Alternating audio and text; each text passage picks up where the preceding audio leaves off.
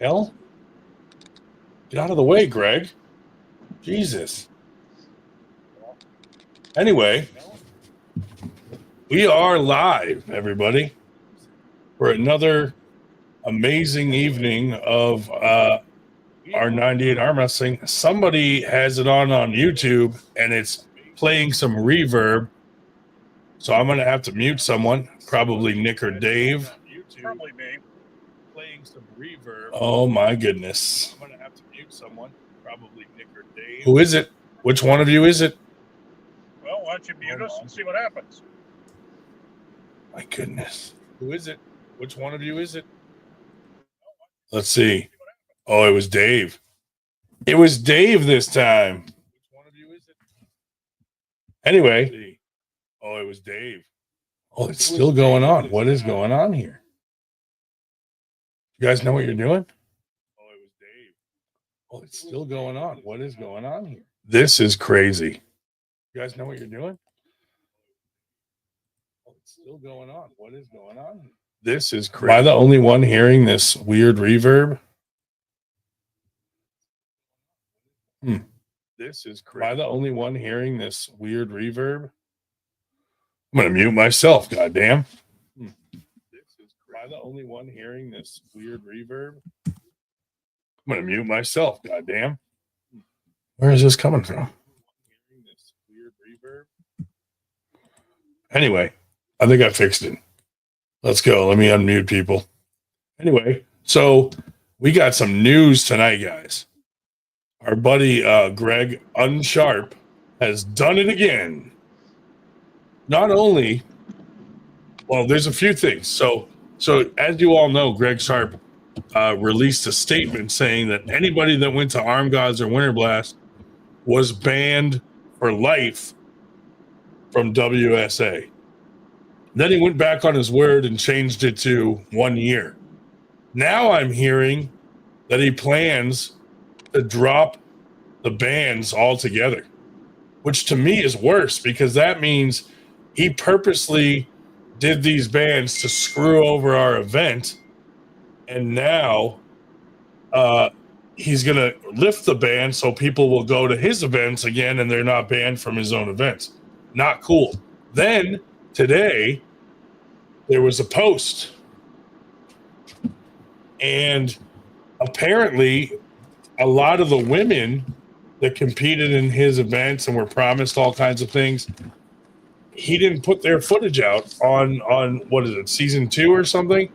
So that's what he said. Yep, that's what he said. I mean, dude, what is this guy doing? Like, now, not only did he try to attack 98, which, you know, let's be honest, the 2% guys at the top are not the guys that are the majority of the guys that are getting pay-per-views and supporting promotions. It's the other 98% of us that go to tournaments, you know, support, buy shirts, buy handles, watch podcasts, stuff like that. So Greg Sharp attacking the 98% and now doing the women dirty.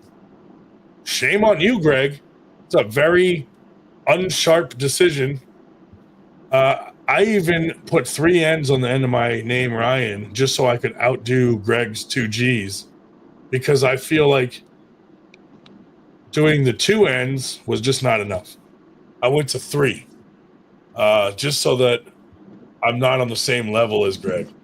So anyway, what do you guys think about this? Like, let's get some people to chime in the chat.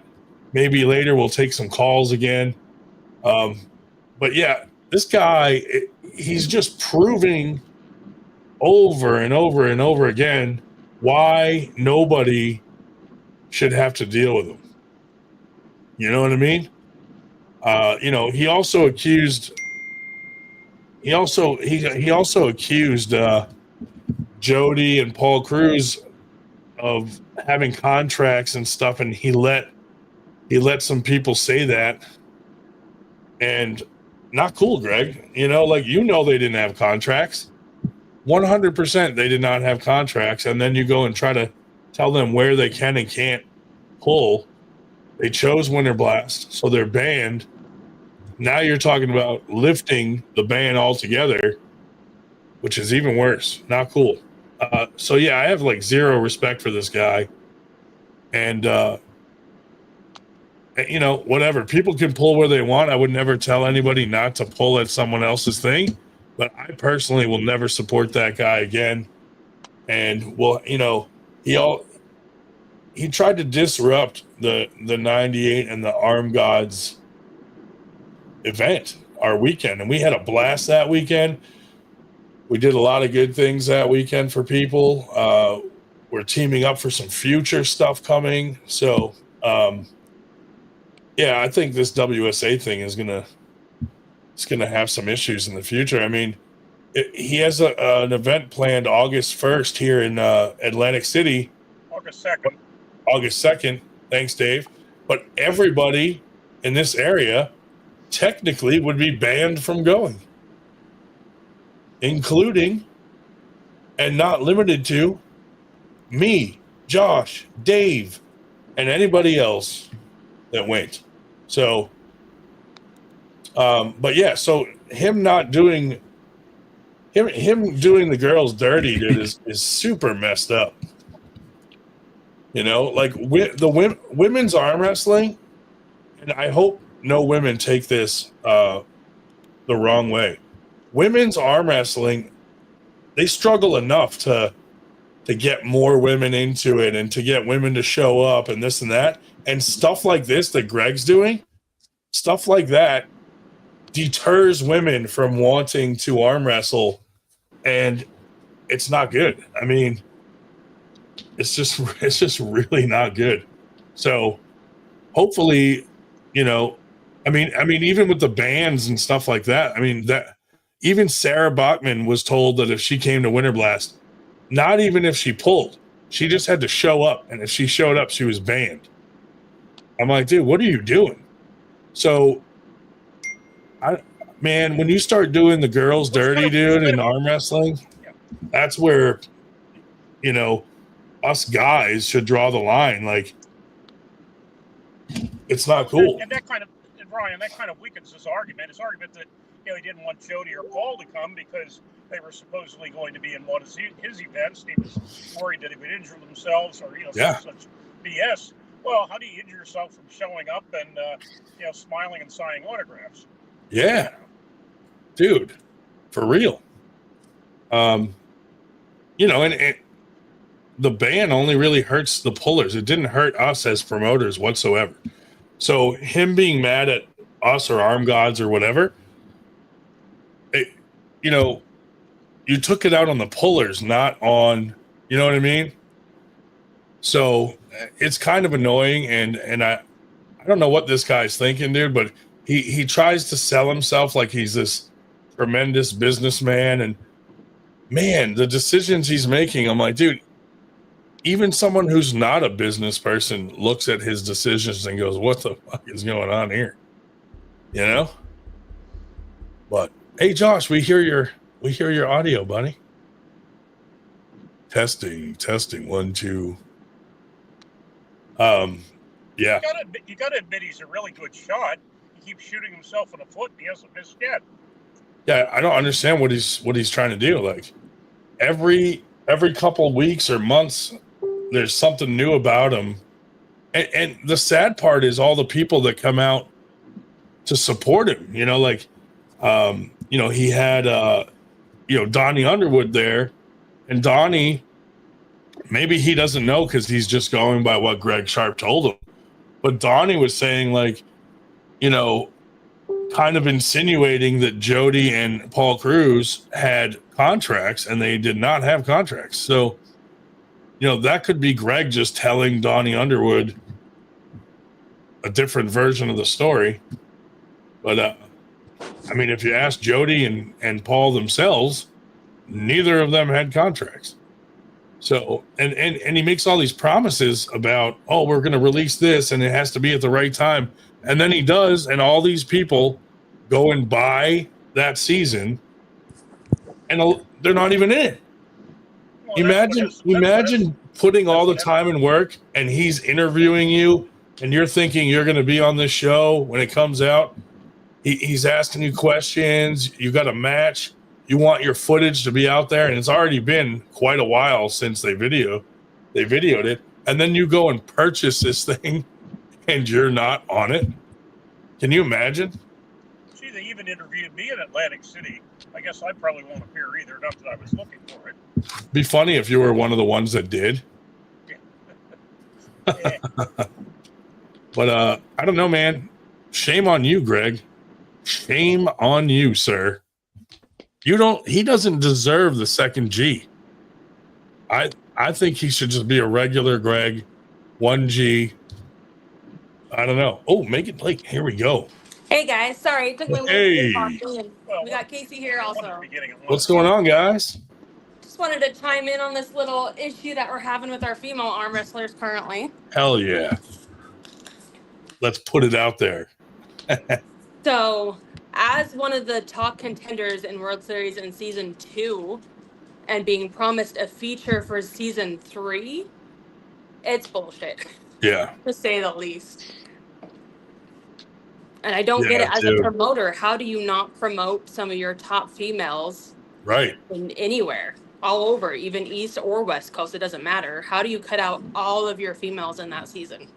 I agree. Like, as a promoter myself, I mean, I'm new to it, but I feel like you should promote the women even more because they have a harder time getting out there because there's less of you.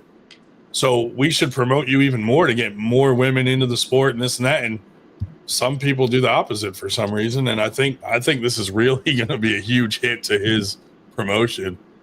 A huge hit compared to what he's already done. You've already lost Jody. You've already lost some of your higher pullers men-wise.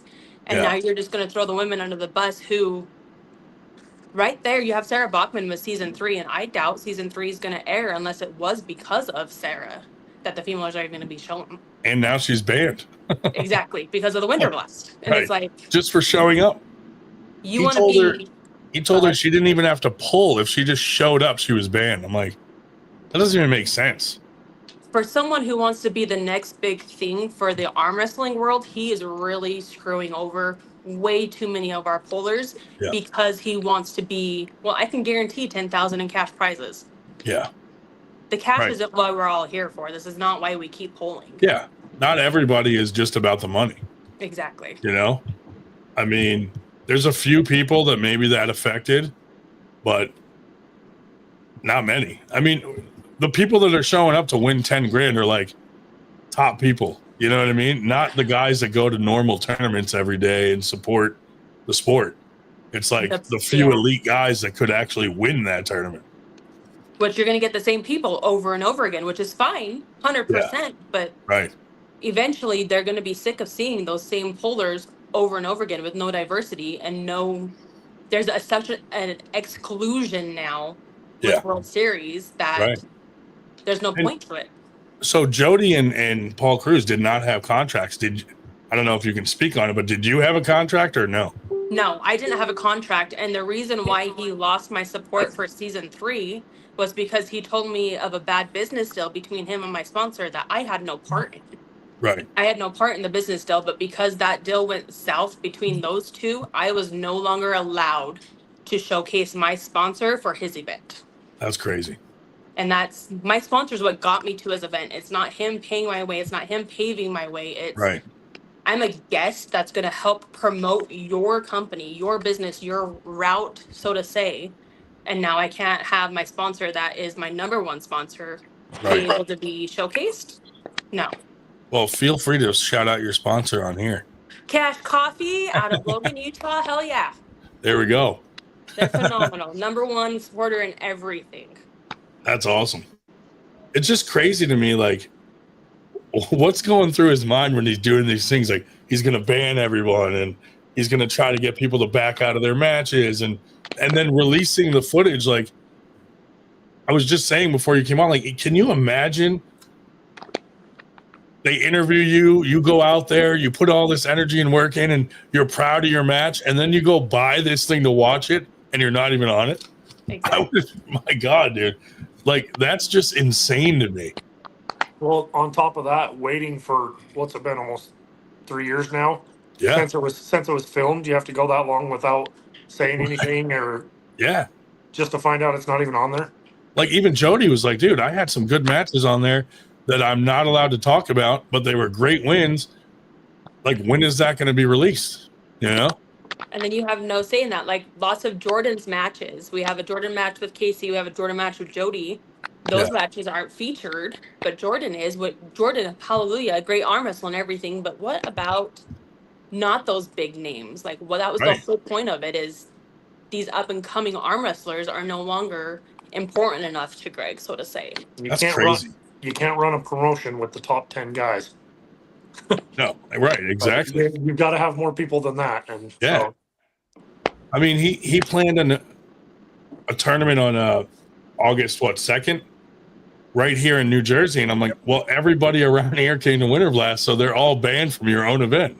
So what's the point? Just doesn't make sense to me. I think season 4 is going to be a struggle for him after this, 100%. I think so. But I have a question now that we have multiple men in this group. How do you feel? Sorry for What's that, Dave? Yeah, we felt sorry for all the people who were banned, so we scheduled another event on the same day that they'd have to drive right past to get to his. Yeah, we did do that. That's not nice, but we did it anyway. Well, and that's sad that during promoters you're battling each other because one promoter is deciding to be dirty and not support the actual pullers. So you guys have to create, so to say, an event that your pullers can actually enjoy and attend. Yeah. Right. Versus his. And it's just a coincidence. Oh, go ahead, Dave. Sorry. I was just going to say, let me say, we have not in the past. We have been accused of that in the past, of stealing dates and whatever, but bullcrap. We have not. We've worked with everybody, even if people can't stand us. $10 super chat from White Wolf. He said, I want to find out how much it costs to get banned from a not so sharp event. Is there paperwork to be filled out asking for a friend? Thank you, White Wolf, for that. Yeah, so, you know, to me, it's like, all right, when you screw over the men, like, I feel like, all right, we're used to it because there's a lot of promoters out there that war each other, but there's not enough women to start screwing over the women. Like, leave them alone, man. But not only that, you have the top in season 2 alone. You had me, you had Jolene Anderson, you had Sarah LaFawn, you had Angela Miller. You had the best of Utah in that season, and you completely dismissed them. That's crazy. Like, I don't get how any promoter, and I go back to Arm Sports about this because they're number 1 in the females. You pull free, you show up, they're going to showcase you. Yeah, and then you have Greg Sharp where it's like, I don't give a shit. If you come, I'm going to promise you things, but you're not going to get anything out of it. That's kind of what I see a trend where like he promises a lot of things and then like, it's almost like he throws shit at the wall to see what's going to stick. And then, you know, maybe some of it comes through, but you know, who knows? Right. So question for the men, how does this affect the men's side supporting the female arm wrestlers? Are you guys just as mad, or are you, well, it's part of the game? How do you guys feel about it? Dude, it pisses me off because like, you know, Sue Fisher is my partner with Winter Blast and she's all about women. You know, we do cash payouts just for the women at Winter Blast. And, you know, it's irritating because, like I said, like your side of the sport is much smaller than the men's side. So it's important to grow that side of the sport. So when things like this happen, I'm sure newer pullers are like, they get turned off by stuff like that, you know, and especially the women. Like they don't want to deal with like weird drama like that. So yeah, I think it's even worse. I think it's much worse when promoters screw over women. It's not good for the men either. You know, I don't want to, but it's even worse when it's the women, I think, because there's less of you.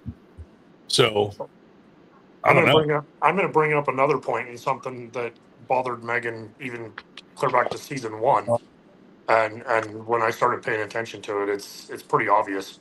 But not only is he screwing over the women pullers by not showcasing their skills and their matches, but he's using women to sexualize and attract more people to his events. Yeah, that's not good. So you go look at some of his stuff and the women that he's had there at his events trying to bring in more people. And it kind of, you put those two things together and it kind of paints a picture of what he's doing with the women. Yeah. That's even worse. Season 3, when he started promoting season 3, it was the half naked bikini models, that sexualized version of, hey, come watch the show. This promoter is going to be here. This female is going to be attending. And it's an ass shot, so to say, of this half naked woman. And it's like, as a female polar, I don't want to become represented by this false advertising of a woman. No disrespect to the women who are those women, but we pride ourselves in being strong, being fit, being our morals, what we stand for. Yeah. It was degrading almost in season 3 to see how he promoted that. How would he like to be sexualized? Well, just at the risk of sounding like a sexist pig myself, I will say, as a matter of fact, the woman who interviewed me in Atlantic City had remarkably large breasts. Hey, Dave, eyes up here. I think that was the point. Right. Yeah, but that's even crazier. Like, it's like you're using women, dude, and then now you're screwing them over on top of it. Like, what are you doing? Right. Yeah, that's crazy. You take one of those things by itself and it's bad, but you put those two pictures together and you come up with it kind of paints a pretty bad picture of what's going on there. Absolutely. I mean, I'm starting to see, like, he's just not a good person. Like, more's coming out because of all these things happening. So it's like, after, like, I didn't even really know much about him before the ban thing. Mm-hmm. And then all of a sudden, people are reaching out, telling me stories, and it's like everybody kind of has a similar story about him. And then he went on Matt Connolly's podcast and he said that me and him had been at odds for years. And I was like, well, that's news to me. So I went through our text messages, and it was like, even up until that podcast, it was like, hey, Ryan, I'd love to work with 98 someday. Or he'd write like, he wrote Merry Christmas at just this last Christmas. And I'm like, well, man, if that's at odds, weird. But he just says whatever. And it's like, it's never factual. No. And I feel bad because I think he suckered some people into supporting him and lying to them. And then, like, guys like Donnie Underwood are out there, like, promoting the hell out of him and getting hired by him. And I don't think Donnie realizes, like, what's really going on, because he thought that Jody and Paul had contracts and they didn't. Mm-hmm. So obviously Greg's spreading that to cover himself, and it's just not good. I remember for season 2, I had my interview after I won the matches at Utah, that tournament and that qualifier. We had our interview, Jolene had theirs, Sarah had hers, and all of the females got that highlighted extra excitement, only to be told later on, you're not going to be this important because now we're not going to showcase you. It's ridiculous. Don't put that much time and effort into something if you're not actually going to produce it. I wonder too if he uses it as like a weapon, like, oh, this person irritated me, so I'm not going to put their footage. Did I piss him off enough towards season 3 that it's just not worth including Utah at all? Like, is he mad about the sponsor conversation he had with her and then decided, well, I'm just going to leave her out? And if he leaves her out, he has to leave all the rest of the females out too, because she took first. Yeah. Right. Yeah. Yeah. That's crazy. And the thing about it is he had mentioned my TikTok following. So I have 1.7 thousand followers on TikTok. So I have 107,000. Sorry, correction. That's awesome. So at the time, me promoting World Series of Arm Wrestling on my platforms was that's huge. Right. It's always going to be. Yeah. So it's kind of iffy. It's like, was I just used because I have a platform to push that for him? And I am a newer arm wrestler getting into this that has that voice out there to attract different people into the sport versus being in the sport already. I was very curious after today what his intentions were for season 3 walking into it. And you know what's funny is we'll never find out, because when he does post something, he shuts the comments off so no one can even ask questions. And when he went on like Matt Connolly's podcast, he told Matt not to take any questions from the side chat, not to ask any questions. So it's like all he does is make statements. Mm-hmm. And that's it. You can't even interact with the guy. And when I first met him, I thought highly of Greg. When I first got season 2, I thought he was a great guy. He was going to do great things for arm wrestling. He was going to do great things for women. Yeah. But in the last year, I have a different view, and unfortunately, that sucks. The way and the speed of which the business deal broke down between him and our sponsor, like our sponsors told their side of it. Obviously, there's two sides to every story. Yeah. But the way that he overreacted and treated them in that, like it just showcased exactly who he is when things go south. Mm-hmm. That's crazy. I don't know how, like, he talks the talk for sure. Like, I've watched some of his other videos, and you know, a lot of my friends have interacted with him, and he definitely is a good salesman. But it's like one of those situations where now I feel like he's like a used car salesman selling everybody a lemon, you know, basically. He was very cordial with me in Atlantic City. Yeah. He was nice with me too in text messages, and then all of a sudden he's saying that we've been at odds, and I'm like, where did that come from? Mm-hmm. Well, since the sponsorship thing, because it was to showcase Megan and have her highlight or whatever. Yeah. I wasn't really involved in it. I mean, Cash Coffee's been my sponsor since like 2019. Nice. And so for quite a while, but I wasn't really involved in it. I'm just a bystander. But I guarantee you, Greg would have an issue with me just because I'm involved in it that way. You know what I mean? Just because they're my sponsor also. That's crazy. Like, to me, like, anyone who's sponsoring anything to do with arm wrestling, you just leave that person alone, because they're doing God's work, because it is hard to find sponsors for arm wrestling. But not only that, you've got all of his sponsors. Yeah. What are his sponsors actually getting for sponsoring him? They're not mentioned in the videos. They're not mentioned in the series. There's nothing for your sponsors other than I sponsored a cash payout that isn't even showcased. Like, when I reposted his video about the bands, a majority of the comments were like, who is this guy anyway? Mm-hmm. And I'm like, I didn't know whether he was known or not, you know, but clearly he's not as known as he thinks. So really the people that know him are people that were invited to the show and the top like 10 guys that maybe have a chance to win that money at the end of the year. And it seems like that's about it. Yeah. So he's not a good promoter either, obviously, or everyone would know what WSA is. Exactly. There's still a lot of confusion there. You can ask anybody what arm sports is, or Utah State Championships, or 98 or 98 arm wrestling. You can ask those tournaments who take care of you. People know. Yeah. Otherwise, they have no clue who you're talking about, what it's about. And WSA is so. Season 3 is already filmed. Season 4 is already started, or right about to get started, and season 3 is not even out that I know of. Right. And even, I mean, you go back a month or two ago before season 2 was out, it was like he's trying to book people for like season 4 and 5, and 2's not even out. Yeah. So people were like, what? I don't know. It's strange, man. I don't know what his deal is. You switched from Tubi. Season 1 was on Tubi. Yeah. Season 2 is on Amazon. And somewhere in the works, ESPN is going to be here for season 3 or 4. And it's how are you getting these bigger productions considering this when your athletes are getting so annoyed with you? You know why? Because that salesman aspect of him is out there making things sound good, but he's not delivering on it. Yeah, he's swindling them too. You know, like, if they knew that everybody was unhappy that has worked with him, they probably wouldn't give him that platform, you know? No. And then the question is, those top 10 arm wrestlers, you have the Cody Merritts, the Jordan Seals, phenomenal people, personal level, we love them. Yeah. Where do they stand on this now? At what point did you say the money's not enough anymore? I mean, Corey West had to drop out of his match at Arm Gods because Greg basically made him make a decision.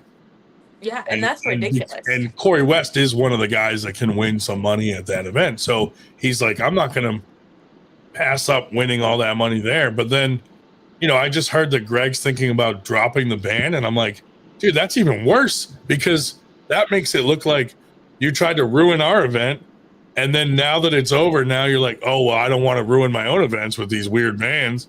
Let me get rid of it. And I'm like, man, what is wrong with this guy? Which even for the guys, even for those top 10, 15 guys that can go in there and win the money, Yeah.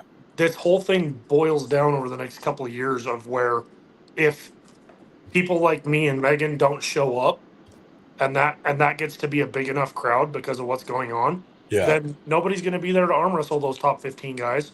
Right. And they're not going to have an event to go win the money at anyway. So, well, once he did the ban, a lot of promoters backed out of working with him. So all these like events where he's supposed to be raising money for the end are now dwindling. So where's all this money? Like, is he going to put up his own money, or, you know, I mean, he says he puts up a lot of his own money, which he might very well, but I don't think it's going to come from the community as much anymore, like he thinks. No, I think after this season 2, I told another female arm wrestler, well, I'm pissed, and I'm going to vocalize what happened last year and what's happening now, because this is ridiculous for the arm wrestling community, not just women, but like to be showcased. He had a super match. Jody had a super match. Yeah. All these matches that are not included because you are not that top 5. Scott Evans was also not crazy. Included. Yeah, I mean, there were a lot of guys complaining too when it came out, saying like, dude, I wasn't even on it, or, you know, half my matches weren't shown, or this or that, and I was waiting for this, and I'm like, man, this is not good. No, he's excluded a lot of pullers from Utah alone. I can't speak outside of Utah, but Utah alone, there's a lot that's excluded. That's crazy. Like when you did that post and like 50 people sent it to me, and I'm like, we got the topic for tonight. It kind of sucked for me. I had the super match the night before. Oh. And so then I go to the tournament and I lose to everybody because my arms are beat up from my super match. Right. And then he shows all my losses, but that doesn't show my super match. Dude, that sucks. That sucks. It's so stupid. Yeah. I mean, and from what I hear, like, he won't let anybody film with like their cell phones and all that. So, you know, a lot like Jody, I know, like, he had a good win on someone, and he's like, dude, I want to show that match so bad, and I can't. And I'm like, dude, this is crazy. And who knows if we're ever going to get those matches out. Right. I will full-heartedly, if you give me my matches, I'll give you credit. Great. Sure, you put on the tournament. But we're probably never going to see any of those female matches or any of the matches that aren't included. Right. And it's like, even if you showcase them now, even if you put them in a, like, oh, here's an exclusive bonus type thing. Yeah. That doesn't fix the situation. You put everything. No, it's almost like you wasted your time doing this whole thing because it doesn't exist. Exactly. You know? And then from what I understand, he had people sign something like you can't talk about the matches or tell like who won and this and that. So that's even worse. Like you can't even brag about a good win or something, you know. Yeah. Oh, all hush hush for 2 to 3 years until he gets around to getting the season out. So the footage is most likely being used for his personal use. They were vigorously enforcing the ban at Atlantic City, and not only that, but Ryan, you'll remember, not only were they banning people from taking videos or pictures, but they were banning them from yelling too loud. He kicked people. He told people they had to quiet down because they were cheering the arm wrestlers too loudly. I'm like, dude, are you like, way to kill the mood, you know? Right. And then all those guys were like, I'm never going to his stuff again. So he's making friends all over the world. Shout out to Jody. His tournament is June 21st in Bend, Oregon. I might be wrong about that location. I think so. But shout out to his. His is one of the tournaments I have been dying to go to. It is the same day as a local tournament here, so we haven't been able to make it yet. But shout out if you're able to make it, the LD tournament in Oregon. Nice.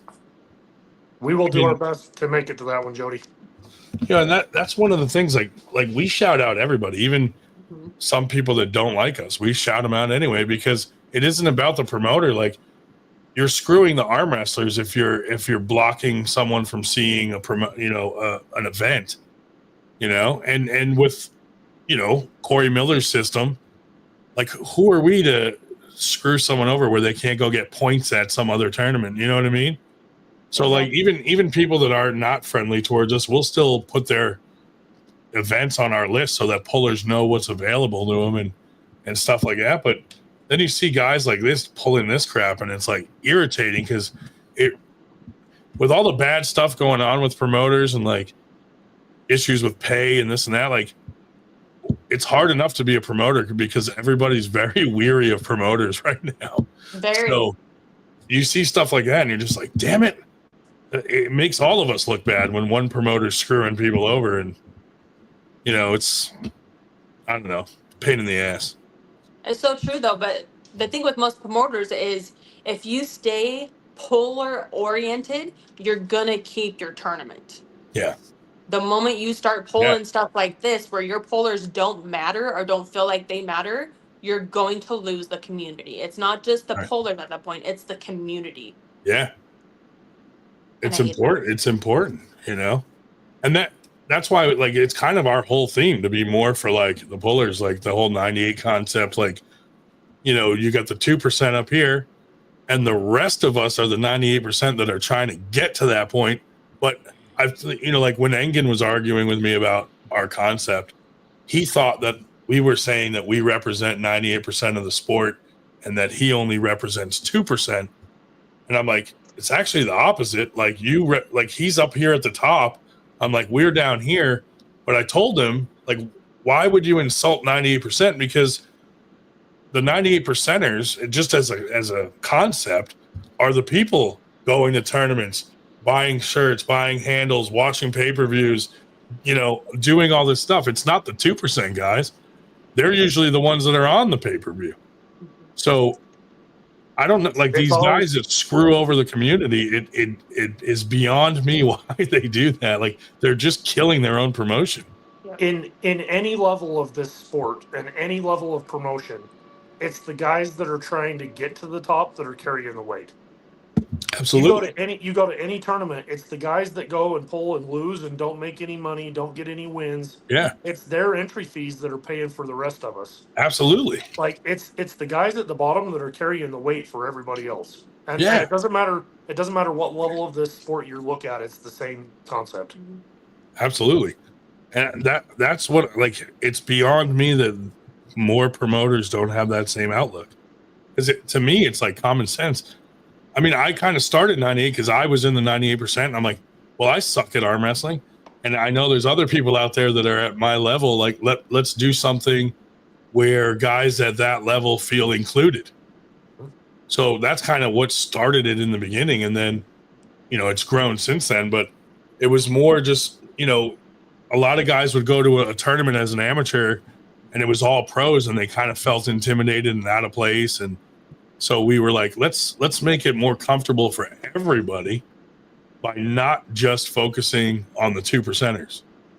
And it's worked out. But I don't know why more people don't think that way.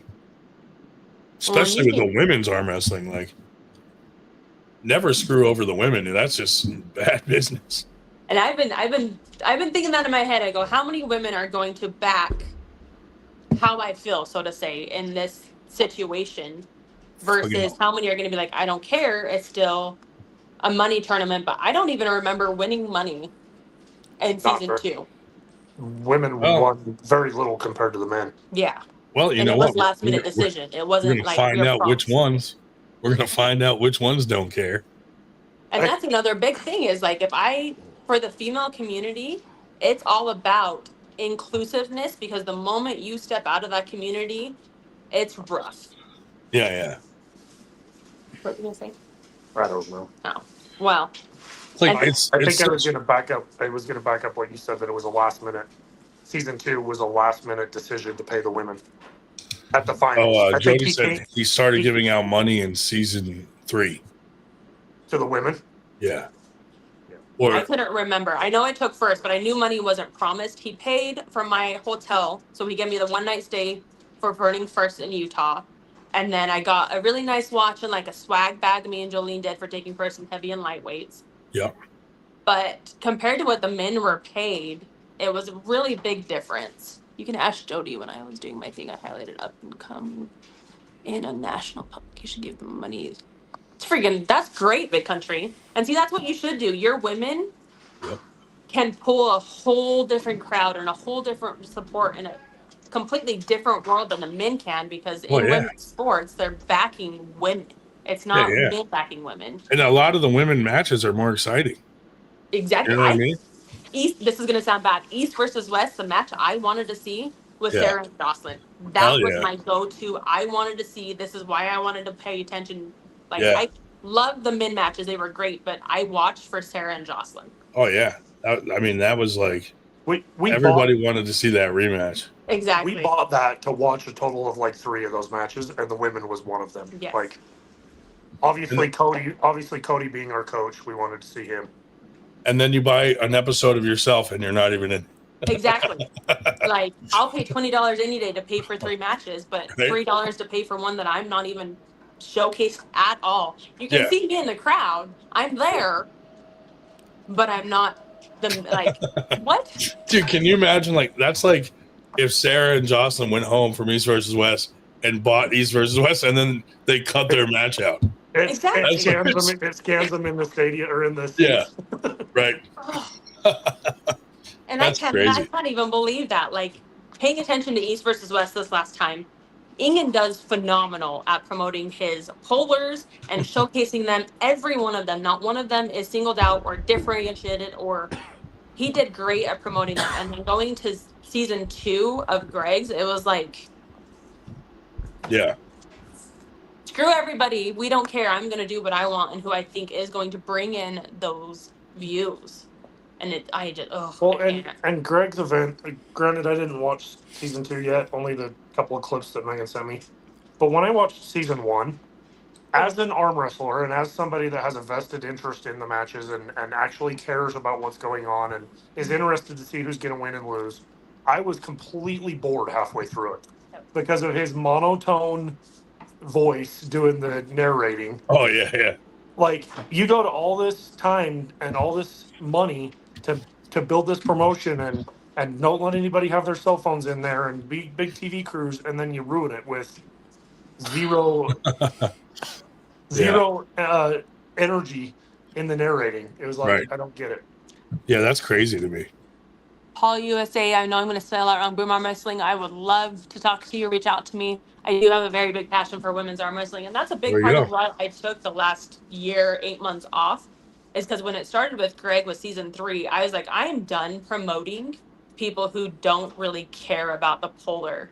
And I got very exclusive of who I was going to go attend and who I am supporting, because I used to just promote everybody.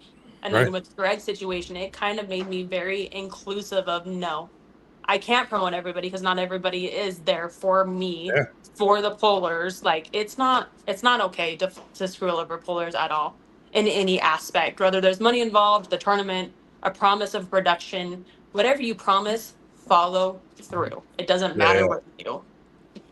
Well, Sean Hancock will be reaching out to you. I've only pulled his tournament once, and it was my first tournament, and I was heavyweight, and I was like, this is bullshit. Well, Hancock and a few of us other promoters are starting the American Unified Arm Wrestling, and it's going to be like a new thing, and that's going to be coming out soon. We're already working on a lot of stuff, and so that's exciting for us because we're going to only let promoters in that kind of hit a certain standard and like are all about the pullers. It's not going to be just open to anybody. So hopefully that'll take off, and we'll get some passionate people involved in something and weed out the ones that are not so passionate. Speaking of passion, if you want to talk about a passionate individual that is there for your pollers, Sean Palmer out of Idaho did a phenomenal job with Yellowstone. Shane. I apologize. It is Shane Palmer. Did a phenomenal job this past year with Yellowstone. As a first tournament, That's awesome. One I will guarantee go to now. And that is for amateurs, because it's usually the same day as WSA finals. So you don't have your big heavy hitters. You have all your amateurs. Those are the promoters that need light shined on them. Mm-hmm. You know what I mean? Those guys that truly care about the pullers, and they're just doing this for, the community. It was his first tournament that he's put on. He put a ton of energy and effort into making sure people would be there. And then he raised sponsors. This is like a 17-year-old kid. Yeah. that put damn. this on. And he Wow. raised sponsors and had a really large amount of money going out in prizes. Good for And, him. and it was a really good event for the That's people awesome. that showed up to it. Dude, Yeah. that's That's awesome one to of the get events. a young promoter like that. Haley, I just forgot her last name, Johnson, I think came home with $1,200 as a female polar that took first place in two classes. So he did show up as a cash, not only as a cash tournament, but as a he told the stories behind your polars and who actually helped him Nice. get here and his stories. Yeah. And he really hit That's home cool. with me this last year because of that tournament. That's pretty cool. So I'm excited to attend that one this year. That one is one I will make sure. That's in Island Park, Idaho. I think it's October 4th. It's his tournament this year. Dude, we got to get some of these guys on our podcast. He would love it. He's phenomenal. He's a sweetheart. He went to Nice. Worlds right after a car crash last year too, if I remember right. Wow. Yeah. Well, He put did in a one. good word for us. See if he'll come on our podcast. Dill. We're not always on here causing trouble, despite what most people think. Well, if there's trouble to be caused, somebody deserves it. Well, you know what it is like we don't ever start the trouble, but like guys like Greg, like as soon as he did that ban, we're like, well, we have to talk about it. Like it's against us and it's arm wrestling news. But then for some reason, guys like him always twist it like we're the ones attacking them and they're the victim all of a sudden. And I'm like, what is going on? Mm-hmm. So we just don't like bullies, really.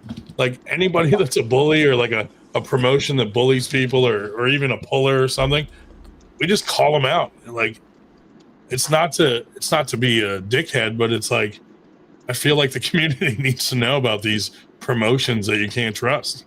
You know? Exactly. And that's a big deal is the community that's exactly what arm wrestling has always been for me. It's never been a personal, I want to get the best. I want to be this. It's I want to meet the Sarah Bachmans. I want to beat the Jolene Andersons. It's like I don't want to just pull for myself. I want to go hang out with this community at every tournament I get. You're not walking away without at least one new friend or one new person that's joined because you befriended them. Right. Yeah, like we definitely try to like align ourselves with good people. Like in that new group we're starting, you know, it's Sean Hancock, it's me, it's Mikey Oliva from Pro Gear Arm Wrestling. It's Billy Ortegas from Texas Arm Wrestling League. Oh, Billy. It's Bill Collins. So like we have some huge hitters in there that I think it's gonna be cool. Too. Like I don't even belong in that group with those guys, but it's an honor that they invited me. So it's pretty cool that we're going to be doing some big things with those guys too. And you know, to me, it's all about collaborating with the right people. You know, Exactly. we've done collabs before doing it just did not work out, and there was some shady stuff, and we just stopped working with those people. And you know, no hard feelings. We're not into that, and we move in a different direction. And some people for some reason can't handle when you don't want to work with them. You know, like to me, like, hey, if we don't work with you, that doesn't mean we're gonna like be mortal enemies. We just don't want to work with you in what we're doing. But for some reason in arm wrestling, if you don't want to work with someone, all of a sudden there's like a blood feud, and it's crazy. It I don't sucks. get it. This sport is not to the level where we can play that game where there's gonna be one promoter on the top of the pyramid. That's just not gonna. No. I mean, Engen's kind of taken that angle. If any of them are going to be able to, it's him. But still, I don't even think that we're to the level where he's going to be able to be like the only promoter doing these big shows. Like there's going to have to be multiple for a long time and get this sport to grow a lot before that becomes a one-trick pony. Sean said they invited me because I'm funny. I guess I'm just like the clown of the group. Thanks, Sean. And then we're also working with Arm Gods. Like they came here, put on a kick-ass show here, and they're doing some really good things. So we're going to be kind of uniting with them to bring more super match opportunities to America, you know, for the people that deserve them, you know? So Sorry about the dog. No, that's fine. I have a dog that everyone thinks is imaginary, because every time I get up to go let it out, like I don't come back for like 20 minutes. or ever. So about the Arm Gods, I've heard great things from that Yeah. experience as Yeah, far as the pullers. it was crazy fun. Hmm. Because the way they set it up, so they do like a circle in the middle around the table. So like as a competitor and you get in there, the people are like right on you, screaming and cheering. And it, like they all said like that feeling was like such a pump of adrenaline that they put on an even better show. I mean, these guys hired a James Brown impersonator, and the dude was only there for like 5 minutes to do, like, you know, like in Rocky, when Apollo Creed comes out to fight the Russian and he's singing "Living in America." That's what the guy did, and it was so fun. And they paid that guy a tremendous amount of money just for that 5 minutes of excitement. Then they had a bagpiper, like everyone's intro songs were on point. Sparks, smoke machines, red lighting, like it was really cool. Every single guy that did a match there said that it was like the best. Even some of those guys were like it was better than their experiences at like some of the bigger name. I'm not gonna bash them, but some of the bigger name promotions out there that do like similar super matches, like they were like this was the best one. So that was awesome to hear. And then Winter Blast, we didn't have as many entries as last year, but we're still the biggest so far this year, so we're happy with that. So we got just about 500 entries this year. That's bigger than East's versus West tournament. Yeah. They had 400, they said, and I was impressed with that number. So yeah, last year we had 585. Whew. So we were hoping to beat it this year, but I think with like there was so many super matches like around us, like in the Northeast here, there was like a super match event every weekend, and then guys are like, I can't come because I have a super match next weekend, and I'm like, oh man, there's a lot going on up here, and we're much smaller states, so it affects us a little differently up here than the rest of the country, where it's a little more spread out. That's another.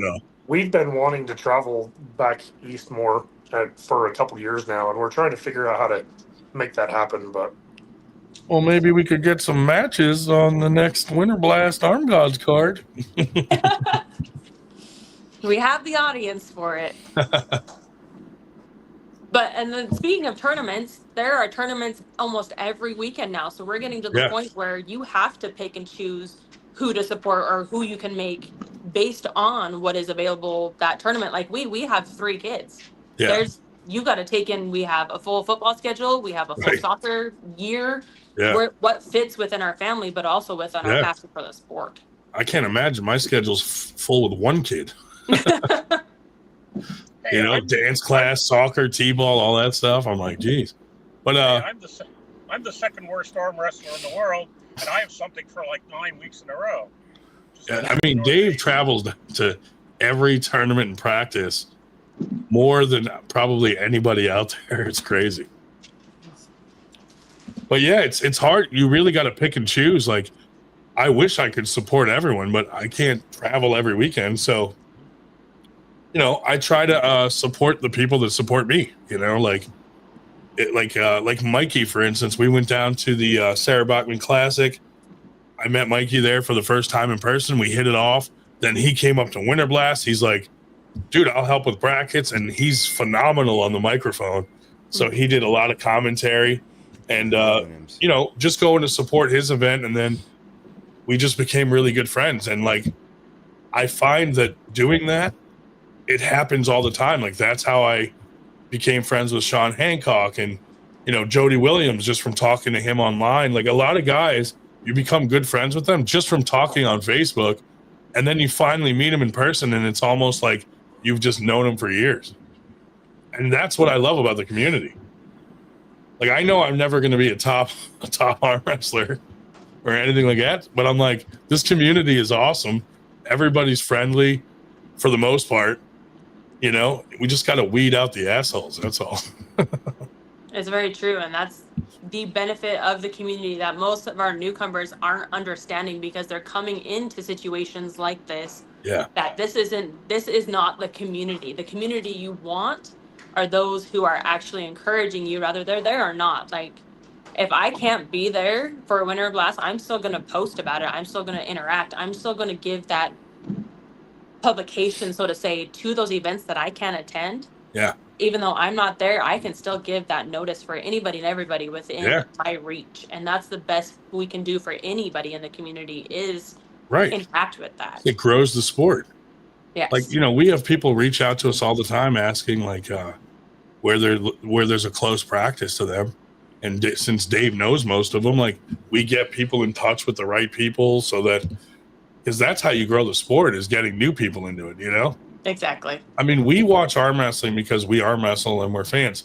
But imagine watching arm wrestling as a new person, not understanding the rules, with someone on the microphone that's not exciting. You know what I mean? Like, and it's, you know, maybe the match is getting stopped. They don't know why it's getting stopped. Like, it's hard enough as it is to get new people into it. So these guys that screw up big time and make it hard, it's like you're limiting our sport. You're setting us back every time you do something stupid like that. Exactly. It's ridiculous. We might have to just start killing people. I don't know. Purge! Delete that. Well, no, but yeah, I appreciate you calling that out, because I didn't really know how to handle this whole Greg thing, because I started hearing that he was going to remove the bans, but then I saw your thing and I'm like, oh, this is even better, because it's proving that he's a bigger douchebag than I even thought he was. Well, she wasn't going to say anything. Like, she's been pissed about the situation since what happened with our sponsors last fall. Yeah. But it was just an us thing. It was just our sponsors and us, and we were just going to remove ourselves and not support him and leave it at that. But then when you go and find out that he's not even putting stuff into season 2 and he's completely removed the females, it's like no longer can we just sit back and pretend it's just an us thing. Right. Another super chat from White Wolf. He said, "That's crazy talk, Ryan, that you won't ever become a top level arm wrestler. I try to support all the channels, even those that are cunts. Not sure how I ended up at Winter Blast, though." That was a very popular word last week. Yeah, those UK guys use that word like it's hello. This is true. Who did we meet in Arizona State last year? They were Swedes, though. Swedes are the same way. And I was like, what? Yeah. Took me so much by That's a little bit different. It's taken a little different here in America. It was so great. Yeah. Every other word, I'm like, holy moly. It's funny, though. It's funny to listen to. I think it's kind of refreshing. It takes the edge off. Yeah, for real. Lets people not be so uptight all the time, you know? Yeah. But it was pretty funny, though. You know, I appreciate you coming out, because I'm sure that wasn't an easy decision, because you never know how that's going to be, you know, taken by the community. Because some people have tried to come out like that, and all of a sudden it backfires, and that person's getting slammed, you know? And I worried about that. I didn't even know about it till somebody else mentioned it to me, and I'm like, there's no way he wouldn't cut females out. And I'm like, so I messaged him before I even started watching the episodes this time, and I'm like, I heard you cut females out of season 2. What's happening there? Still hasn't read that message. And then after I finished the Utah episode and then the finals episode, I'm like, no, I've had enough. This is not something that's okay or should ever be accepted by the female polar. So if you don't back me in this, that's completely fine. 100% okay. But as a female polar trying to grow the sport is 100% not okay. Whether you're on what side you're on, who you back, it doesn't matter. Yeah. That's not going to work. I never trust anyone that throws an extra letter on the end of their name for no reason in the first place. You know. Shout out to Mr. Greg Double G Sharp. Anyway, I hope the right people see your post, though, like the Donnie Underwoods and some of the people that were really supporting Greg. You know, there's some people that reached out to me and they're like, no hard feelings, but I don't want to risk, you know, being banned. And I was like, it's not a problem on our end. We don't care. And I hope they see this though and go, oh man, maybe I made the wrong decision. And especially if he drops that ban, dude, I hope he makes that mistake to drop that ban, because that's going to look so bad on his part. If you get banned over something petty like that, it's like, you know what? Thank you. I didn't want to come anyway. Right. Like it's just crazy, because normally when someone's mad, they ban people from going to your event. He banned people from going to his own event. Right. What are you doing? You're taking the biggest tournament in the country and saying, if you go there, you can't come to my event. And then you have an event in the same neighborhood this year. And I'm like, everyone's banned. How are they going to go to your tournament? Oh man, can't make this shit up. Just get everybody to go and wear a T-shirt that says "banned" across the top. Dude, some of the refs that came that Sean Hancock brought wore shirts that said "banned" with like, I was dying laughing, because they were all like, "Well, we're all banned now." So get all 500 entries that you had to show up to his event wearing a T-shirt that says "banned" on it. Can you imagine? That'd be great. I keep hoping I get banned, because I think it'd be hilarious to have a 74-year-old amateur who loses 94% of the time, but is so dangerous to arm wrestling that he has to be banned. Right. I don't know. I mean, he might cancel that August event. I mean, unless he unbans people, but I don't think, especially after this, like most male arm wrestlers are protective of the female arm wrestlers. So, I mean, I don't know who's going to go support him now. Like, and even that, season 3 is not even released yet, and you have some of your biggest females in season 3 of the sport. So how are you going to go cut us from season 2, and then go and promote season 3 with pullers like Sarah Backman? How is that going to work in your favor? Right. Well, I mean, you're probably banned now anyway. Question his thought process. How many of the female arm wrestlers are wives, daughters, best friends to the male arm wrestlers that he's showcasing?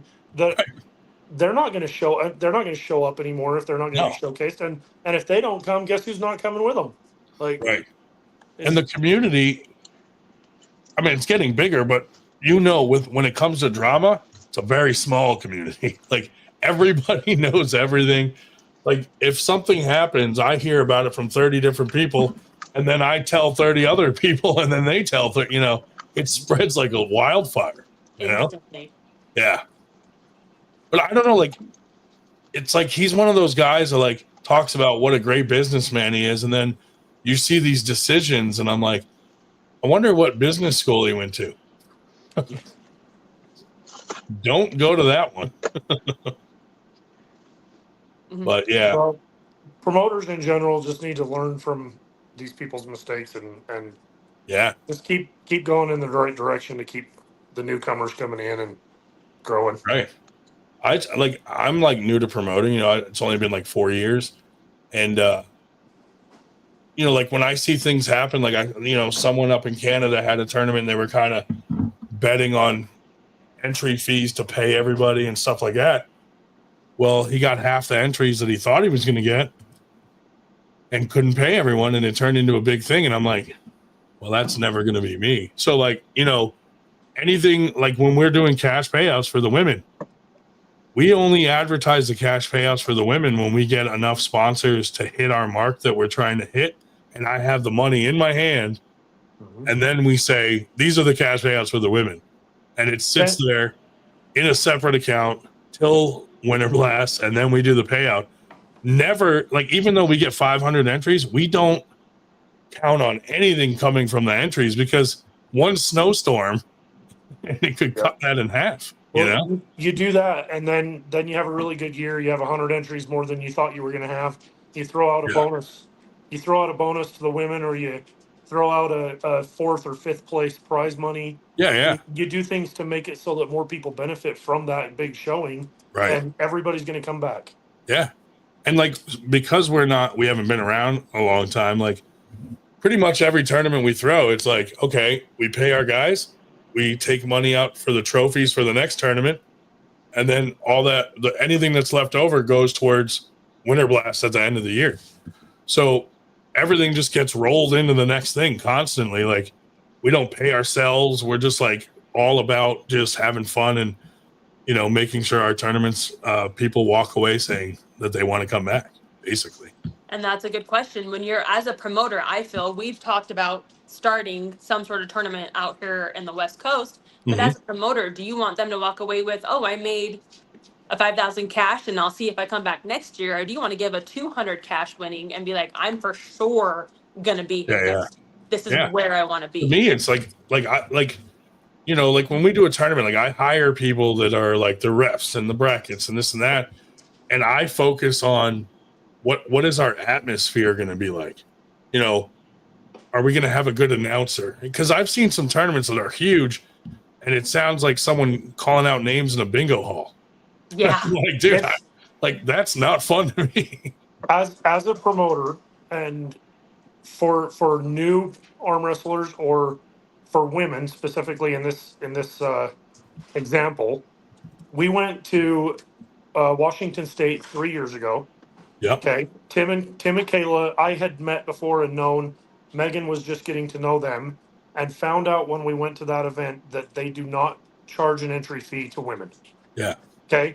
And Arm Sports, our closet is chock full of these shirts, Right. and we will go to we will go to their events any chance we get, simply because they don't charge an entry fee to women. Like, it's something that small that sells that event for us. And promoters need to realize that it's not the big, huge, flashy shit that's going to get everybody there. It's taking care of people. Right. Yeah, I mean, that's like our whole goal is just like, I walk around talking to every single person there, making sure they're having fun. Is everything okay? Or even asking, like, what would you change? Like, is there a way we can make this a better experience for you? Like, I want to hear that. I don't take it like when someone gives me like constructive criticism, I'm like, that's what I want to hear, because then that gets my wheels turning. Like, well, how can I make it better next year? You know, like last year, Winter Blast, people complained about how long it was. So this year we brought in more refs, added another table, you know, like making little changes like that to change, you know, just to improve, really. We got a better venue, you know, all that stuff. And I feel like that's my job as a promoter. Like, I don't have to focus on me reffing or doing brackets. I focus on the tournament and the atmosphere at the tournament. The quality control. How do I get more people to come back? Right. And the quality, like, you know, bringing on all, you know, master refs made the tournament move faster, you know, less complaints about reffing, you know. Well, you know how reffing is. Like, everybody gets complaints. Best you can do. 50% of the crowd hates you anyway at the end of it. But it's only during the matches. After that, you're all friends. Yeah. But yeah, I mean, hopefully though, people will see stuff like this Greg Sharp stuff, and just not behave that way, you know. And maybe as a person, and I'm not trying to dig at Greg at all. Like, maybe him as a person, he's fine, but as a promoter, this is a shitty way to try to include or get bigger in the sport for women and men completely. Because Utah, we have a very niche set of pullers. Our pullers are pretty niche. You know their names, you know who they are, you followed them or are following them. Just like every state has their top people. And then you go and exclude half of those pullers because they're not your top 10 in your finals that aren't the men. You cut an entire state in half for what could have been a better production. You as a promoter don't deserve support. Like, I'm hoping he learns from it and maybe changes his ways, but so many people talk to him about the bans, even like people like that you would just take advice from because they're major people in the sport, and he just didn't listen. No. You know what I mean? So I don't know if he has the capacity to take someone's advice and really ponder it and then take it, you know, and he should have. He should have taken mine and Jolene's input and been like, hey, this is what we could have. Because from what I understand of season 2, and I'm digressing here again, season 2, there was a lot of I think it's called B-Reel, background film that could have been used to enhance, show the community, show what's going on. They could have used a lot of the cheering for the men that is not in there. Like you can hardly see any of the family that is there to support their pullers there. Right. Candy, hello. I think you're going to be here this weekend, Candy. For those of you, sorry, side segue, underground this weekend, and Bob is putting on an underground tournament with like, I think there are 8 pullers, 9 or 10 pullers. And I'm so excited we're attending, and it's the most random tournament that he could have put on. I don't think it's more like a round robin. Yeah. And I'm so excited. So if you're in Salt Lake, Utah, it's 6 p.m. at Max Place. Come join. We have Cody Spur, we have Paul Passmore, Wallace Wadley. Like there's like 8 men of the top fun pullers that are going to be there. So it's always fun with the Passmores. That's pretty. As a person, he's pretty douchey. I have to agree with that. I have to agree with that, Sean. It's Sean. Oh. And now now their son has his driver's license, so he can cut himself loose and haul his brother all over the place, and Yeah. Gonna have a lot of fun. It's gonna be a great weekend. I'm excited to just get out and enjoy. Yeah. Something so not controversial in the sport right now. I love going to tournaments that are not mine so that I actually can enjoy the day. Because like when it's your own, you're just like pulled in every direction and you don't really get to see everything and enjoy it. So I love going to like other people's tournaments and just, even if I don't pull, I'll just hang out and just like see everybody, Great support. A great way to do that. Megan, the so-called establishment are like this in so many fields in life and act to squash any creativity and productivity and variety to their boring norm. I gave him too much advice that he listened to none of it. Yeah. And see, that's another I know thing. Sean gave him advice, and I know like Bob Brown reached out, Corey Miller, other people, and he just did not listen to anybody. And all of those names, the ones that need to be listened to, that have been in the sport, knows what works, knows how it gets. Bob has one of the biggest female tournaments I've ever attended with 19 females one year. And it's like, you need to be listening to these people. Rather you run it your own way, in a different way, it doesn't matter. They know what's working for their pullers. Oh, yeah. Dude, it's crazy because like the community sees through. Like when he did that post, like he didn't have one person agreeing with him in the under comments. Everybody was like, dude, bans are not cool. Like it doesn't matter how you spin it. We're going to have a couple thousand people now that had their own opinion and kept quiet, and now everybody's going to be on the same page. And Yeah. White Wolf with another $10 super chat. I was shocked to the core at the lavish lifestyle of the Winter Blast admin. Ryan rolled up in a Land Rover HSE and threw $100 bills at the valet. Wait, that might have been Marcus. Definitely was not me. I wish I had a Land Rover HSE, but yeah, hopefully, like I said, I don't even think he's going to learn from this. Though I think he's just going to continue doing what he does, and he turns a blind eye to it. Like he didn't even want to read any comments or take anyone's advice. It's just like a weird, like narcissistic kind of weird behavior, But he's got to be taking advice from somewhere. You can't just come to the sport and be like, I know everything.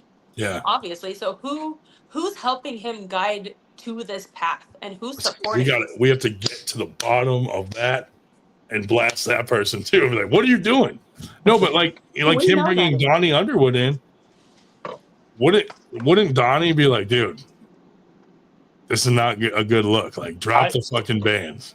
I don't think it's one single person that's helping and giving him advice and guiding him. It's all the people up to this point that have thought he was being genuine.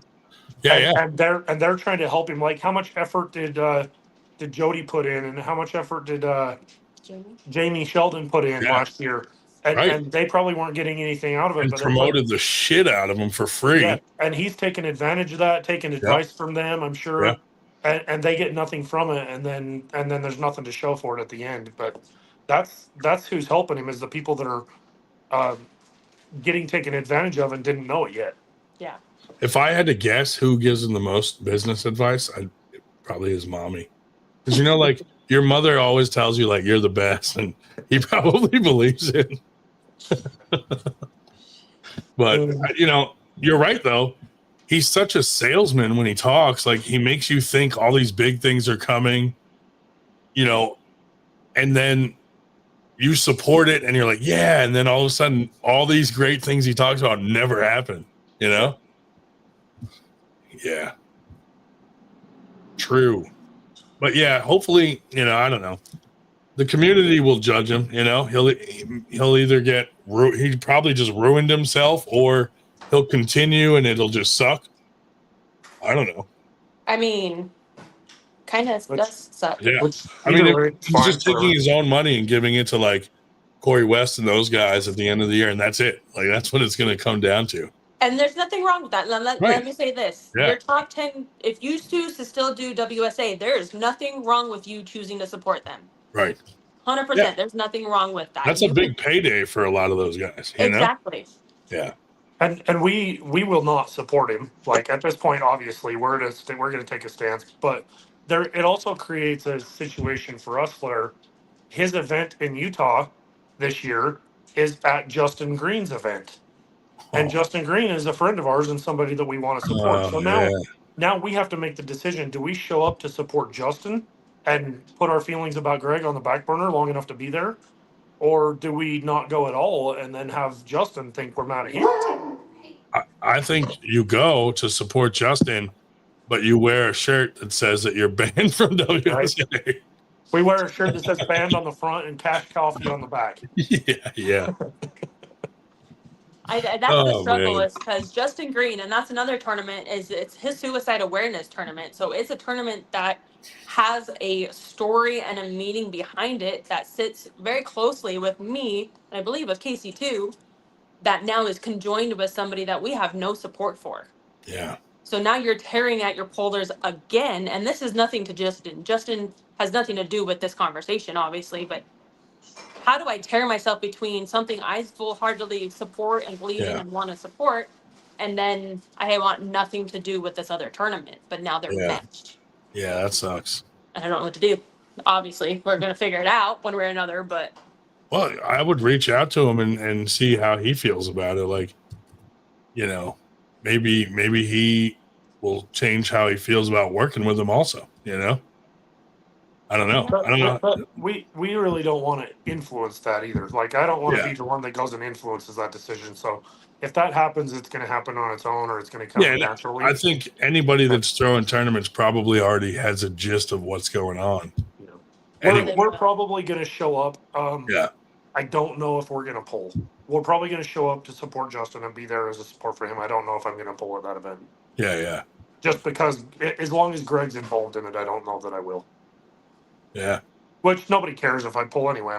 It's not like I'm some big name guy that Greg cares about, but Yeah.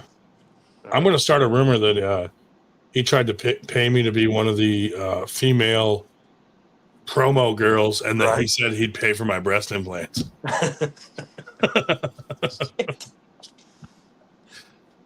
That's the angle I'm going to take.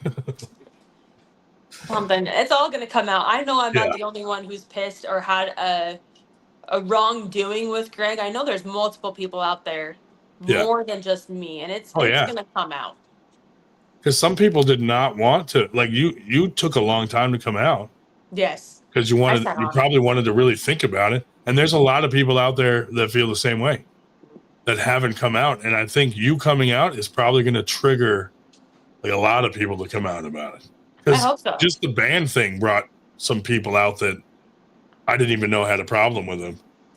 And, I don't know. But, man, I hope he learns a lesson. But I just have a weird feeling that it's not going to matter. I don't think after everything that's happened within this last year, I don't think there's anything he really can do to fix the wrongs with the community. No. What would be icing on the cake is if we find out, which I doubt we ever will, but if we find out that all of the females were left out of season 2 strictly because of the issue that he had with our sponsor and the fact that Megan won. Dude, can you And imagine? if he had to leave all the females out just because he didn't want to put her on there. Can you imagine? Like, how ridiculous would that be if that's the truth? Dude, he'd be done. But and again, that's something we will never know at what and why that was a decision. But Yeah. it makes complete sense with the business deal because he was very upset with how that went down. And I have screenshots of my sponsor's conversation with him. I know the conversation and how it went. Yeah. So that'd be pretty crazy. Yeah, I mean man. Such a tough it's like all these situations are that would be so petty of him if he left it really all would, the females out of season 2 simply for that reason. Mm-hmm. Yeah. Like, dude, I don't know if you guys saw why he fucking banned everybody from Arm Gods and Winter Blast, but basically he tried to get Jody and Paul Cruz to back out of their match, and they didn't want to. So Arm Gods was kind of annoyed that he tried to ruin 2 of their matches, so they made like a cartoon of him, and it was just him saying they're taking our jobs over and over. Like it was so ridiculous that he got that offended by this cartoon that it was like, dude, if someone made that of me, I would have laughed my ass off. Like, hey, someone's memeing me. I made it, But instead, he does this very serious press release about how he's banning everyone from Arm Gods and Winter Blast. And I'm like, dude, what are you thinking? Like, he could have just laughed that cartoon off and nothing, nothing would have come of it. But he just like a weird baby. Yeah. Wrong decisions. Yeah. Wrong decisions to the right people is what's happening. Yeah, and now like knowing Arm Gods, that was only like a 2% of what they normally do to people with their memes. You want to say hi now? Be way worse. Hey, there's the podcast star right there. He's the one you heard freaking barking like he was going to tear somebody's head off earlier. Is he banned too? Yeah. He's Dude, all bark now. Show us on this doll where Greg Sharp hurt you. Oh man. Okay, good job. Like Bob Brown. They did tons of memes of Bob Brown where he like took his leg off and it was a machine gun and he's shooting people and shooting sheep and stuff. And Bob was like, dude, I got to come out now with a sheep under my arm. Like he found it so funny. Greg gets one meme, dude, and he fucking goes off the deep end. I'm like, oh my God. But that's speaking of the community of the sport too, is Bob Brown is like, yeah, dust off my shoulder. Let me play with this meme. Let me include and be excited. He loved all those memes, right? Yes. All the guys did. Bob Brown has to be single-handedly the best arm wrestling supporter. Oh yeah. Oh yeah, he supports everyone. Like he shows up to every event. He throws cash in the pot all the time. Like he's involved in East versus West now and still sponsors IFA. Like he's he's just awesome. We need more people. We need more people like Bob. Oh, for sure. For sure. And he's got a good sense of humor. Yes. That's what we need. They're coming. Right. But yeah, hopefully, we'll see what happens. And, I mean, that's a very new post, really. So I'm sure, I put it everywhere. I threw it all over the place. So we'll see. Like, I look forward to seeing, like, some of the comments that follow up. None of them, and that's what I was thinking. I'm like, I'm waiting for someone to be like, well, maybe this is what happened. And there's been one person on a different thread that's like, well, maybe this happened. And I'm like, no, there's no if this happens or maybe this was the conclusion. If it was, it should have been said. But there's no support for Greg right now on my post. And unfortunately, that sucks for him because it's getting out there pretty fast, as you've said yourself. Yeah. I mean, it's going to... When I'm off this, I'm going to share it even more. Something we did, like we started a 98 group for every single state. Yeah. So that, it's mostly for promoters.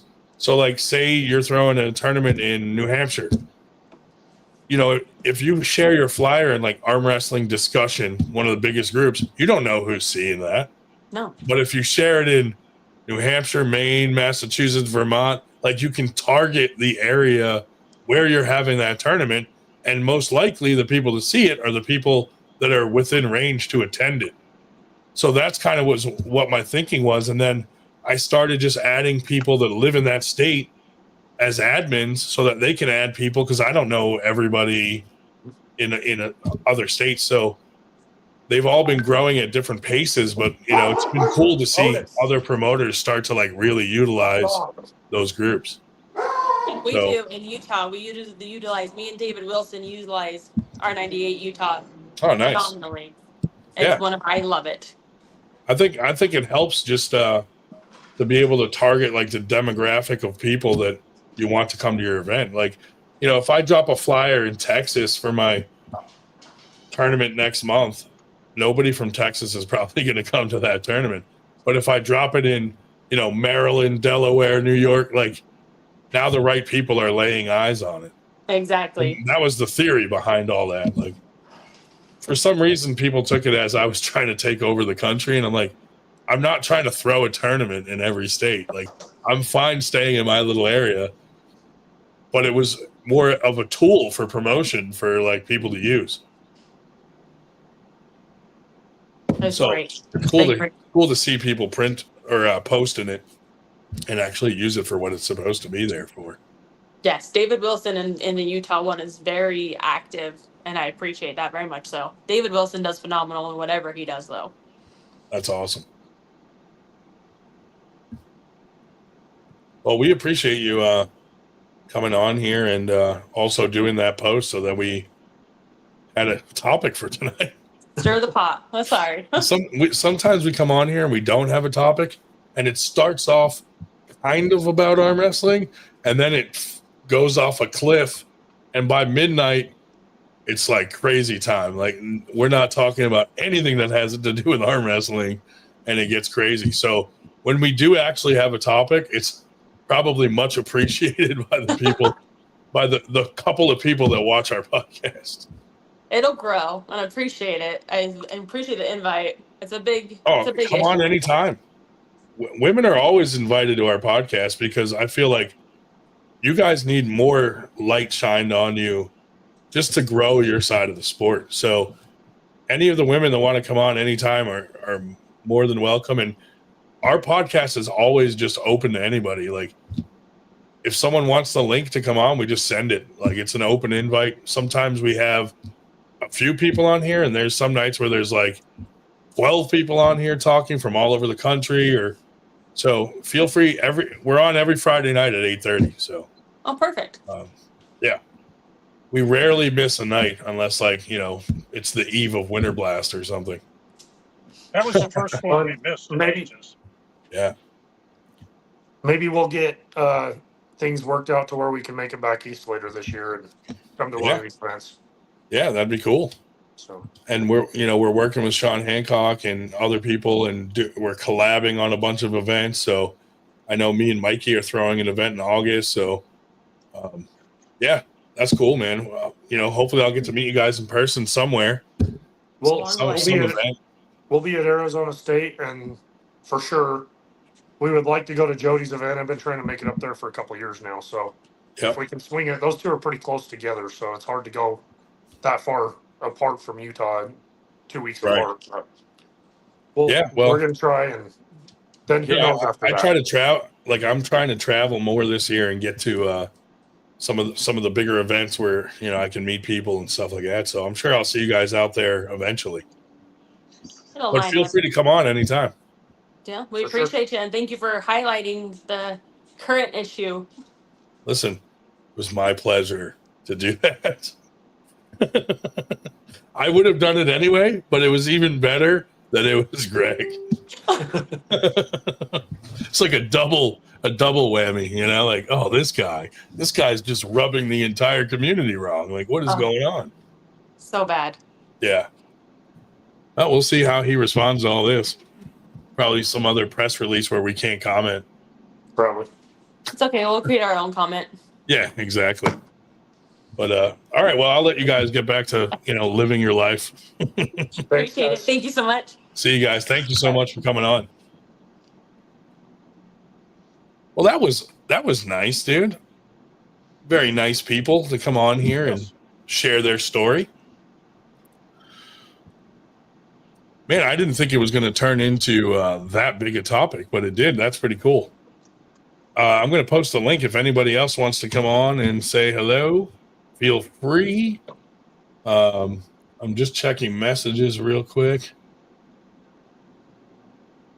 just to see if anybody. There we go. So yeah. Shout out to them for coming on and talking about that, because when it's controversial like that, you know what I mean? Well, Not everybody wants to come on and talk, I was reminded of the high school taught that when you were saying about we don't start anything, the old, we don't start it. I don't start anything. I just finish it. But fucking Billy Ortegas. I don't know. We finish anything. We certainly shine light. All Cruz. Oh, now you guys come on. Now you guys come on when the drama's over. No, that was by design. How do you think we handled it? Good or what? You think I went too hard on Greg or? What's up, Paul? What's up, Billy? I actually tried coming on like an hour ago. I was waiting for the link. It was in the. I put it in the chat a bunch of times. You suck. Link never popped up in the chat. Do you guys think I was too hard on Greg, or do you think with this stuff coming to light? I do. You think I was too hard on him? Yeah, I think it was inappropriate. You would. I know you don't believe that. You could smell the sarcasm. Yeah. What do you think, Cruz? I know because you've done some work with him and may work with him in the future. How do you feel about like hearing that where he screwed some women? I don't agree on screwing anybody. Yeah. No, I agree too, but I feel like it's sometimes a little worse when it's the women because they struggle as it is to shine a light on their side of the sport and really grow it. Yeah, 100%. You know what I mean? Like our side, grows at a pretty decent rate, but it's really hard to get new women into the sport. And stuff like that just deters the hell out of women. Yeah. And it kind of sucks. It's shitty. I mean, it's sad because I bought it just to see my own stuff, but I watched the whole thing and I didn't even realize. And I was like, but once that came out with Megan, I was like, oh shit. And then I went back and I watched it again. And I was like, there's nothing. But there was something missing from you. Yeah. One of my matches was missing. I'm not lying because it was a loss. Nashville Armwrestling said, why does Paul Cruz look like a Cro-Magnon? What the hell's a Cro-Magnon? I don't know. I don't know if that's a fan of yours or not. It's like, awesome guy, though. Hey, you look like a caveman, but you're awesome, dude. I'm a Neanderthal. So let's real quick. I just want to say, we are going to start doing some stuff with Arm Gods here in the States. These little super matches and stuff like that we're going to live feed up to their website and stuff like that. Cool. So and the people that go on those are the people that will become part of the pool that we pull from to go to the bigger cards for Arm Gods. Awesome. So that's something we're going to start doing pretty soon here in the States. And then, and we're collabing with a bunch of cool people. Me and Billy are on a board. I don't know why I'm on it, but I know why Billy's on it. But we're on a board of the arm wrestling, the new arm wrestling group that Sean Hancock kind of put together with Mikey from Pro Gear and Bill Collins. So that's kind of cool. A lot of things we're going to be working on in there. Sorry. Maybe, if we don't get voted out. Every day is a chance. Yeah. Every day I feel like I might be next. You're one comment away every time. I know. I kind of feel like the Debbie Downer of the group. You definitely are. Why you're the voice of reason? Negative Nancy over there. No, he's the voice of reason, and you guys probably have some fucking outlandish ideas. Yeah, all Ryan talks is about voting me out. So I can't wait till we vote on Billy. Well, I'm just going to go around and tell everybody that you already did. Yeah, I did officially vote him Yeah, out. before you actually vote me out. And then, Yeah. We weren't having a vote, but I voted out anyway. Yeah. Nobody cared. Mm. Secretly, they all talk to each other about when they're going to vote me out while I'm sitting there joking about voting them out. There's a side group chat with there's like 3 side group chats. There totally is. There totally is. Anyway, what do you guys got going on? See, Dave's heading to USAA IFA Nationals. Oh my God, traitor. That's what I was getting ready to say. What's up with that? What a scumbag. Did you talk about that? Did I come in too late? No. You didn't even spill the beans on that one? No. Wow. You can. I'm proud of you. I didn't say anything. I'm proud of you. I've been behaving. I put all my focus on Greg. Drew wrote at like 10 o'clock. He's like, Cruz, the speed the main issue you had to deal with. Well, there goes Billy. But as far as to answer that, no, he beat me in the setup. He beat me on experience.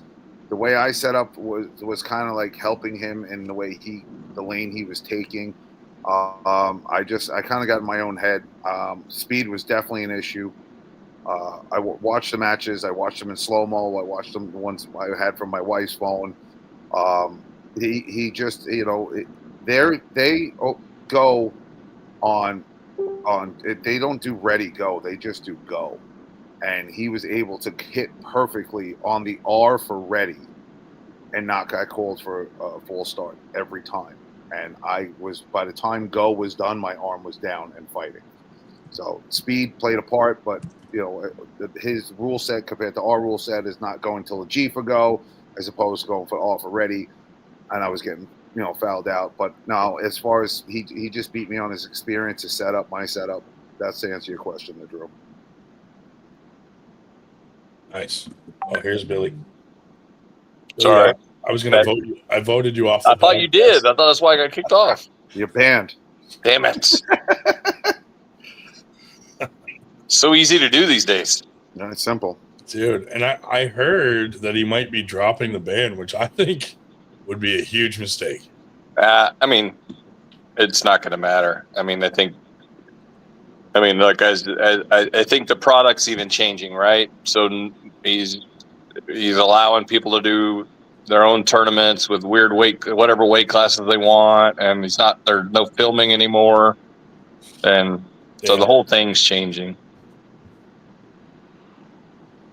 Oh well, gives me July off in Texas. So yeah, I saw that. I was just waiting for Billy to finish talking. My bad. Go ahead. No. Somebody put a comment in the chat. I wasn't going to interrupt you while you were speaking to answer somebody's question in the chat. Experience with that type style press and that speed was for me it was really difficult. Yeah, it's a learning curve. I have ideas of what could work. But, there's only maybe one other person in the whole U.S. that could press the way he does that speed.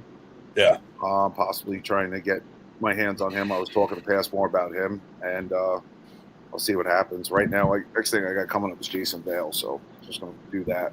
Nice. Cool, man. What Billy, do you what got do you next? got next coming up? What's up? What's up, Our Eric? northern region event, into April, Nice. and about a month later, our southern region event. Then June and July we're off. August we'll have our eastern region, and then just a couple other local tournaments in September, October, and then we'll head into Texas State in November. Yeah, we kind of take June and July off too because there's so much shit around here. Well, There's what backyard barbecues? No offense, Paul. I don't mean yours. I mean someone else's backyard barbecue. Marcus, invite us. It's not backyard. We will go. Jim. We will be there. We will be there. That's my birthday. But yeah, there's so much shit in June and July. Like we don't even, if we threw something, we would piss off like 20 fucking people, 20 promoters. Well, you know, I mean, you can't really do anything anyway these days without pissing somebody off. So you might as well just do whatever you want to do. That is true. But like, you know, Nitro throws 9 events in those 2 months, like his birthday party practice, his tournament. So if you throw anything in those months, like Nitro threatens to murder you in the middle of the night. Is he still mailing out flyers for those events? It wouldn't surprise me, but it's the same flyers from back delivering them. And delivering. They put Tim Feed Store in Watsontown. This week for where they put upcoming event things. Dude, one year he threatened to slit my throat in the night and sneak in through my window, and then the next day he apologized and said that his blood sugar was low. It's like, yeah, that'll do it every time. Just feel like murdering people when yeah. Imagine that's your defense in court. Yeah. Well, anyway, speaking of Texas and birthdays, a big happy birthday to Grandma Alvarez. It was either today or nice. yesterday. Oh yeah. Rosemary Alvarez. Happy birthday. Yeah, I didn't do my birthday wishes today to everybody. I just spent a half hour being stuck in traffic in Columbus, Ohio. It was even worse than the Cross Bronx Expressway, believe it or not. Oh. But, oh well. Talk about pissing people off and stuff like that. So, like Dustin Laughlin, my Southern Region director, he used to do happy birthdays for anybody any arm wrestler that popped up on like his feed or whatever. And he started doing them, and I'm like, I said, you're playing a dangerous game. I said, because you're gonna mess up and you're gonna miss somebody. Yeah, miss somebody. They're gonna get pissed. And sure enough, there's a few people that he missed, and they just went off the deep end because he just forgot their birthday. Jeez. Yeah, they didn't get a little flyer for themselves. I don't even want people to know when it's my birthday. No shit. Like, I don't want people to celebrate me getting older. My Facebook birthday is a lot older than I am because I created the account when I was like 14. So illegal account. Yep. Yeah, my 17-year-old just turned 30 like a month ago. Sal said, when is the next Texas? I think I'm like 28 or something this year. 29. Sal, it's in our next one is on April 26th in Lubbock. But then May 24th, Memorial Day weekend, we'll be back in San Antonio. And we'll also that day will be Corey Miller's Super 64 for the 176-pound class. So we're doing that prior to our tournament. I thought, Billy, you were coming on to say how proud you are of me of not like talking about who we voted out or bashing any other promotions out there. Sometimes you just gotta let it go. Yeah. I haven't brought it up yet, so there's still Lost Cruise. Well, it's kind of getting to the point where it's like, we don't even have to because people complain. Well, you don't have to, but it's like it's just continuing to happen, and like people like just keep their mouth shut, and maybe it's getting to the point where it's not just getting to be that time where people just don't keep their mouth shut anymore. Yeah, and then all this bullshit, gets called to light. Oh, we've been doing that since 2020. Yeah, but nobody believes you. Yeah, that's the problem. Ryan's a liar until that same person burns them, and then they're like, oh, maybe he was telling the truth. Right. Welcome back, Paul. Yeah, I just tried joining the chat, and it booted me the fuck out. That's what happened to me just a minute ago. I did the same thing. But I'm not in the chat. I don't know what the fuck happened. Super for the $4.99 super chat. Ryan will post his address and personal phone number, but the birthday is one step too far. He doesn't want people finding out how old he is. Yeah. No, I just don't want to be reminded of it. Same. You're not that old. Oh, 1 week away from Tri-State. 47. Oh my God, that's really old. I know. How old are you, Billy? I am 42, I think. Jeez.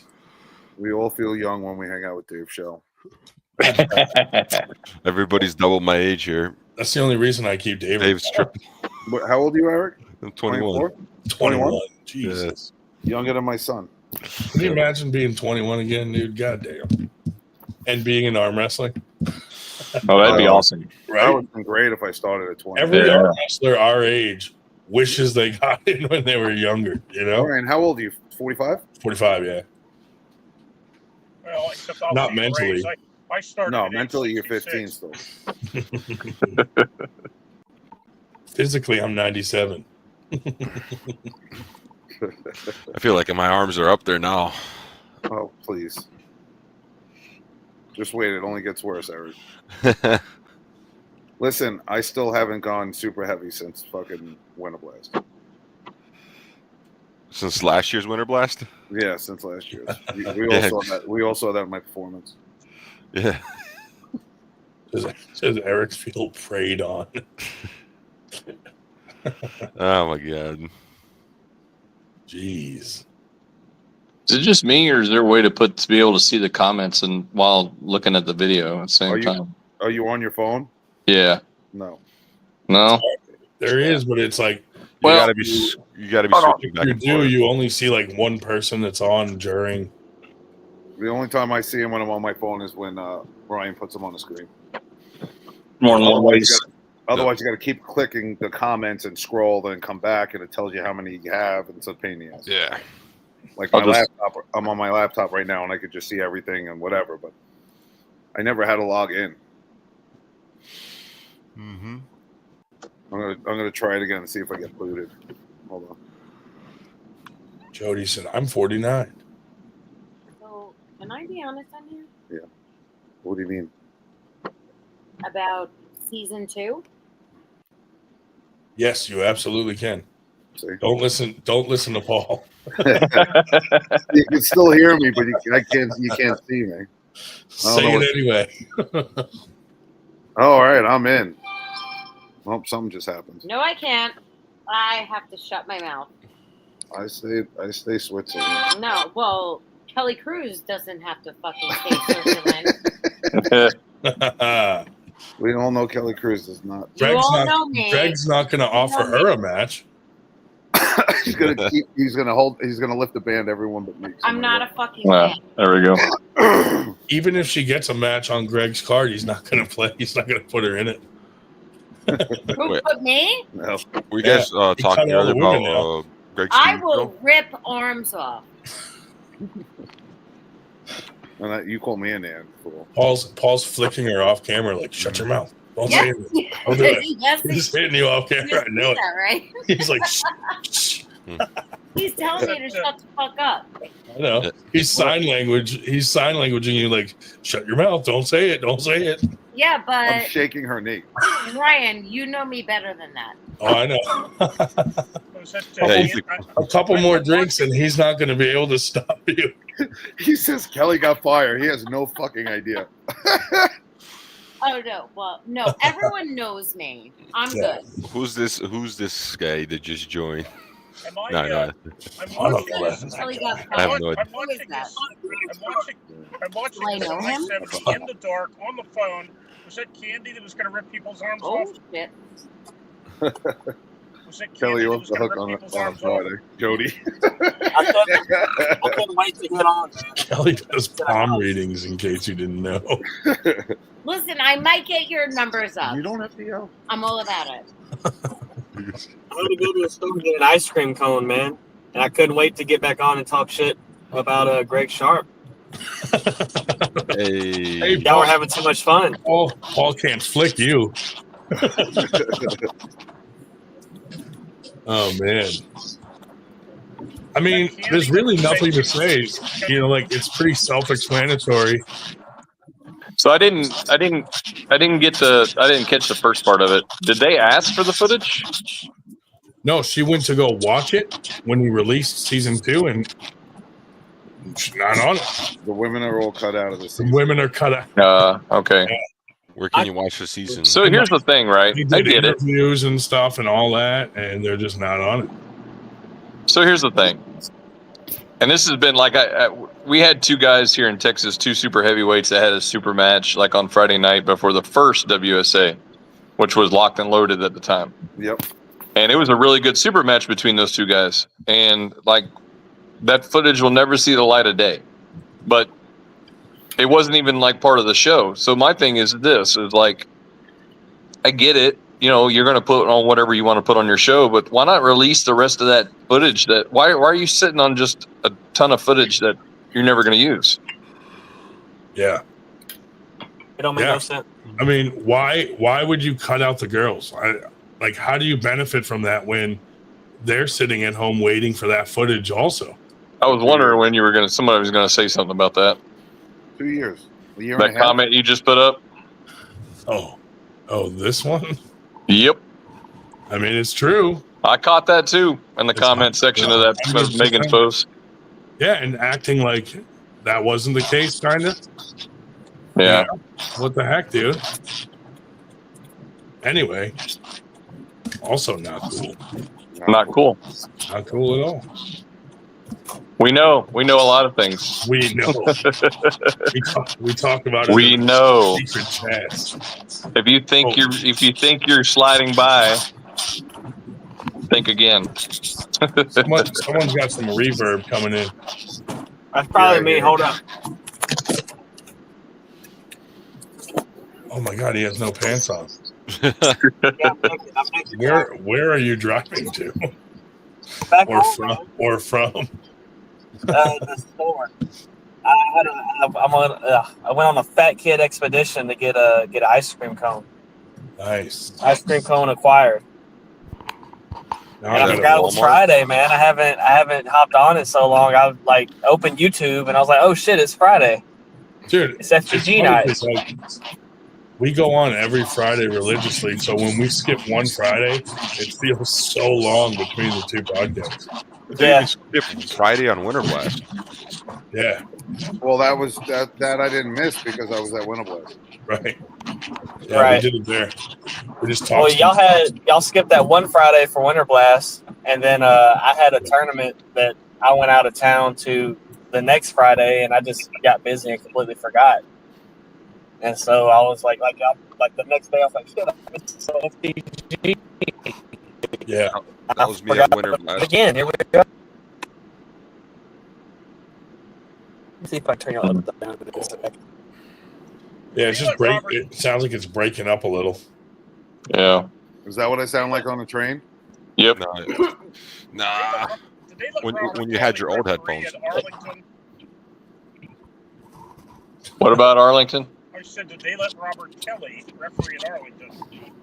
No, Robert did not referee. Okay, I thought I saw him in the one picture. I thought, whoa, wait. But not because he wasn't allowed to. He just didn't. We had plenty of refs. Yeah, I thought I saw him in one of the pictures. Yeah. Billy's like a referee Hitler, and he picks and chooses who he lets ref. Not really. Yeah, I know. Hey, that video that was posted in '98 about the arm wrestling setup. Which one? The one where the dude like yanked the other guy's arm and grabbed his elbow. Oh, with Hancock's video. Yeah. Oh yeah. yeah, dude. I want to have that guy on the podcast. No, I don't. That guy would have got punched in the face by. That's what I'm saying. I would. Yeah. So apparently, Hancock said he was like a new guy. He didn't really know where to put his hand. Well, he wasn't. So he grabbed the elbow. No. Bullshit. You're a new guy. He's grabbing the dude's elbow. I think he was I know. wasted. Yeah, I know that. Kelly He said was he's wasted. He was also very wasted. Yeah. He was All right. wasted. Public apology time. Come on. But I believe Sean that said it guy. was like his first time ever in a tournament on the table. Yeah, he probably in New York he would have got his head bounced off a fucking table. Nah. He was doing everything like textbook low and underhanded. Especially like going like this and clamping down and then putting your elbow down. Oh, he watches Devin videos. Nah. He was Bar wasted. wrestling. I think he just thought it was I a big hope, for bar. his sake, I hope he was, and he can just go and recover from that and make a public apology. You pull that shit in a bar, you're gonna get your ass kicked. Yeah, you pull that shit. Yeah. Well, he probably Props to the other guy for staying so calm. I would The not other dude have. looked like he was fucking 19 years old. Yeah. But yeah, that was ridiculous, and I believe that video went viral. Yeah, that's the problem. You get this guy's going viral over being. I have non-arm wrestlers, people that don't know arm wrestling at all, sending me the video because they've seen it on Instagram. Yep. Yeah. So it's like looks good for the sport. It looks terrific because they're like, oh, is this what arm wrestling is about? And now I got to sit there and explain. No, that's I would have punched him in the face. Which probably is not the best response, but that's even better for the sport. Thanks, Eric. Bring the what's that?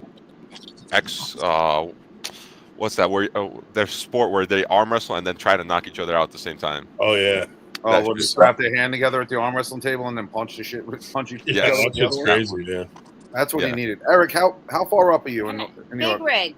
Where are you Utica. from? Like Utica, New York. I'm an Utica. hour from Syracuse. Oh. And about almost 2 hours from Albany. Yeah, Steve's. Right next to Steve's. You're close. Very close. Canada? Yeah, Canada's like 4.5 hours from me. Toronto was 4.5 hours. You got a minute. You got a bit. What are you? Probably 5 hours from us, 5.5. Yeah, Toronto's closer to me than New York City. Yeah. Well, you're like 5.5 hours from me. Yeah, and there's like an hour difference. Yeah. Because with those tournaments we used to do at Steve's Restoration. Yeah, he's been saying that he's going to run one, but life happens, so that's all right. That's a fun tournament, though. Yeah. Shitty drive, fun tournament. Yeah, shitty drive for you. Just I can walk there. Yeah. Not that I would. I just drive my car. You ever fix your car? My car? Yeah. Yeah, kind of. Some bubble gum? Kind of. I was talking on the phone to Ian Carnegie for a couple hours the other day. Ooh. Most of those hours were about the table. But he wants us to use those tables at Winter Blast. His rounded tables at Winter Blast next year. I mean, give it a shot. Yeah, maybe. What, the Mac tables? Yeah. I'm looking forward to pulling on it. See what happens. It's an experience. I love it. I can't. For me though, it doesn't really matter for the table. Like, I can arm wrestle on the traditional table and the Mac table. I do prefer the Mac table, honestly.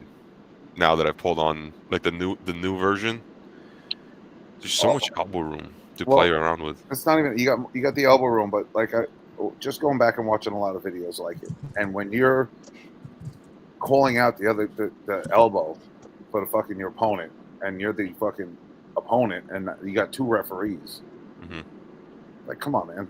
With this table, they're going to be obviously you could see it right on that fucking that ribbon. Yeah, but you have a 3/4 of an inch elbow. Like, you can hop your elbow. You have the ribbon stitched around the edge, and if you're on it and you don't correct it, it's a foul. It's a running foul. So it's gonna be horrible for a live stream. Would you say horrible for a live stream? Yeah, that was one of the things I talked to Ian when he was in Arlington, and the one thing that about the only complaint that I really had with it was that the way the table design and everything is, you basically stuck the down ref back in the middle of the table. Oh, yeah, you might be right about the elbow hops. Well, yeah, because I mean, hops, you look across the table because it got that 3/4 of an inch gap that you're supposed to. If you're able to see light under it, then it's a foul. Yeah, but you have to you have to stand up to look down into the table to watch to see the ribbon. Yeah, so you've made the down ref stand up more, and the way the elbow pads are basically straight across, they're like standing in the middle of the table. Now they video from like the opposite angles, so you never see that, but the live audience is looking at the back of the down ref the whole time. Yes. Ah, gotcha. Yeah, but it's cool. I mean, it's back. I mean, there ain't nothing wrong with that. It's something different. Yeah. I mean, that's the thing. Like them having that specifically for their league, I think is cool. It's a new concept. They got their own rules. You know, Absolutely. they do some good When super you go matches. there, you know that's what you're getting. Yeah. Ian is very passionate about telling you about his table. He is. He's proud of it. That's a good thing. JJ's a great dude too. He's put a lot into it. Yeah. And it's working. Dude, they're like on their 13th revision of the damn thing, like because he listens to criticism. Yeah. Which is huge. Which is amazing. Like he's got a lot of stuff coming up too that he was talking about that I don't think he's released yet, but no. Got some good stuff coming up. Yeah. A lot of big things. Yeah. What did y'all think about EVW's elbow cams from the last event? I personally love cams at the table. I think it's cool. I think it's more professional. Yeah. A lot more professional. Because I feel too, like with super matches, especially when there's like huge titles or money on the line, I think you need to have them because a bad call just left to the human eye or no call and human error. Yeah. Right? I think you should be able to go back to a video replay when there's that much on the line. Yeah. Yeah. What if, for the down ref situation, what if you just put a small camera where the down ref is and have him watch it live? Like it you can. Yeah.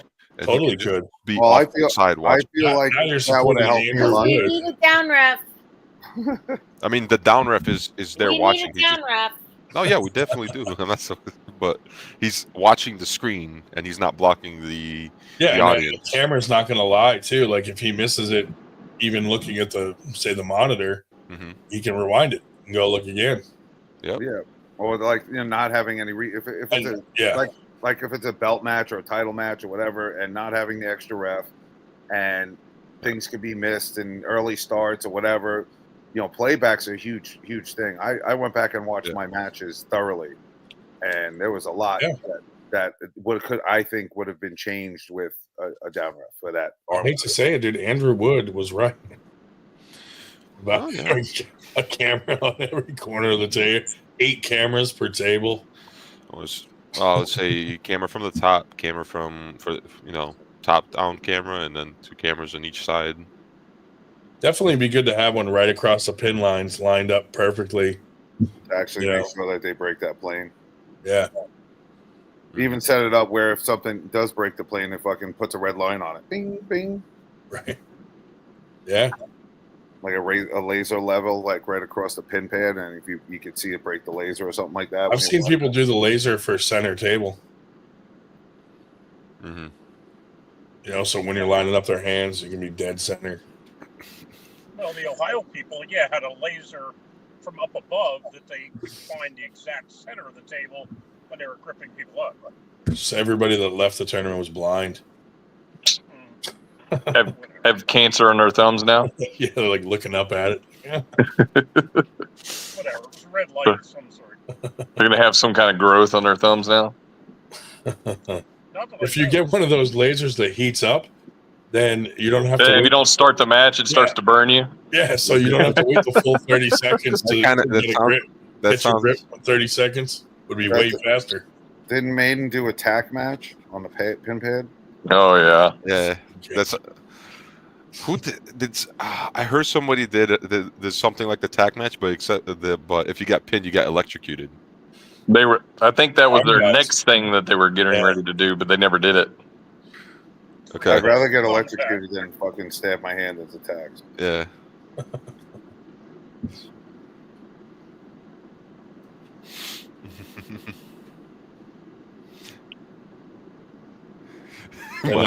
Yeah. You gotta highlight the comment above Cody's. Above Cody's, ever since Ever since an elbow pad combined with a taser to prevent elbow hopping.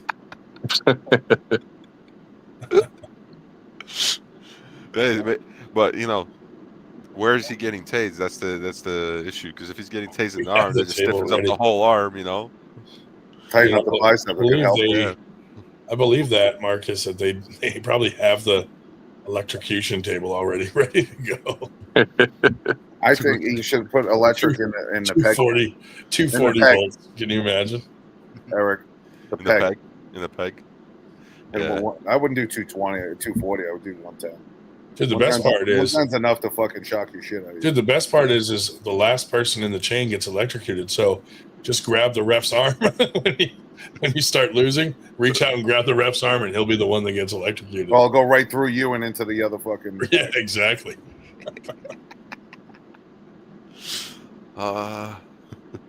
Marcus, I would love to test the shock table.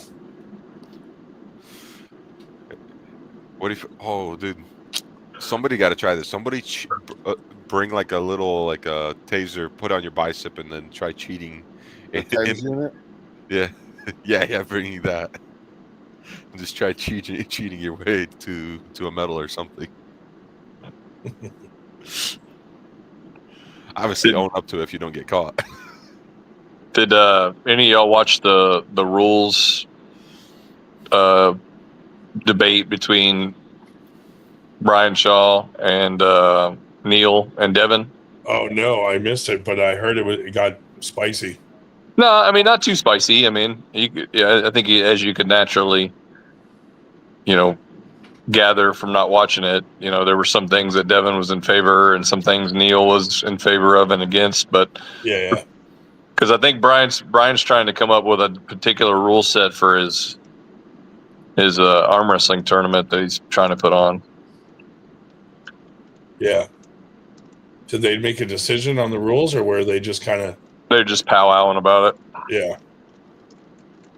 It's interesting though. Yeah, I haven't had a chance to watch it, but I meant to. I'm dead. I meant to watch it. I want to see what they said, what they had to say. That's stupid. That's fucking dumb. They hear me? Yes. They hear everything you say. Hey guys. Well, that's Yeah, what I fuck just that saw old guy, there Bob. was Fuck fucking Bob dumb. Brown. That's what she's talking about. She's like, that's stupid. That's fucking Fuck dumb. those old guys. That's funny. A rules roundtable would be a good idea.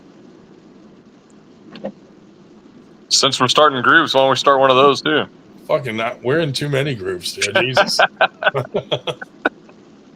In a group, about in the subgroup of the group. Well, that's why I was like, hey, John, you need to change the icon on this group chat because I'm gonna fuck up and send the wrong message to the wrong group. Thank you so much for agreeing with Like, me because that's You're fucking like, dumb. fuck this guy, and then you're like, oh shit, he's in the group. Sorry. My bad. I was just joking. You know what's funny though? In that group, you could just say "just kidding" and it would be believable. Probably. How fast you say? I fucking leave the group for half a day and I go back and you guys are bashing me the whole time. June 14th. I was gonna vote myself out and just be like, "Fuck these guys." Hey, did you see Nanya's and Logan Bittinger's beef? Oh yeah, dude. What's up with that? Nanya and Logan going at it.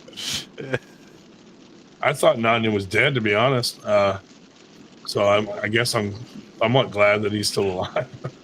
Oh, that was I don't want to see anybody die. That was the screenshot post? Yeah. Yeah. Did you see that? Yeah. I don't even. Wasn't I worth think my Nanya's time. having like a life meltdown and Oh, Nanya? Oh. Nanya. He was Ryan, can you send that to me? Because I didn't see that. yeah.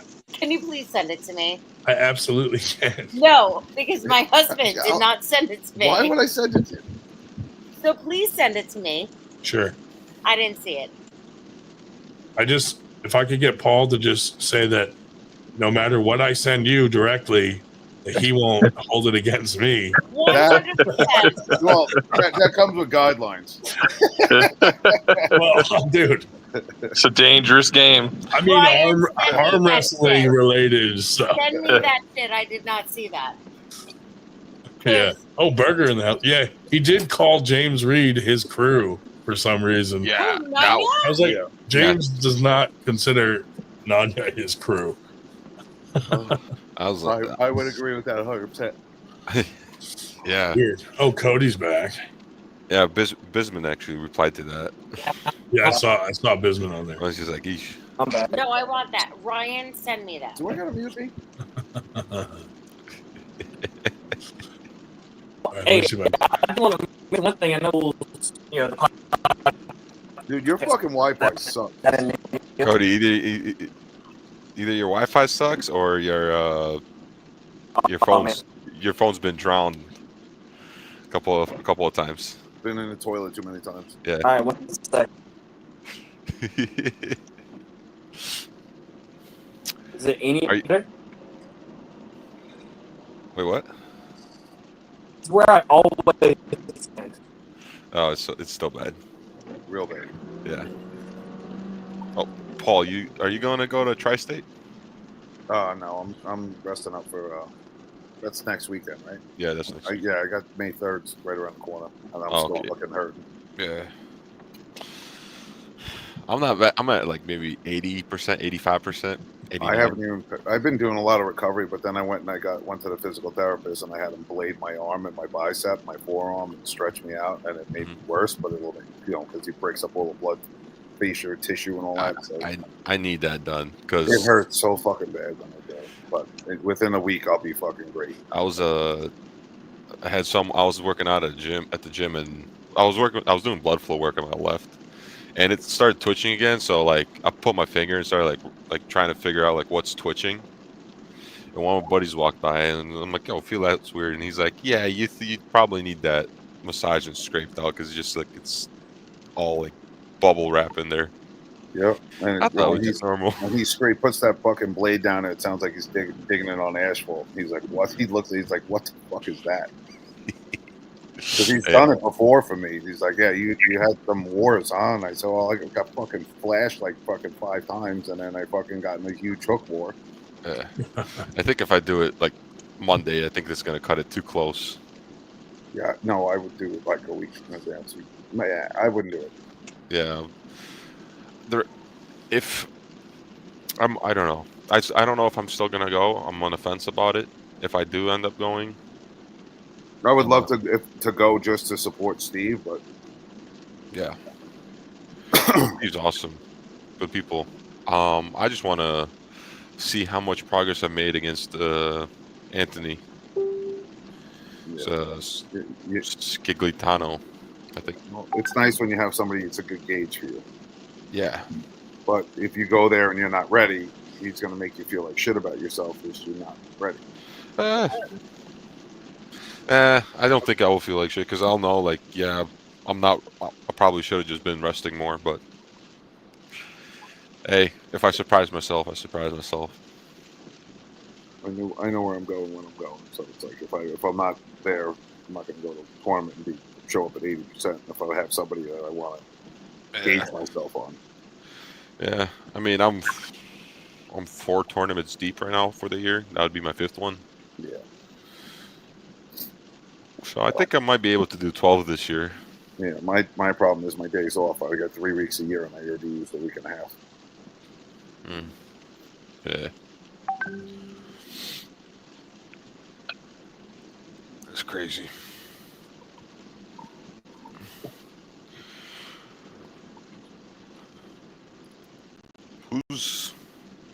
Who has static right now? Just like old TV static. That's probably Dave driving. That could be. But it's better than the other reverb we had before when he was eating like. Oh, with Cody. Yeah. Yeah, just literally his static. Which is a lot better than the background noise of my train when I'm on my head to work. Mm-hmm. And Ryan doing fucking phone sets over there. No, I just sent Kelly that chat she wanted on Facebook.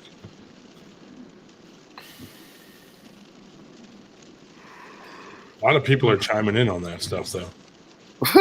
Cody again. Marcus just sent me the fucking Jerry Ketterer shirt. Isn't that hilarious? With his tongue out and shit. Yeah, but did you see the sleeve? Yeah. Tongue press? Tongue press. That's fucking funny. Still fucked up. Is your speaker messed up, or I mean your microphone? Not that I'm aware of. You have a headset? Like even Bluetooth headphones? With Nah. Strange. I might give me a minute. It's only when you talk. Yeah, it's like the mic is responsible for something else. It's only making weird noise when you talk, but when you're not talking, it's perfect. Hey, listen. Where is Shubich? Why is, well, he's so active in the comment section tonight. Troll. He's just trolling. 3 minutes ago,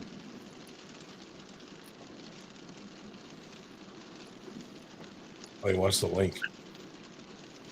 Oops, I keep forgetting to pin it. Yeah, because it goes away after a minute. Yeah, I can only pin it from YouTube. That's why I got to log on to YouTube to do it. But yeah, dude, I'm so fucking glad Winter Blast is over with.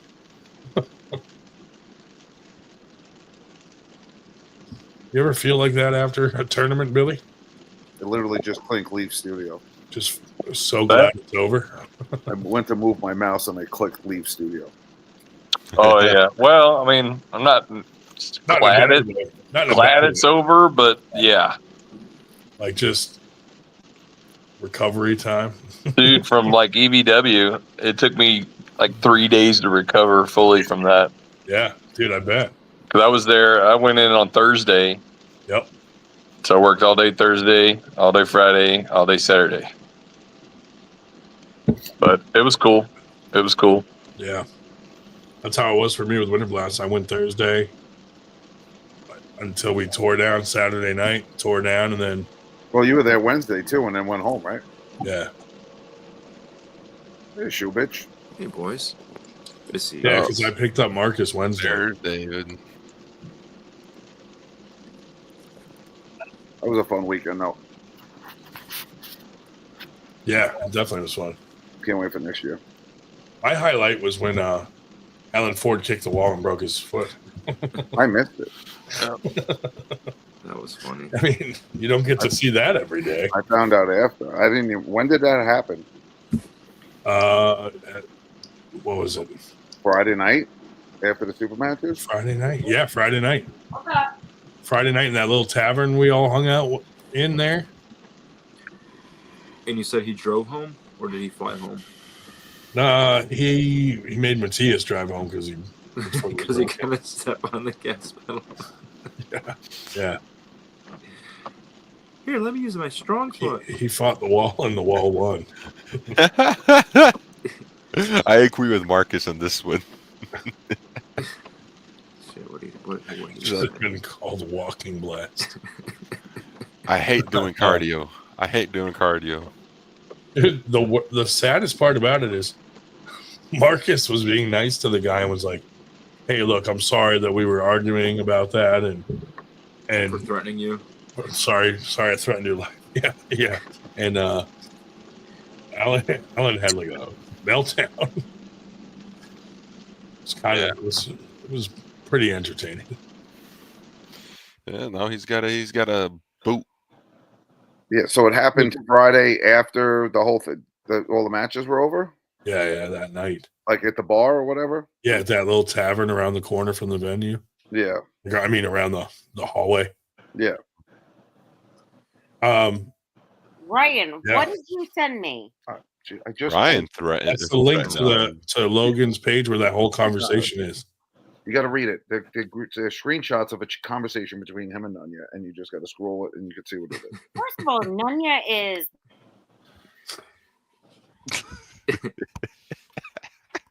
Yeah, we agree, Kelly. Yeah, we do agree. Yeah, Paul looks like Paul looks like me explaining to my parents how to use a phone.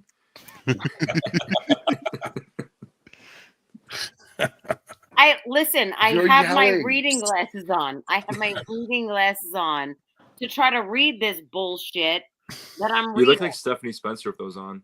I think it's fucking dumb. Yeah. Fucking dumb. I couldn't understand why you wanted to read it. Well, you sent it to me. You told him to. Yeah, defend me, Paul. Oh, tell her. This is why I didn't show you, because it's fucking dumb. Fucking Ryan, always fucking shit up. Welcome Now to I'm ruining marriages. Ryan always says, hello, here I am. I had nothing to do with their divorce. No.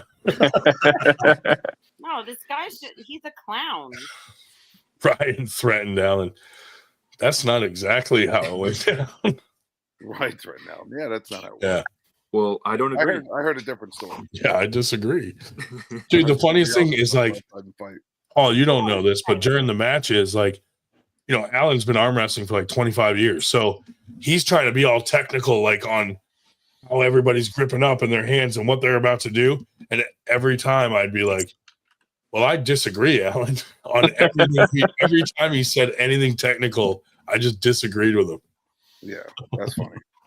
Ryan should not have been commentating. No, dude, when they asked me to, I was like, are you guys sure that you want me commentating? Like, that doesn't make sense. Kind of a clown, and I'm going to say stupid shit all the time. Yeah, pretty much. I'm going to make light of all of it. Right. Look at Paul Cruz's pants up there. My what? Your pants that you had on, those American pants, those are badass. Oh, yeah. 76 pants? Yeah. I will say my wardrobe change behind the curtain. I thought all the walkouts were good though. Yeah, all the songs were good. They were good. They were definitely long, but they were very long for walkout songs because they wanted to do the full, almost the full song. You know, it was cool though because it added, like, you know, it added to the atmosphere. You know, like with the sparks and the red lighting and the room being dark. You know what I mean? Walkout and everything. Yeah.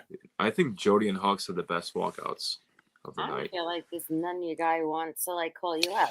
I don't know. I like Stone's. It has nothing to do with me. What are you talking song? Yeah, walkout song. Yeah, I liked it. That's between somebody else and somebody else. I like that None one. and someone else. Yeah, Paul. Paul, you should totally get involved. What the fuck would I get involved?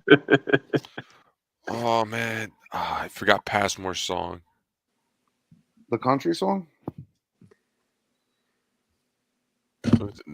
Whose song was it? American Made. Mine? The American song? I did the first clip of the Hulk Hogan entrance song, and then I changed it. No, yours was the remix. The other one remix. That was good. It's called American Made. Is it a country song? Yeah. That's Passmore came into a country song. An American, like a all American type of country song. I forgot who it was. Like Garth Brooks or something. Maybe it was the other big American dude that pulled. I forget who. That pulled Mantas. Are you talking about him? Who pulled Manis? Yeah. McCain? I mean, I don't remember what his song was anymore, but Nathan McAllen. Probably. It's just it's whatever. Too much adrenaline that night anyway. Strong fella. Did you see his bruises? Yeah, dude. God damn. Yeah. Marcus said he liked James Wall's cowboy one. Of course, he likes his cowboy one. He's Team UK. Dude, I tried to get us the win. Man. I tried to cheat. I even threw Taylor in there. Back Mountain joke in there somewhere. Hey, did you see Arm God's AI video about Devin Lair and Corey West? Oh yeah, dude. No. Marcus and those 10 out of 10. I watched it. I mean, I had to bleach my eyes after, but oh my god. It's really Marcus's fault that started this whole WSA banning thing. Oh, there's Matthias. David's driving. Looks like someone who got someone in the trunk. Dude, we joke about that like Dave's low-key a serial killer. Mm-hmm. And like every tournament and practice he goes through across the country, someone dies. Yeah. If you've got your headphones on, you could hear the bodies in the trunk. I mean, really, if we're gonna blame Alan Ford's broken foot on anyone, it's Matthias, because he tried to make Alan Ford and Marcus talk as a mediator, and Matthias is a terrible mediator. Yeah. You should have had me as a mediator. Sometimes fuck that. What do you mean? What do you mean? Yeah, Nobody got hurt your that day. mediation skills. Nobody got hurt that day. Yeah, not because of you. Luckily, Paul Cruz came to the rescue. He was right there. Yeah, he had my back, way back. Oh man, Eric was right there with everything. if you ever need to negotiate any kind of peace between two countries, Matthias is not your man. That's for sure. Now you got me scrolling, Eric, to fucking figure out the song. Hey Billy, did you have a favorite match at East versus I'll West help you. that stuck out to you?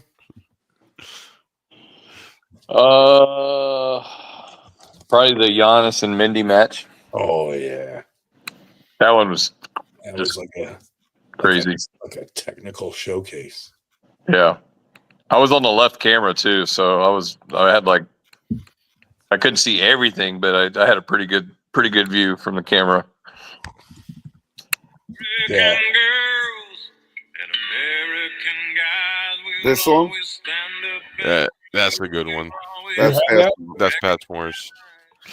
That was Passmore's. That's not what I was talking about. Is that the song you were talking about? No. What the hell? What was the name of the Maybe song? American Made.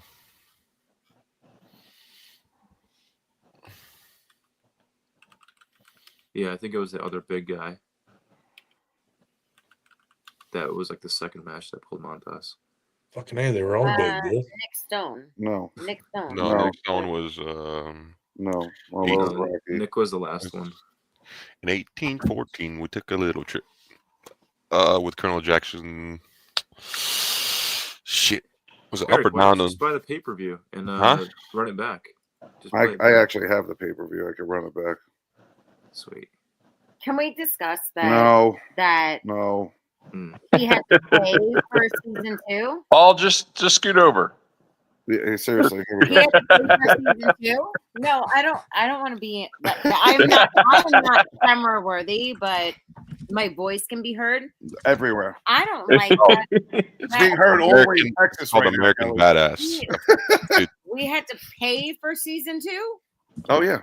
Yeah. We had to pay for it. Yeah. I had to pay Where can you watch Greg Sharp's? my husband fucking pull. Yep. Yeah. You want to pay for that? That annoys me. She should call Greg and ask for a discount code.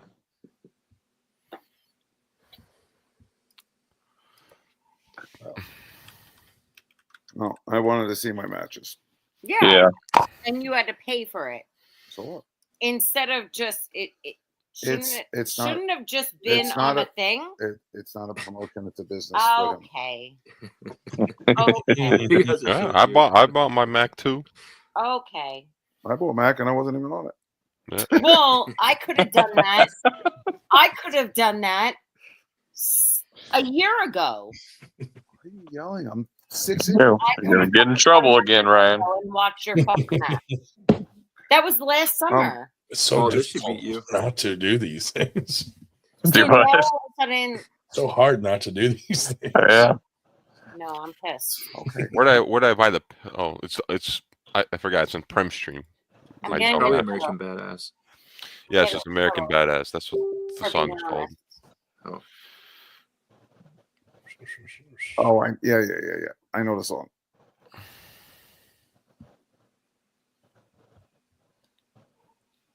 Ryan, I'm getting in trouble for being honest.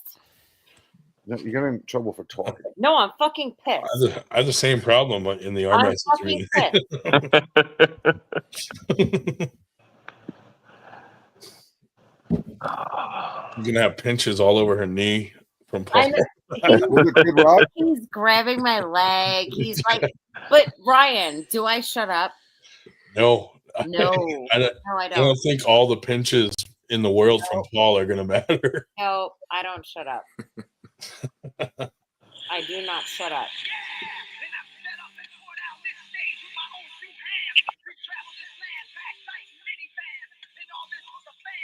Is it Kid Rock song?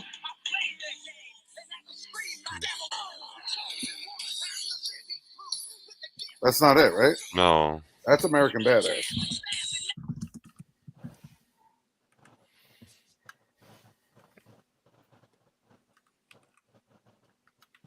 American It's Badass. by Hauser? Hauser, yeah. Yeah. Dude, I Yeah. could not stop laughing Yeah, when we were I talking can hear about the fucking James Brown impersonator. Dude, James. this fucking guy had a list of like 30 people he does. Like Snoop, This guy's Obama, funny. like everyone you could think of that's black. And then the last one on the list was Mel Gibson. And I'm like, yo, how the fuck do you do Mel Gibson? Like, so then I was thinking, dude, we had the bagpiper on stage. Like, what if James Brown spun around and then Braveheart? he's got fucking blue paint down his face and he's like, freedom. I'm like, man, this guy's diverse. Oh, I was dying laughing. Mel Gibson. Mel Gibson. I'm like, one of these doesn't belong on the list. Where was Arm Gods event streamed to? Arm Gods? Yeah. Armgods.com. Marcus, get your site working. I can't find anything. Actually, I think he moved it because it was like under, you know, like it was on the main page the first day, but I think he moved it since it's like. Yeah. Tim Breslin's walkout in Ireland, bad to the bone, was mega. Yeah, I could see that.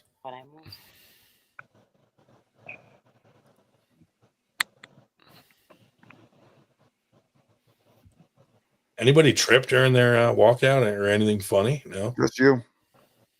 No, someone put their face over the sparks and they like hit him in the face. Oh, so many people got lit the fuck up. I know. So many people got lit the fuck up at Arm Gods. Yeah. Did you break the You know who did? amount of money that people had to spend at the bar? Didn't Candy Passmore almost Yes, light her ass on yes. fire? I have no idea yet. Yes. Damn, Josh that's slow. T almost got got her his face ass full of lit up. sparks. I can't hear Dave. You're screaming in my ear. What'd you say? Josh T got his face full of sparks when he was. Oh, doing that's the right. backup Because when he was camera running with the thing. camera, he backed right into it. Yeah, I was standing over it, poor guy. like before the event started, and Just to fucking change your hairs.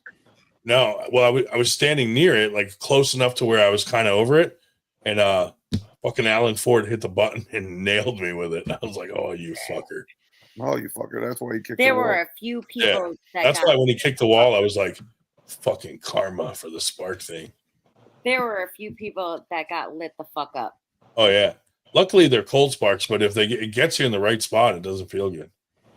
Like if you got it in the taint, I would imagine I'll feel good. Yeah, I'm just happy that Candy.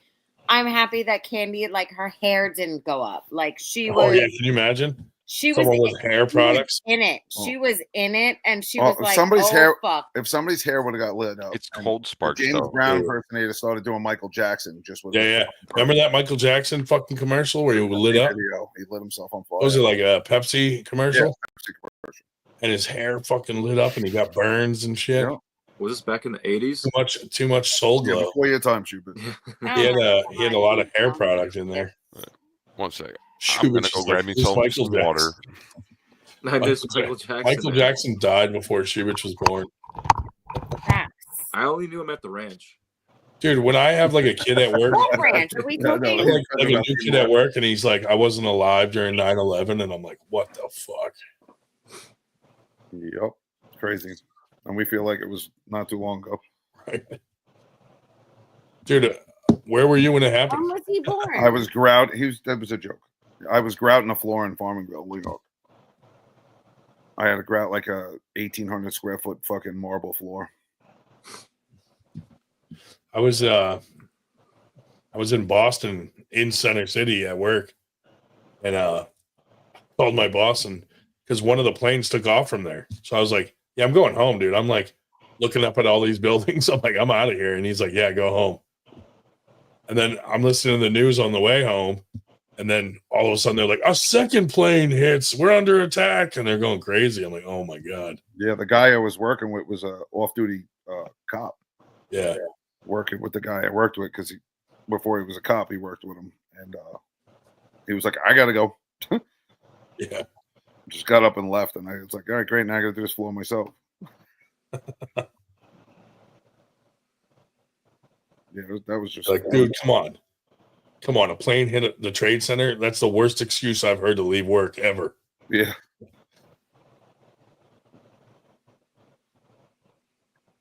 Do you ever go to the museum there in the city? No, I want to, though. Oh, you should. Yeah. I haven't been. Yeah, is it good? Oh my God, you should. It is. You just read everything, all the history there now. It's so good. Yeah. The buildings and stuff like that. It's so good. Fire trucks. Dude, watching on the news was fucking heartbreaking when you saw people jumping out of windows. Yeah. Crazy. Listen, we live here. We live here. It's our thing. It's our thing. Terrible. It's our thing. Is it our thing? Well, yes, it's our thing. Like, live here. Is it our thing though? Whose thing is it? Shut the fuck up. So yes, go If there. I could pinch your leg right now. And go see it. I have a feeling it's their thing. No, it's our thing. Go there and go see it. I will. I will. Listen, I'm fire department family. Like my family was there. Yeah. Back then. Through the thick of it. Through the thick of it. You guys finish each other's. I love Dave. What did you say? Dave's like, I couldn't hear a whose thing is it? Fuck you. How about that? You know, Yeah, everyone's chiming in. little Dave Mark. Go see her thing. No, Fuck you. Josh writes it too. I'm talking about that. Fuck in front of you. Paul.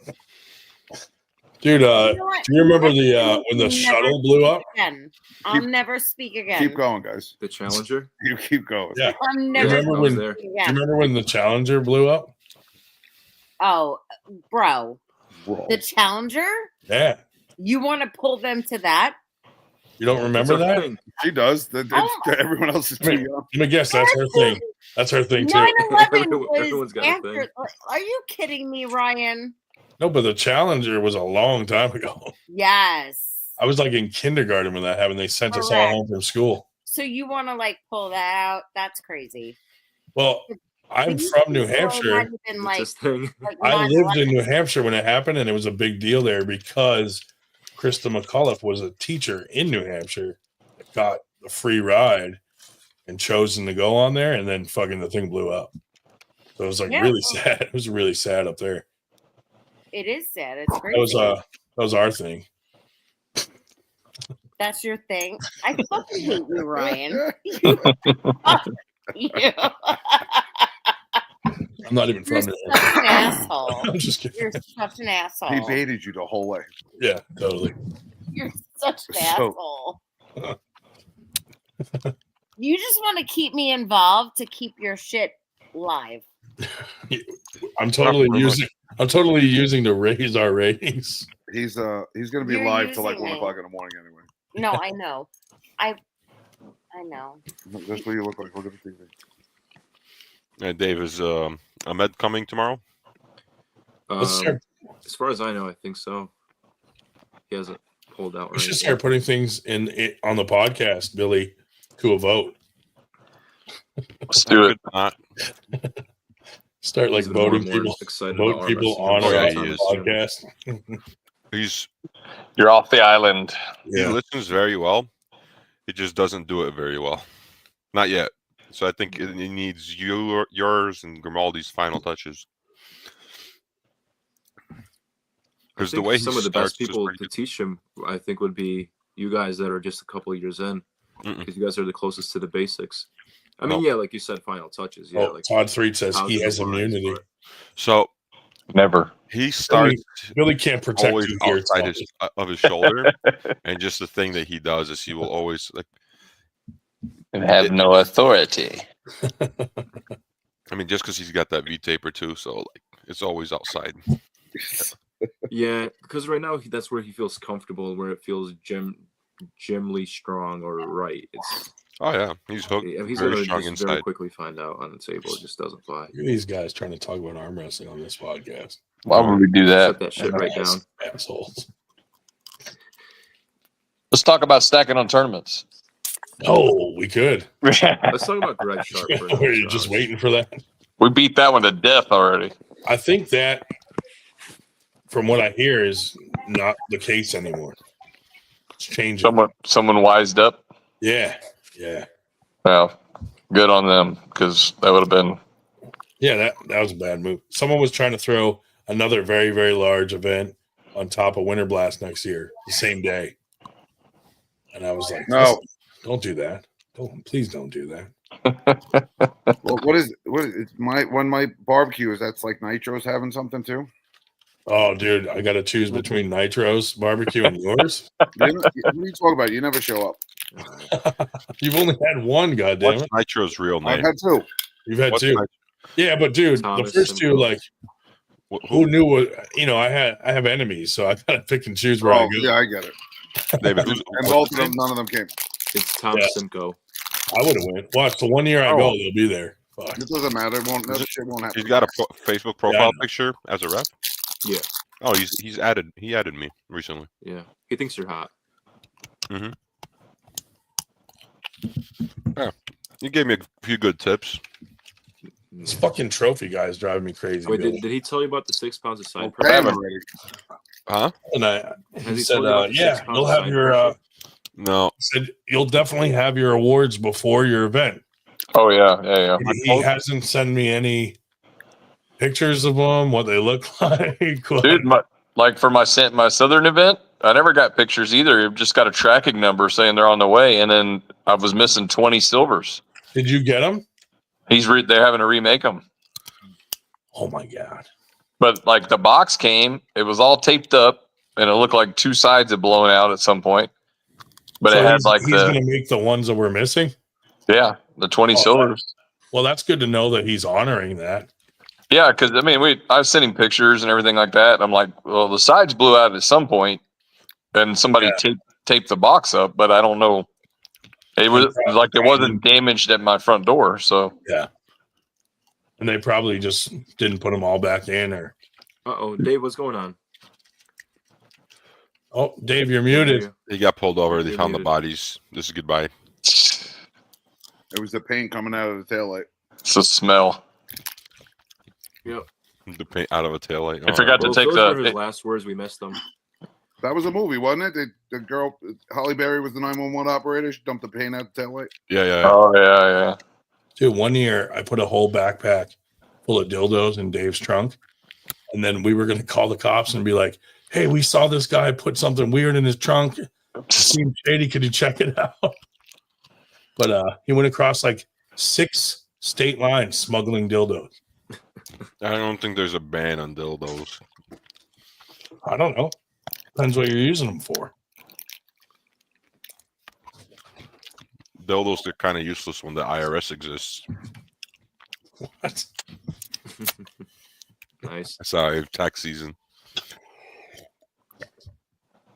Yeah, I got to go Monday. I got to go Monday and convince them that 98 doesn't exist. You got to go Monday. Dave doesn't do the 98 shit. Dude, you know what really sucks is like, because, a lot of people get paid through like Venmo, this and that. So like my fucking bank keeps shutting down because they're like, because, with Winter Blast and all, Arm Guys sending me money to pay you guys and all this, they think it's fraudulent fucking shit. So they keep shutting my bank account down. And I'm like, I have to keep calling them and like, no, that was me. Like, Dude, constantly. You never paid me. So, Yeah. For what? Todd 3 said he's starting an 89 page. 89%. FTG. Roy Baker in the house. Shut up, Roy. That was the first event the cops not showed up at. Oh, God. It's because we had Brian Kane It there. wasn't in the pub. Hey, So in other words, it was a failure. do you have video footage of the dude breaking his arm? Yeah, dude. What do you think I masturbate to at night? Well, send it my way. Why? Why do you want to watch that? I want to masturbate at night too. He wants to know You know what how I to really people hate? are. I really hate when people post arm breaks on fucking Facebook. I mean, they don't tell you, and you just watch it, and you catch it off guard, and you're like, oh. Yeah, I don't want to see that shit, dude. I want to see what position he was in. It was the amateur table, wasn't it? Mm-hmm. Ryan, can you send it to me? So we had the arm break, a pec tear, and what else? Eventually.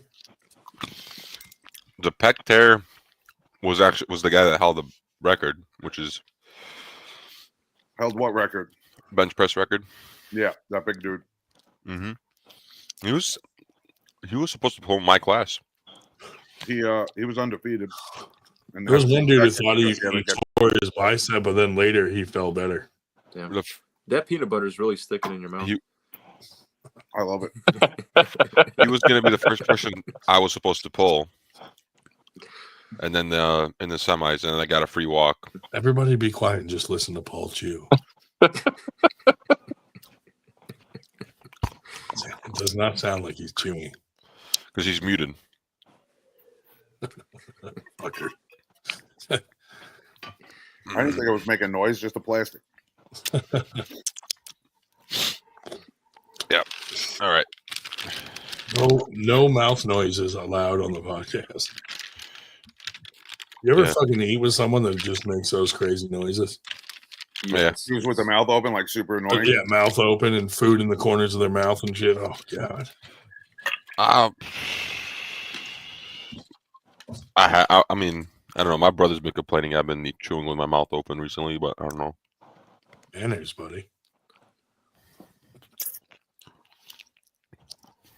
The Russian thing. All right, now it's time to listen to Eric too. Yeah. Let's go back and forth. See who cheers louder. I'm putting nuts in my mouth. I just listen to him breathe. Put the mic down a little bit.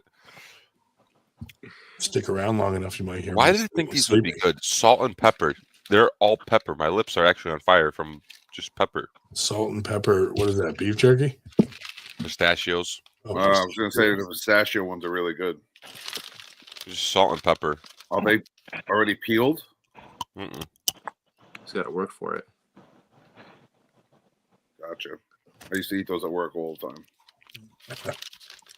I can't find the Cajun ones. I like the Cajun ones.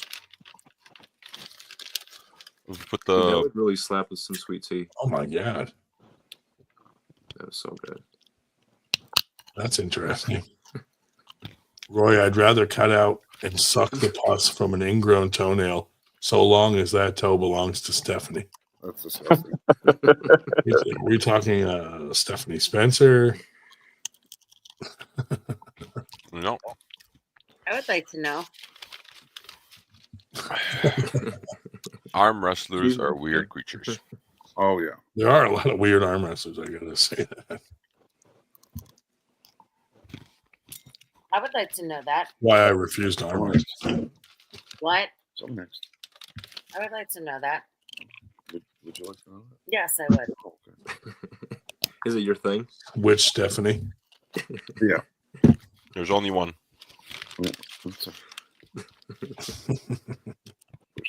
Dude, did Eric tell you how she was hitting on him or trying to? Oh yeah, he did. She spotted him from across She the room. was like, "Who's that big man?" Did he just left? He's got to come out. She was like, "He's out of here." He was like, "He looks like he could pick me up over his head," and I'm like, I'm sure. Go find out." Yep, I'm sure you could. She would manhandle him. She scoped him out. She's like, "Who is that?" And He's I'm like, "Oh, that's 21. Big Dude. Rig." She would take his soul. She would chop that tree down. She would climb that tree and then chop it down from the top. She'll jump right on that branch. Yeah. Poor Eric. Oh man. Then when Eric would have been like, "I was assaulted at Winter Blast." It's like, figures the 1 year we don't give out the free rape whistles. Every year we did the rape whistles, no one got raped. Despite who was there.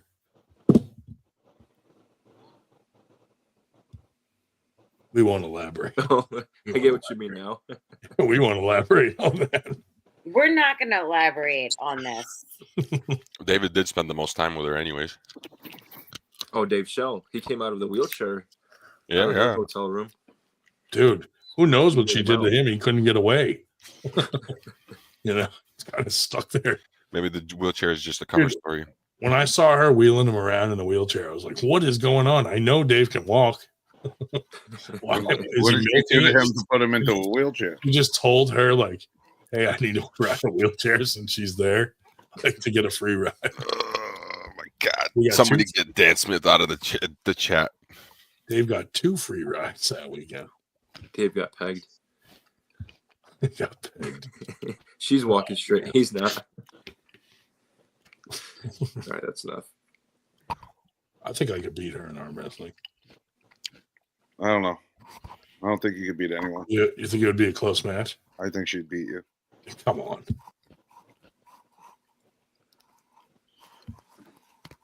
No, because she can't beat Dave Shell. But I didn't even arm wrestle, and I think I could beat him.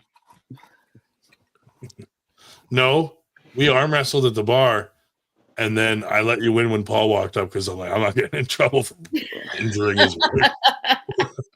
Ryan, because Ryan has a fucking banged up shoulder, and he's fucking like, come on, let's arm wrestle. I can totally own you. Paul and Sarah Backman always yell at me when they catch me arm wrestling.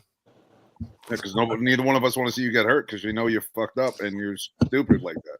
But I have another surgery coming up, so I might as well do the make it even worse now. before surgery. Yeah. When is your surgery? I just got the MRI and consultation, so they're going to call me and schedule it any time now. Good luck. Yeah. But it is, like I got all the tear. I had 3 tears, got them fixed in the first surgery, and he said there's 2 tears that are back. So the repair didn't hold. Correct. And then the bicep thing, they're going to cut that tendon and attach it to the bone instead of leaving it in that groove because it keeps popping out of that groove. Gotcha. And that should be it. So, and you'll still suck. Don't worry. I'll still suck in arm wrestling. But, You will still suck. Oh. Right. I just realized, David, what's your thing is 2-gallon champ. Dude, so long. This is old. Like, I usually go on the StreamYard app, but this was like already preloaded from the last time I used the login from the YouTube from way back when. I was like, I'm not gonna change it. Yeah. What was it? October? Dude, it was a while. Maybe even was it November? It was maybe early November. October. It was not November because I wasn't pulling hard before Mac 2. Dude, you would absolutely smack me right now. The way my wrists are, I can't do Both shit. of them. Both of them are toast. Yeah. So you're not going to Tri-State shit. I want to. It's like after Winter Blast, it reset properly, and I've been perfect for the past 2 weeks. Wake up this morning, and it's the same shit. Damn. You didn't have enough steaks at No. Longhorn. We didn't even go to Longhorn. We went to that Creed place. Went to Creed. The overpriced Creed. Yeah. Dude, when I ran into you guys at the hotel, I was like delirious by that point. We could tell. Yeah. Yeah. You just divulged all the freaking drama. It was fun. Caught us up. And then they kicked me out of the casino, and they're like, "You're not allowed to have weapons in here." You couldn't try and like give it to them like as a deposit or come back again. I mean, he could have just put it in his room and came back. He was too fucked up, dude. Yeah, I was too tired. If I would have went to my room, I wouldn't. There's no way I'm coming back.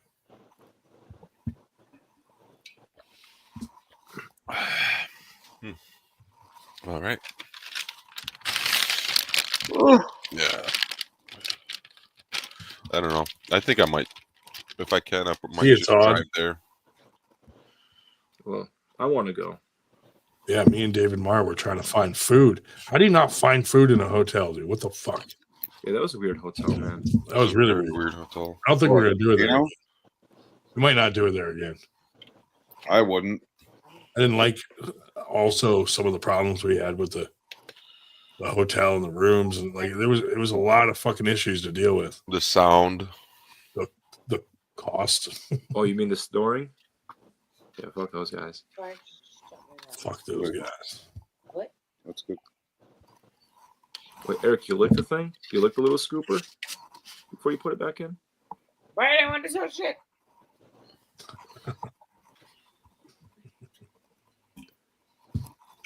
Brian, can you mute Billy? You hate me. I know he's fucking taking. He just Still here. out, dude. Just listening. Every time we have Billy on, dude, he just fucking steals the show. I know. Rose a So conversation. fucking boring. He's afraid to get voted out. It's Dude, Hey, somebody really, still did with you- Paul's hair. Did you pick up on the person that Megan kept praising? no. Paul, can you imagine if that was your hair right now? Well, it was What, up like the this? same. Yeah. It was one and the same person that got The voted. dumbest No, shit's making me laugh. Oh. I was like, maybe I won't bring up the vote right now. Look, let's just put it this way. There's a lot of stuff that people don't know. Yeah, And it may be better that they don't. So you know, I'm even repping my shirt. the worst part. Oh, nice. Eat, oh, sleep, it's eat, sleep, repeat. Sleep, pull, repeat. You know what's funny I'm is assuming there's something between something in between. something in between. I think it's in the most fat of the roll folds. stuff that I hear is stuff that I probably shouldn't know. Anyway, like me personally should not know. yeah. Yep, there's a lot of info out there. A lot. You'd think people would learn from it though, not to bring up Greg again, but Good job. Good job. why don't you learn from like the mistakes and like how the community reacted to certain things, and then like, hey, maybe I'm not going to do that again, or It doesn't have the ability to read the room, man. yeah, And when you think you have a product that is, like in your mind, the next level, and it really isn't, yeah. Look, I mean, look, from the beginning, I was skeptical. This is why I didn't sign contracts with him from the get-go. But it was all right. Hey, you're trying something else. I'll help you out. You want to come to Texas? Stuff, but That's shitty. You told me I couldn't do anything in Texas. I did, and you still can't. You're banned. You're banned. I'm banned from Texas. I'm going to start that rumor that Billy Ortega has banned me from Texas. Do it. I People- heard it. I people heard it. believe I heard it. Spread it. Spread it. Is IFA banned from Texas? What's that? Is IFA banned from Texas? No. Just wondering. Nobody's banned. Nobody's banned.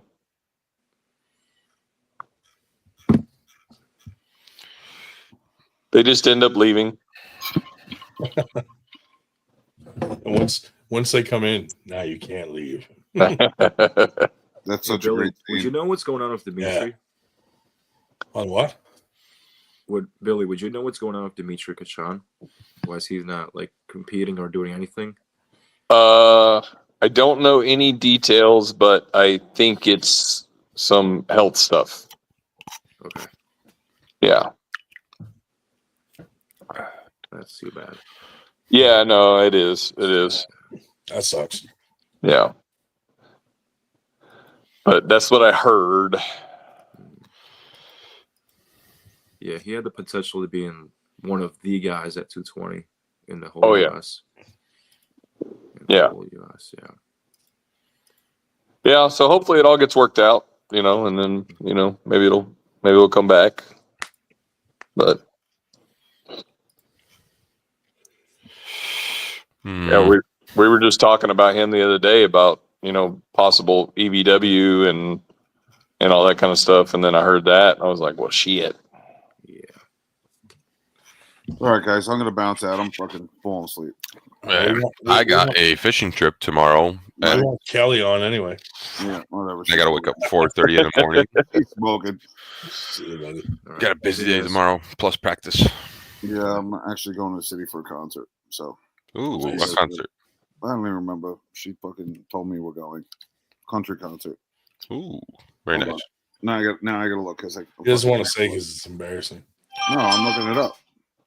I have friends keep trying to tell me to go to concert. I'm just like, dude, I just have Spotify. Oh, Dylan Scott. Taylor Swift. You could not pay me. You'd have to pay me a lot. But all right, you want to say goodbye? Have fun, Good guys. night, guys. See ya. Good night. Love you all. Later.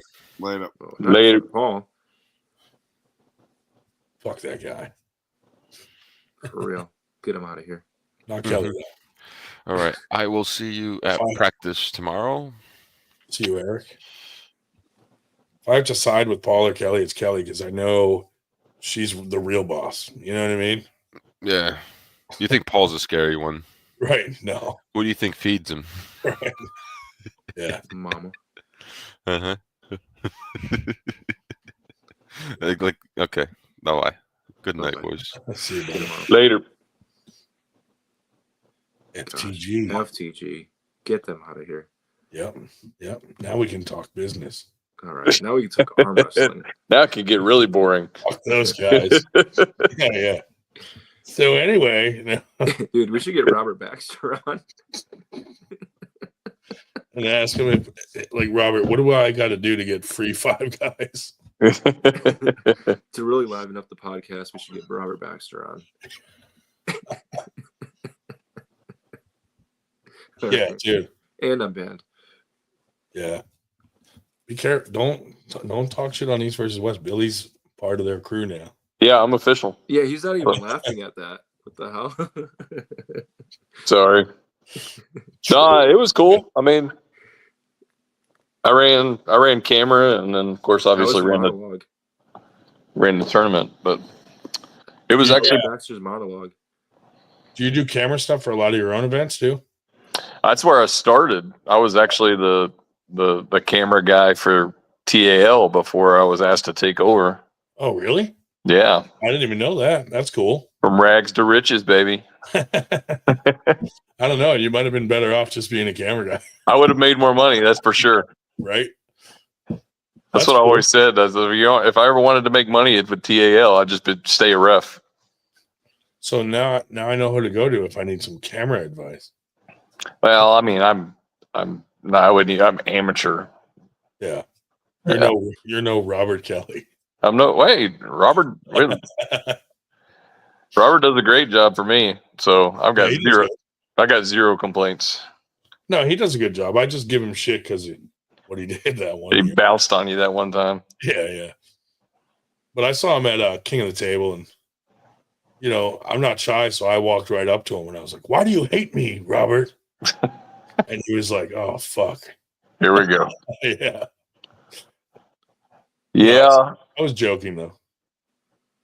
Yeah, it was cool. It was cool. It was a good experience. Yeah.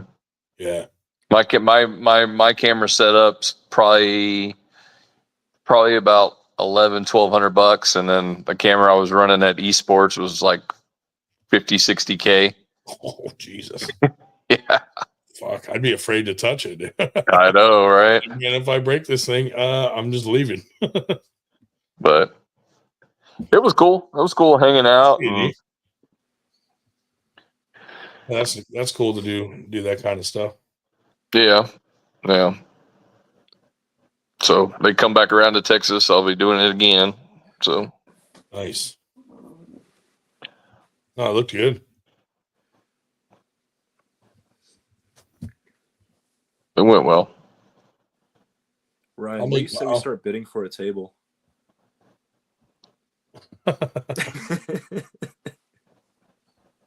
I got 5. No, For an arm cock. I'm at arm Combat. table. yeah. Dude, if we work together, we could really game this With out. just me and you bidding, I don't think we'll come anywhere near what we need to raise. Well, eventually Ryan might want to trade a table out. Maybe you can get one off of him. You know what I do is when I hear someone local has one, I troll them till they quit the sport, and then I buy their table. You're nothing. You don't need that. You're nothing. Suck, dude. And from a troll, and then they're like, "I'm quitting arm wrestling," and I'm like, "Hey, I'll buy your table." Dude, there've been some people that like have got all the stuff, and then every now and then they quit and they sell everything, and man, you're getting deals on that stuff. Dude, I got the one table for $300, and I was like, I called Dave Shell, and he was literally driving by the guy's house to practice, and I was like, Dave, you got to scoop them up quick. Go in there and fucking get it right now. Call him, and Dave was the first one, luckily, to call, and he got it. Yeah. I was like, look, I'll send you the money. Just fucking grab that thing. Like a fucking shark circling the water. Yeah. Then one dude I bought one off of for $150, dude. Goodness. Yeah. And then he was like, I said something to him to be nice because I felt bad that he was giving it to me. And I was like, look, you decide you want to come back to the sport in like a month because he was retiring. I said, let me know, I'll give it back to you for the same price. 3 years later, he hits me up and he's like, bro, let me get that table back. And I'm like, dude, listen. He's like, you told me. I lied. I was like, dude, now it's like, got a new top, pin lines. It's been repainted. We just did the diamond plates. And I'm like, no, dude, you can't have it. What a shitty person. I'm sorry, buddy. Yeah. But man, I mean, so when you put all the work into it to like redo it all and buy a new top for it is almost that price, Oh yeah. Well, I was like, I'm not giving it back to him for that price now. Jesus. We raffled off two of the combat tables that we took up there at the tournament. Nice. Yeah. Cody Merritt won one of them. Oh, that's cool. Yeah. You don't have to tell me, but does it work out when you raffle them off, like on price wise? No. That sucks. You're taking a huge loss. Yeah. I'm surprised though, because I would fucking buy a shitload of tickets for a chance at one of those. Yeah. I mean, they might have sold enough raffle tickets to pay for one of them. Yeah. Full price. Gotcha. But yeah. Not both of them. Right. That's a shame. Yeah. It is what it is. We always have it in mind to do some sort of like raffle, like a 50-50, but we always lack the staff to do it. You know what I mean? Yeah. Yep. We had this. They put us in a couple newspapers for the event. Mm-hmm. And this random lady hit me up and she's like, "Hey, I saw the ad in the paper, and I live nearby. I'd love to volunteer to just come help at the event." I was like, "Okay." So this like old woman comes to the event and she's like, like, "Hi, I'm whatever," and I'm like, "Oh." And she's like, "What can I do?" I'm like, "Fucking, there's like nothing for her to do." Like, have you ever fluffed anybody? Sit over there. Yeah. We need a fluffer. We need someone to fluff their arms after the maybe other things. I had her like go sit at the fucking t-shirt table, and there was literally nothing. We had everything covered at that point. Yeah. Like she showed up late, so it was like everything's done. You could have done the raffle. I still threw her a couple bucks for helping, but yeah. She's like, "Yeah, I do this every now and then when there's an event here because I live nearby." And I'm like, cool. It was crazy. I was like, Dave? What's that? Have you tried setting her up with Dave? Maybe he likes an older woman. Wrong gender. I talked to a few people and they said it was kind of cool but kind of odd, like sitting out in like the general admission seating at EVW. Yeah. Like there were so many people there that were not arm wrestlers. Yeah. Well, when they brought Devin up here for a seminar, yeah, there was like 30 dudes that were there that were not arm wrestlers. They just wanted to meet Devin. Just saw him on YouTube. Yeah. They had no interest in arm wrestling. They didn't want to try it. They just wanted a picture with Devin. Yep. Dude, isn't that kind of perverted? Yeah, I think that's I always weird. felt that way.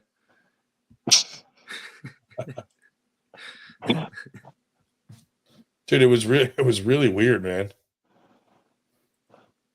I mean, It's like, going to the so you king of guys the came all table. the way here just to meet Devin, and you're not into arm wrestling at all. Yeah. You know, like, I don't know. That is kind of strange. Yeah, king of the table was kind of like that too. Like you'll see people like without developed forms. It's like you don't even arm wrestle. Without developing. You can point him out of a crowd for sure. That one right there with the tattoos and the fucking FTG hat. The one with the missing pronator. Right.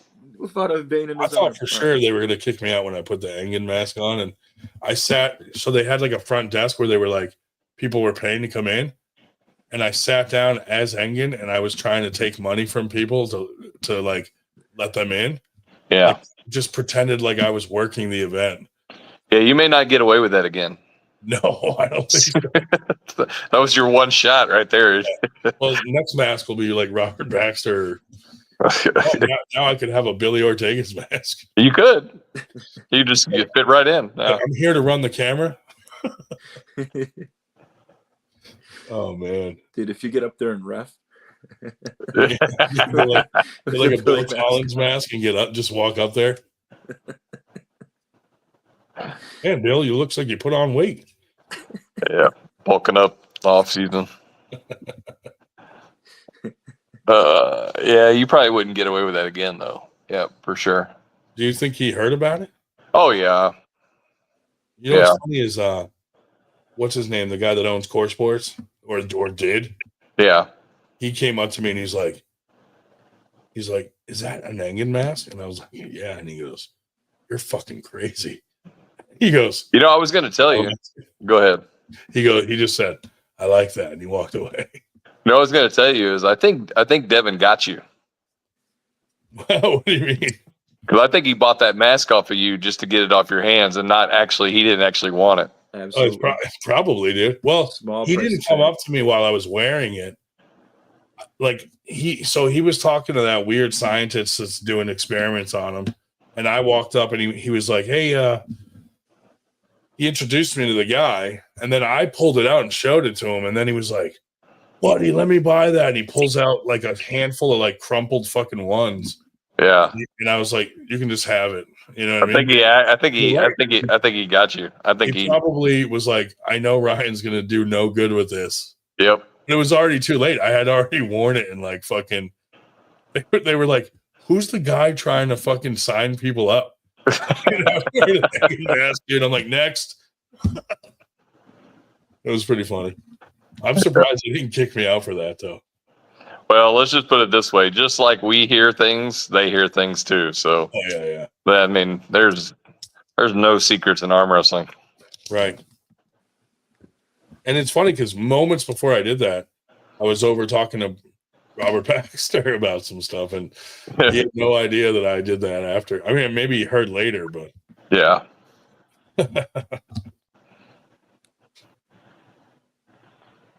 Yep.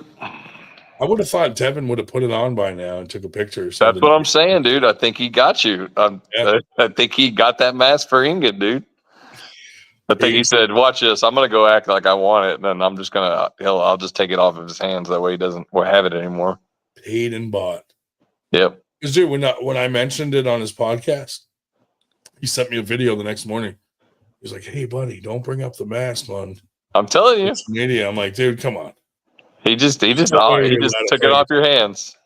I mean, it's not like I can't order another one. I know, but yeah, I think you should. He definitely your eyebrows. It makes sense now if you think about it. You know, what you got to do is just mail them to a bunch of people, like secretly, like guys that I know would put it on anyway.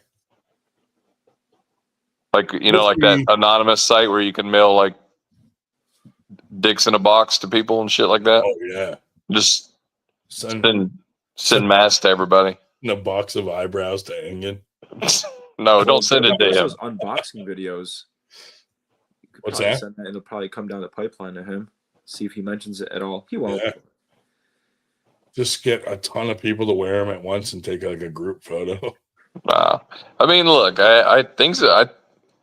I kind of like the way. I think there's a little bit of a changing of the tide with EVW.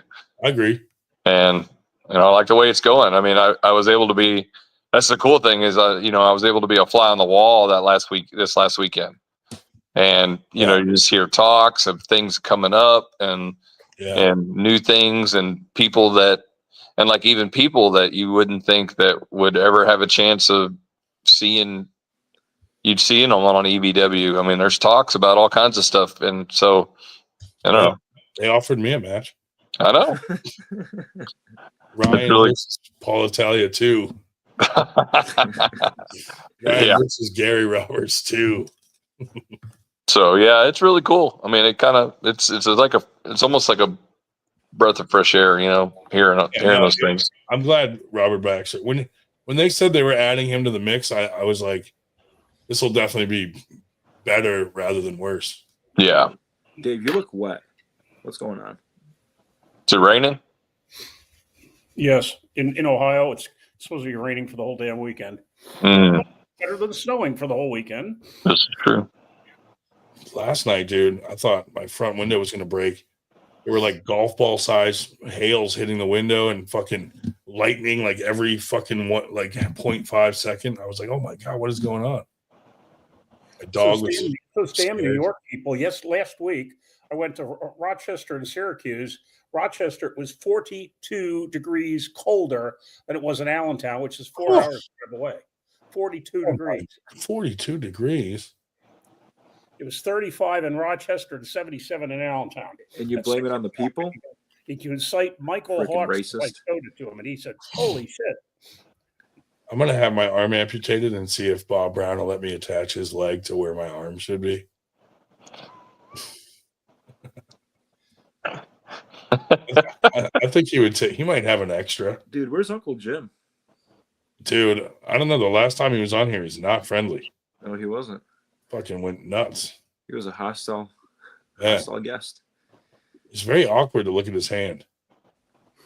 It's just like a dead hand, like weird. Yeah. Not very arousing. The Blackfoot. Remember that? You think he's an Indian? Hitting it with the fire poker. That's what it reminds me of. Billy Madison. Yeah.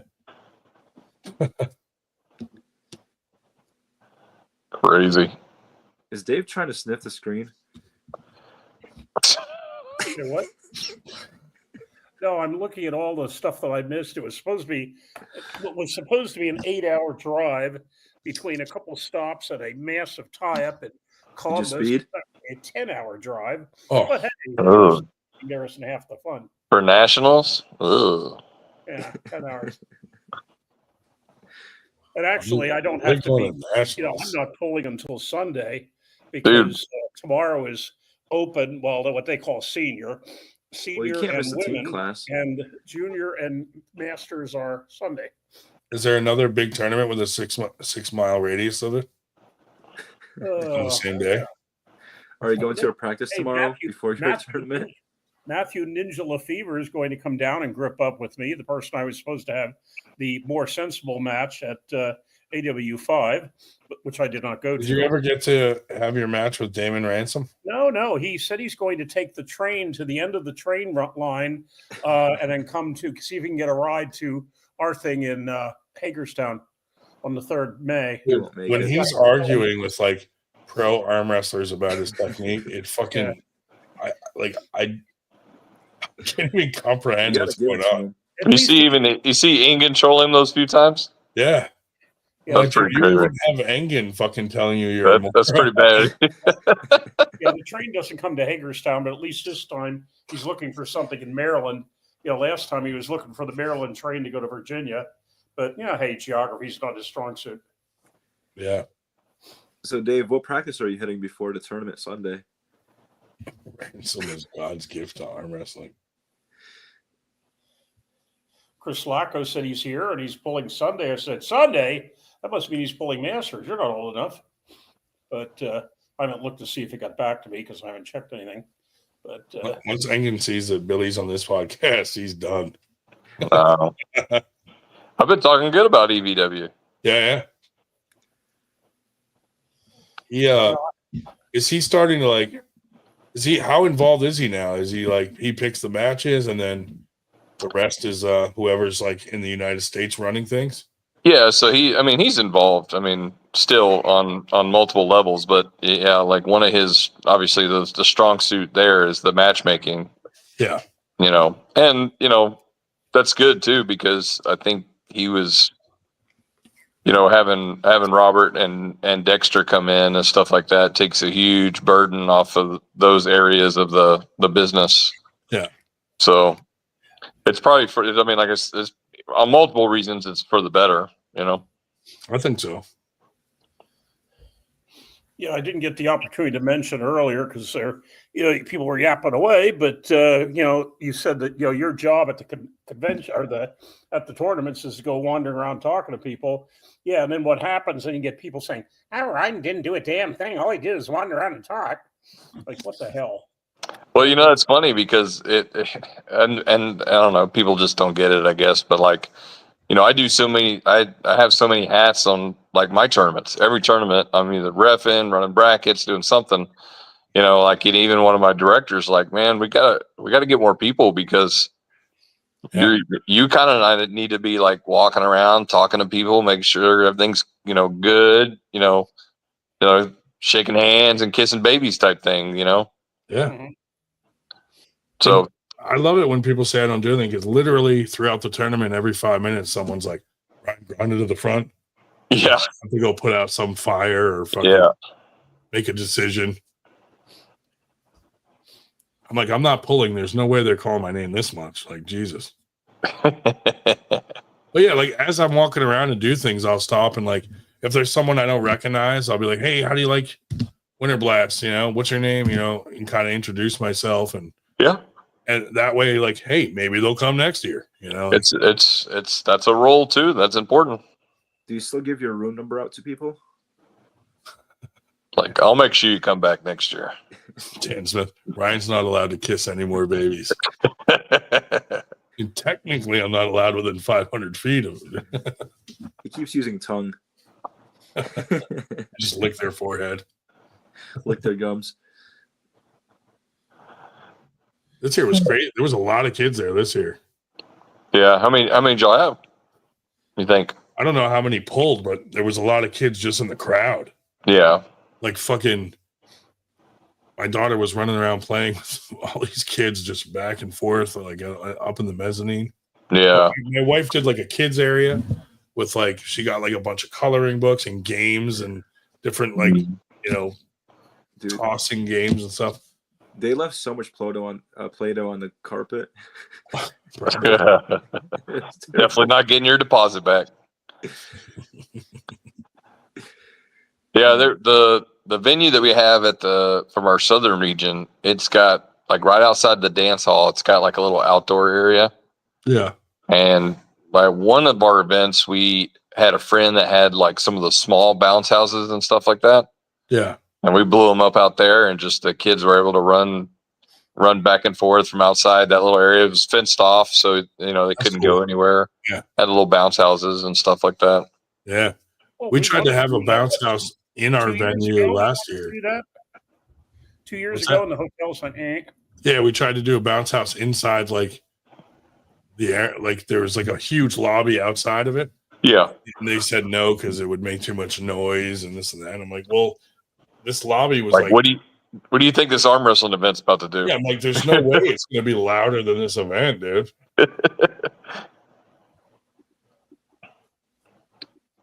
Yeah, too, because the guy was like, you can use all my bouncy houses for free as a sponsor.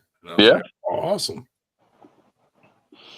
Yeah, we got a connection here in San Antonio too. So, but the one we have, that guy, he's got a really big one. So I don't know if that area is big enough, but it'd be cool to do it again if the weather's good. Yeah.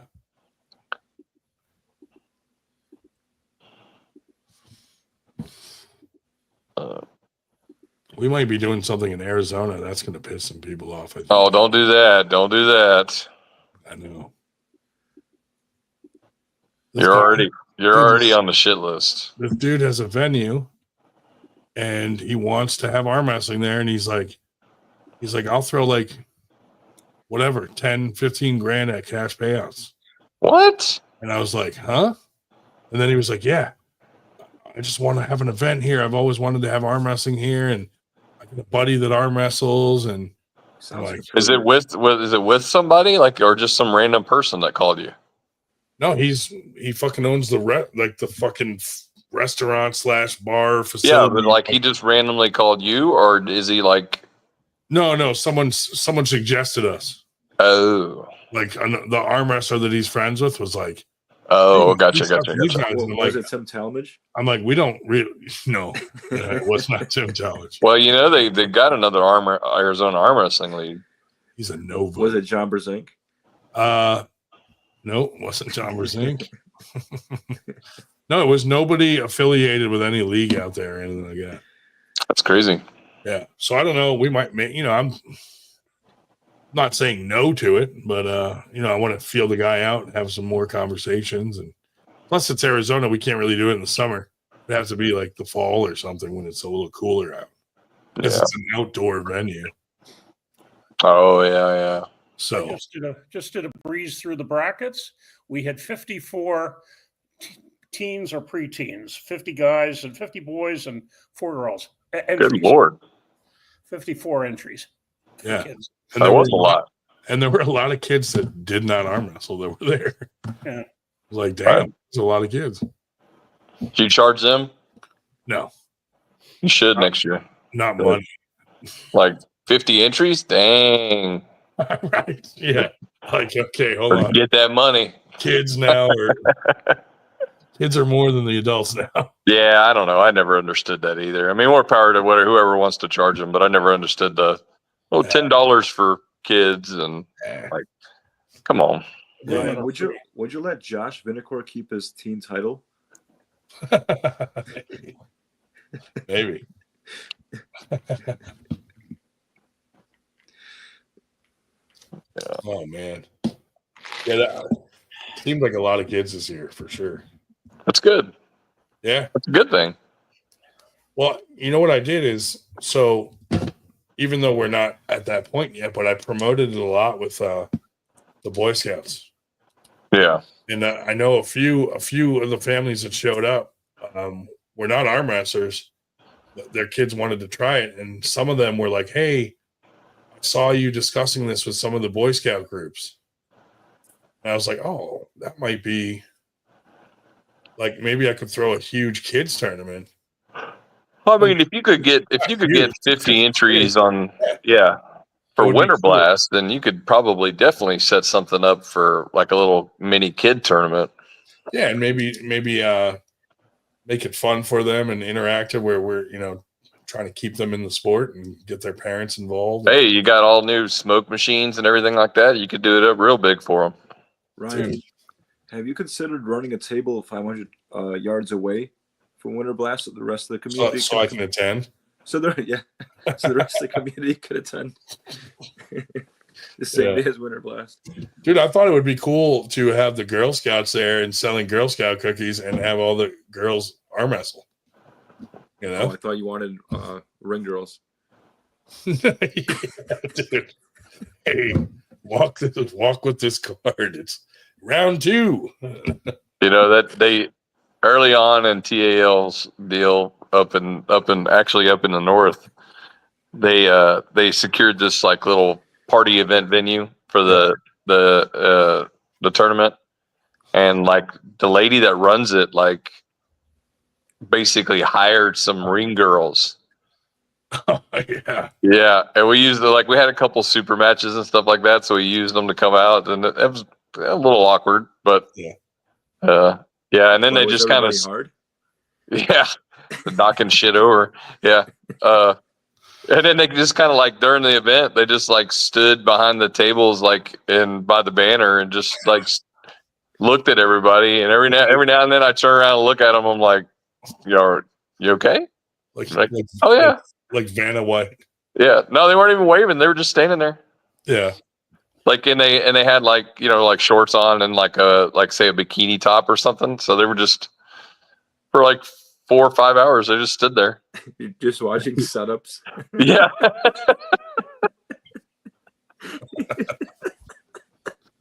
That's what's funny about That's gotta be Greg so Sharp, dumb. like pretending I he's know. so professional, and then he has like these busty women as his fucking models or whatever. Just watching guys complain about the grip. All fucking night long. Oh man. Crazy. I was thinking about, because June's open now that Sean moved his amateur nationals back to Mississippi. I was thinking about maybe throwing kind of like a impromptu 50% cash payout tournament. Yeah. With like smaller classes and like a bracket style super match format, or like round robin. Are you going to do the 20 weight classes like Sean's doing now? No. You're not following suit? Look, I love Sean to death. Not going to happen. I feel like we personally have enough as it is with having 6.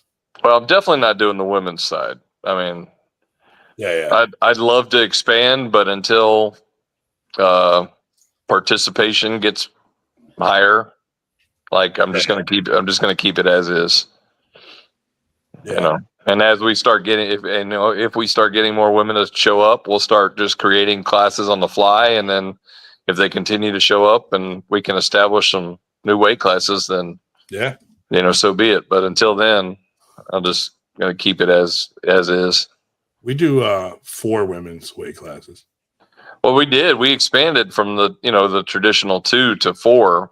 Yeah. When we got some really good turnouts at a couple events, and then it just completely fell off.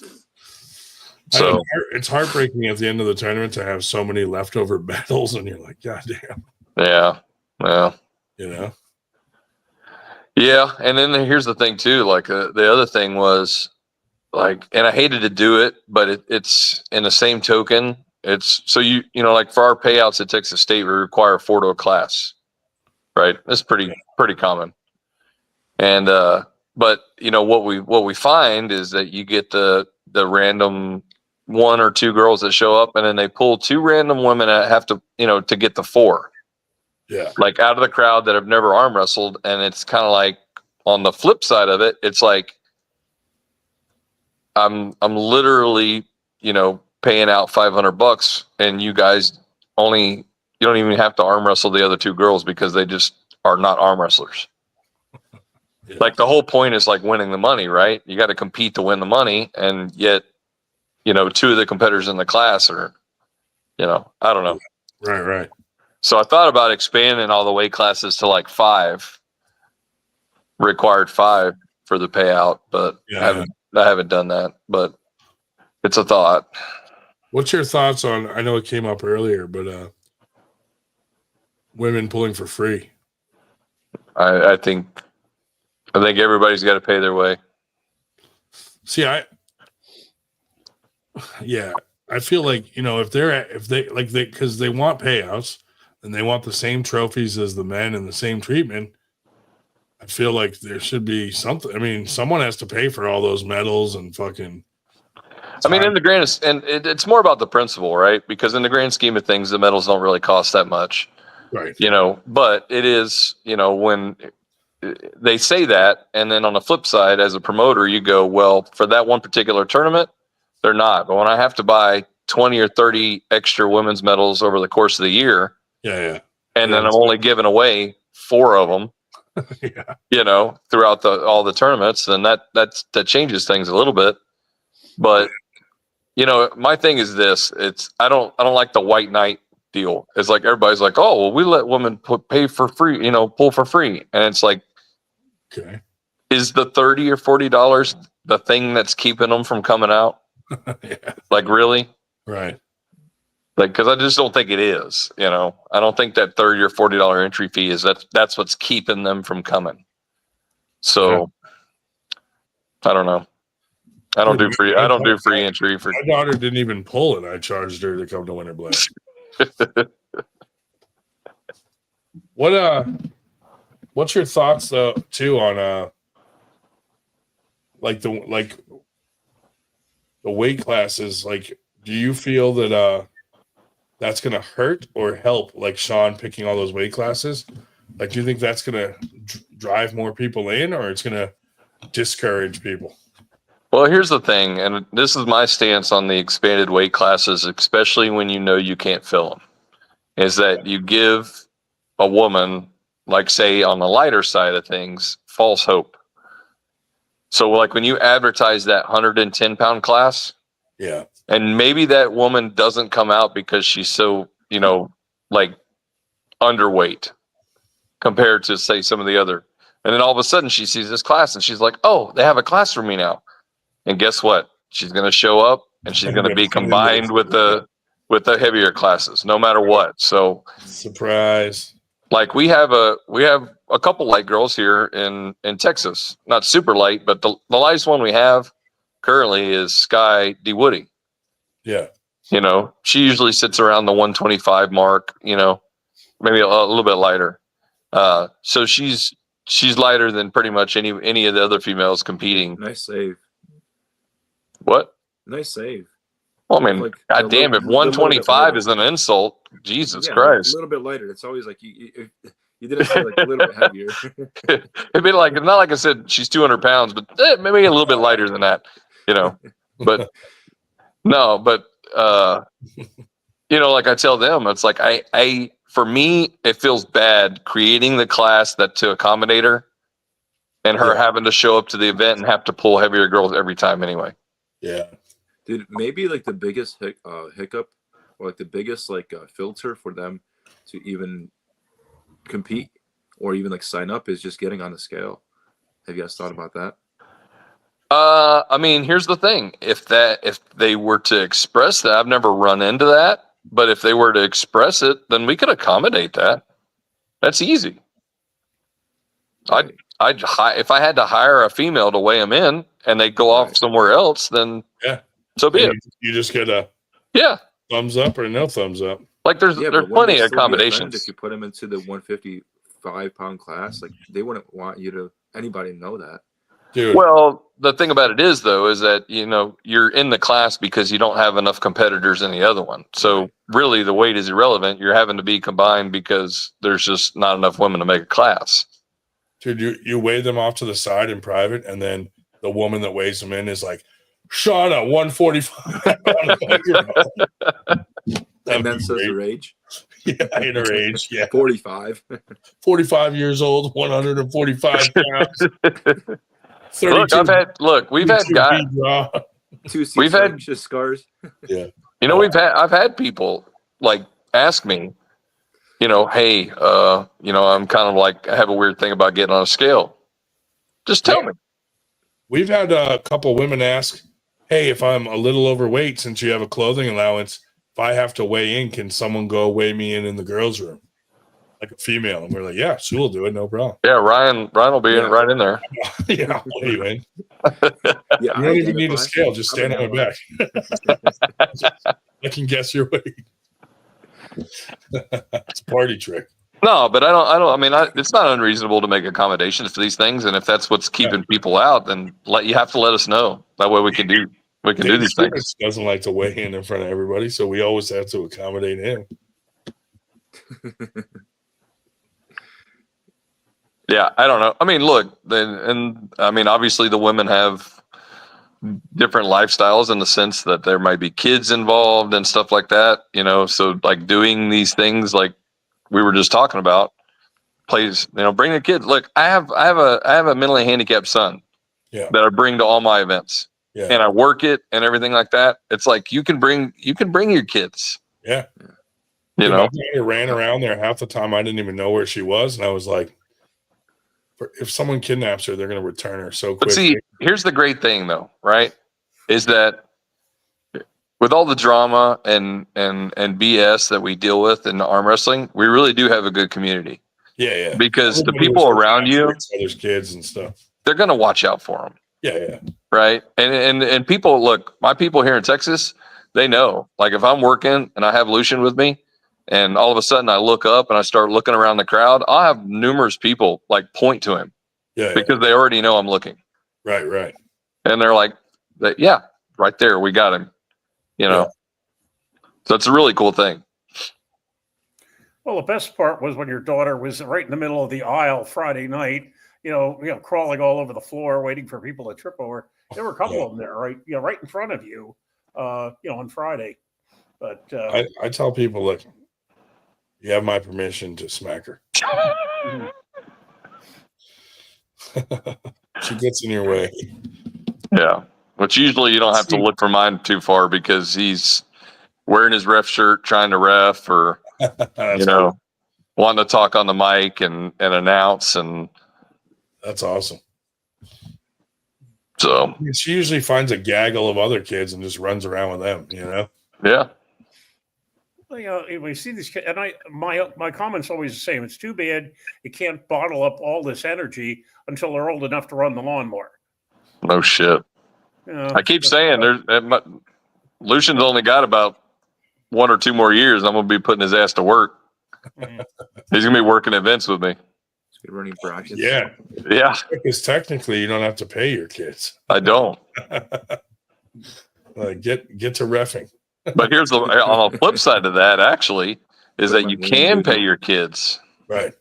Yeah. Tax free. Write off. Yep, and a write off.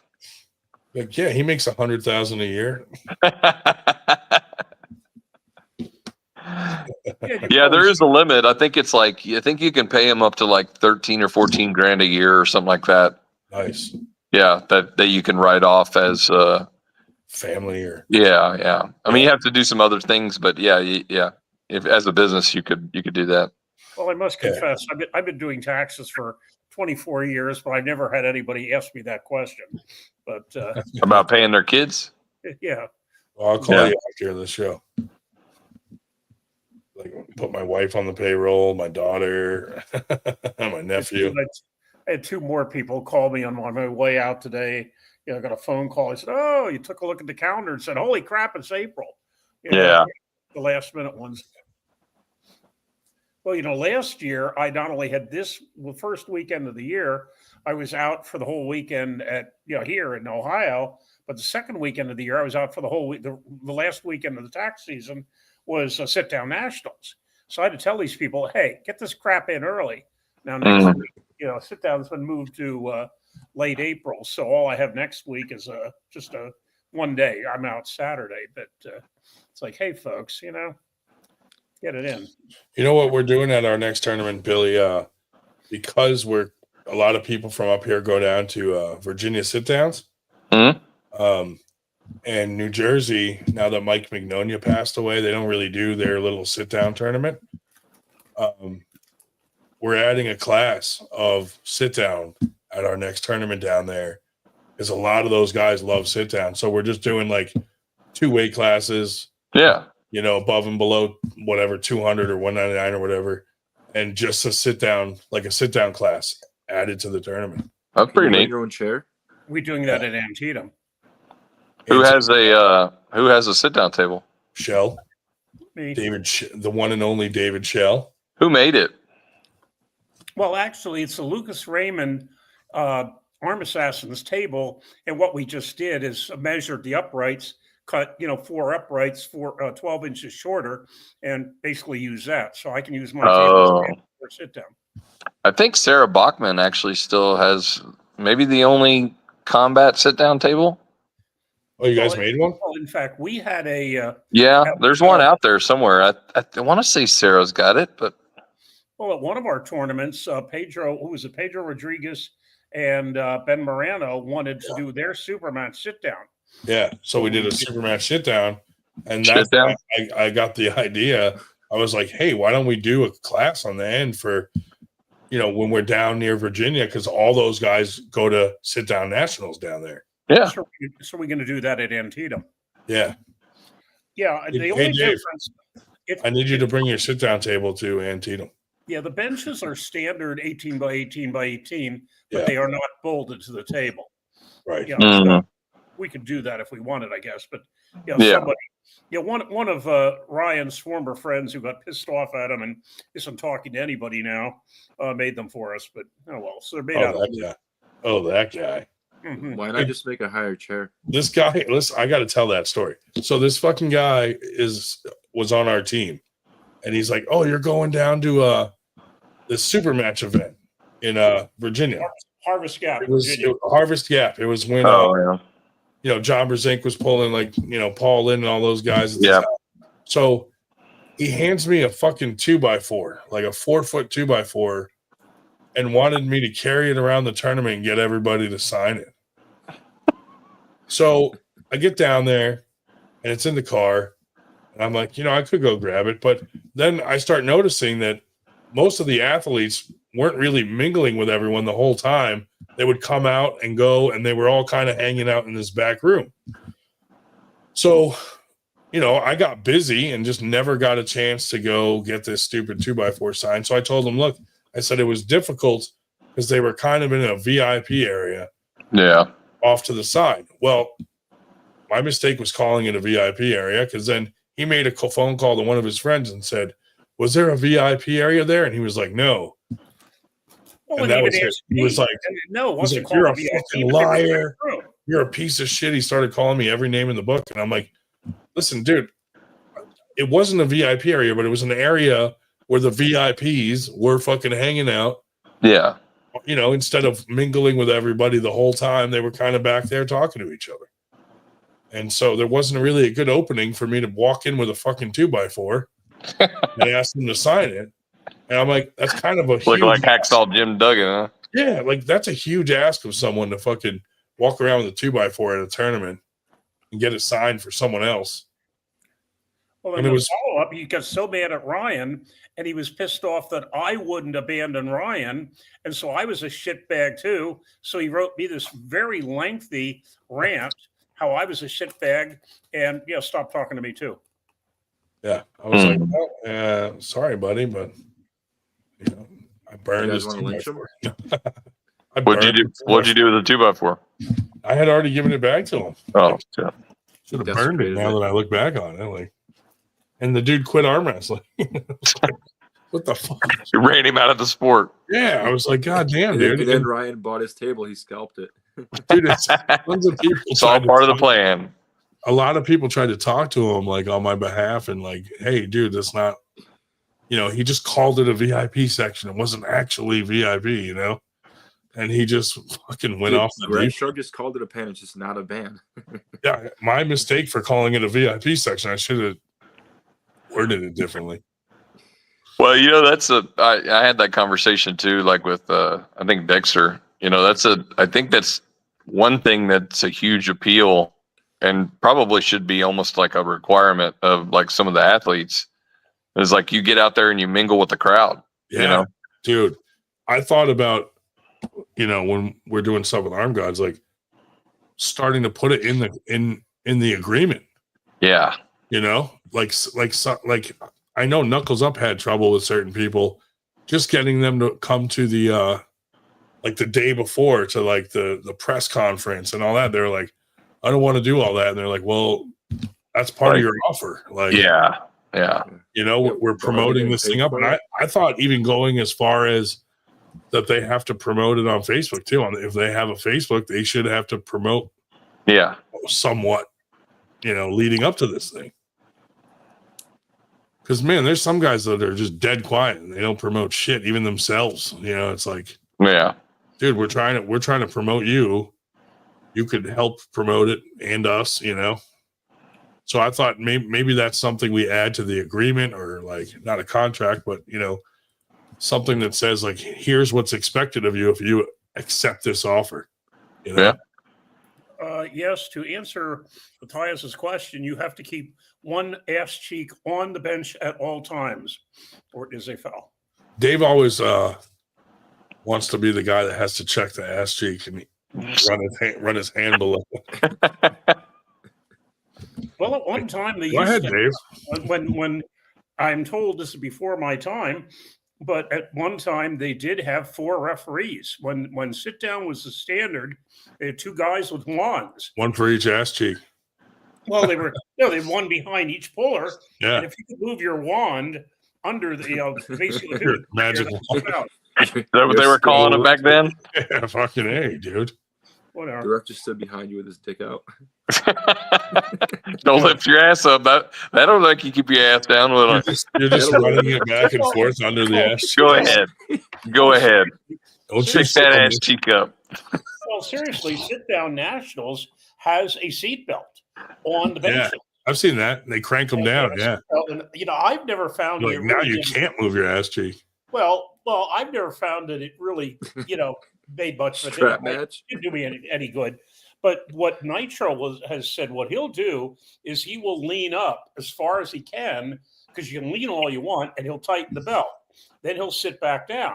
Well, now the belt is loose, but he knows that he can't lift up and off of the, the bench because of where it's set. But no, they have mine do not have seat belts on, by the way. So we're kind of low budget sit down.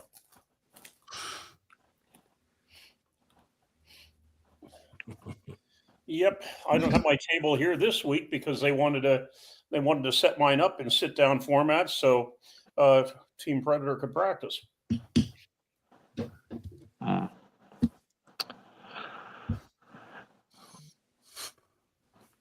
Yeah, we could probably. I have to go back and look. I'm sure we have plans for that, but that would be easy just to build like the bottom part of it, and you just interchange the top out. No, it's just a square, 18 by 18 by 18. Yeah. Yeah, I have to look in the files. I That's a think. cube. Yeah, the uprights were like 39 inches long, so we just cut 4 uprights at 27 inches, and we're regulation. Yeah. I was thinking new game for the podcast where I yell out a name and then the other guys on the podcast say whether that person would be voted out or not.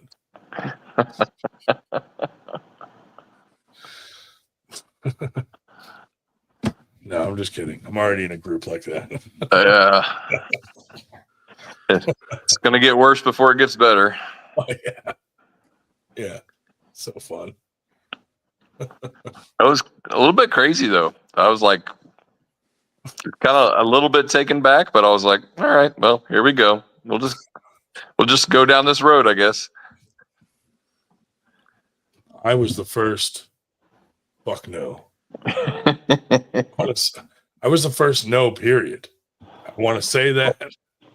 I stand behind my decision.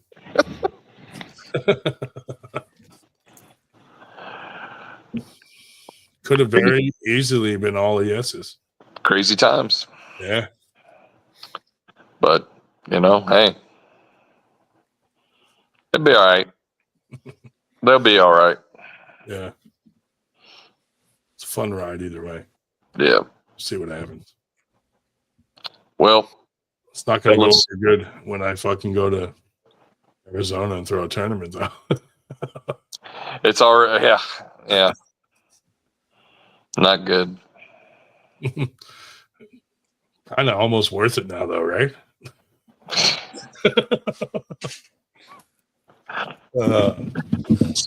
Like the little dagger in the side. Just everybody that gets a no vote, we throw a tournament in their state. It's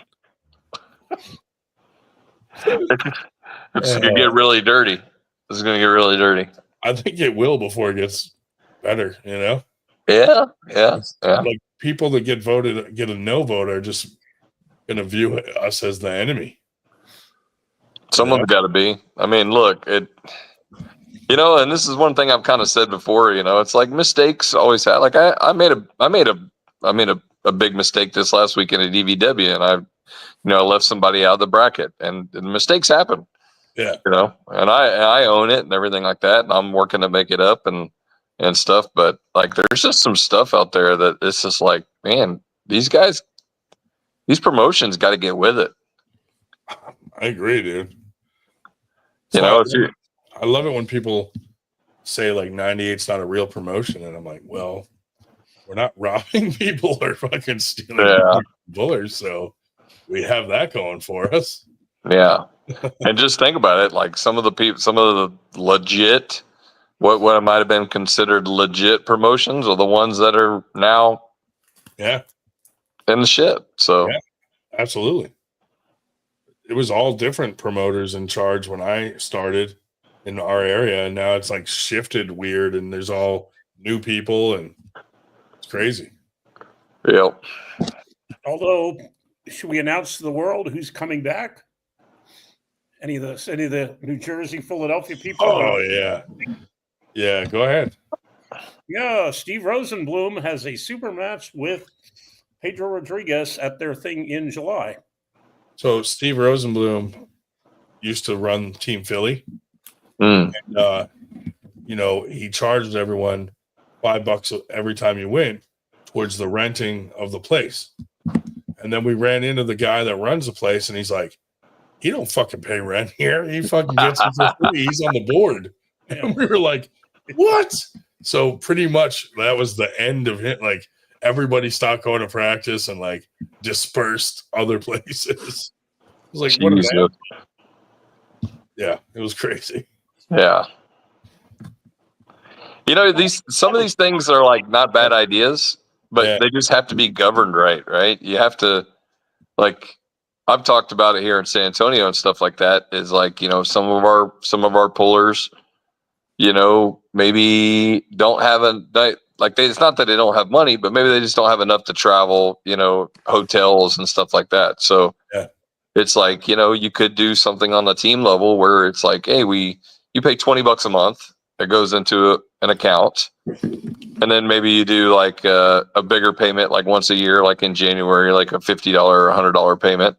Yeah. And then that kind of stuff goes to jerseys. It goes to, renting an Airbnb for the team, to go to a tournament. Yeah. That's renting a van to carpool everybody, stuff like that. So these ideas are out there and they're good. It seems like. Well, the guys that always try to go through with it are the guys that you don't want handling money. You know what I mean? Yeah. What's up, Nate? Yeah, so it always ends up, good ideas always get screwed up. So yeah, like Beast Mode, they collect money, and so does High Five for their practices. But then they use that money for stuff for the team, or they do stuff with it, or some of them legit are renting. And you literally just sit like Beast Mode and Knuckles Up. No, like, different Beast Mode. Yeah. The one up in the Northeast. Up our way, yeah. Like Marcio Barbosa's team. I'm surprised he didn't fucking like try to own that one too. Like he tried to own round robins. Yeah, that was a funny one. That's crazy. Yeah, I heard a rumor that there's going to be some issues with the payouts for the women too. I don't know if it's true. So, I don't know. I don't think you want to get into that. No, not on here. Yeah. But I just heard a couple people that would know better than me that there's already some weird stuff going on. Oh, yeah.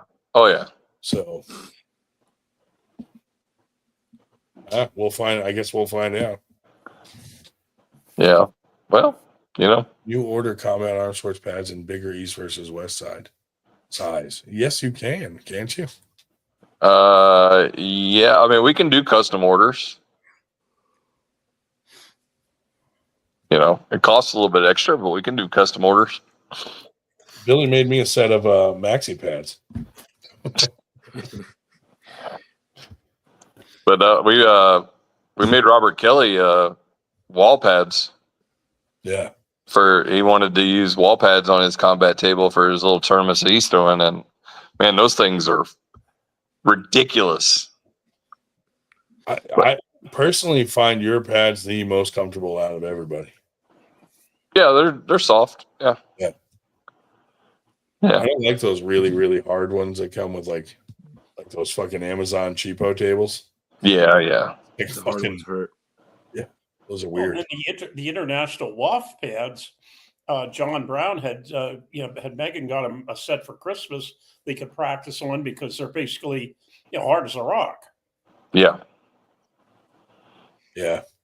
Yours are my favorite. You're not just saying that because I'm on here. Because you like him. So I don't want you to vote me out. I don't want you to vote me out. That's it. I'm obligated. Getting rid of your discount.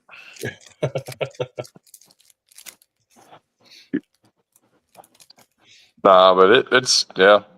We can make some custom stuff and all that. So sit down table. we were talking about we have been talking about bringing back the pin lines. Kids table. Midget table. We do have a kids table. A midget table. It is. It works for both. Really? Yeah, absolutely.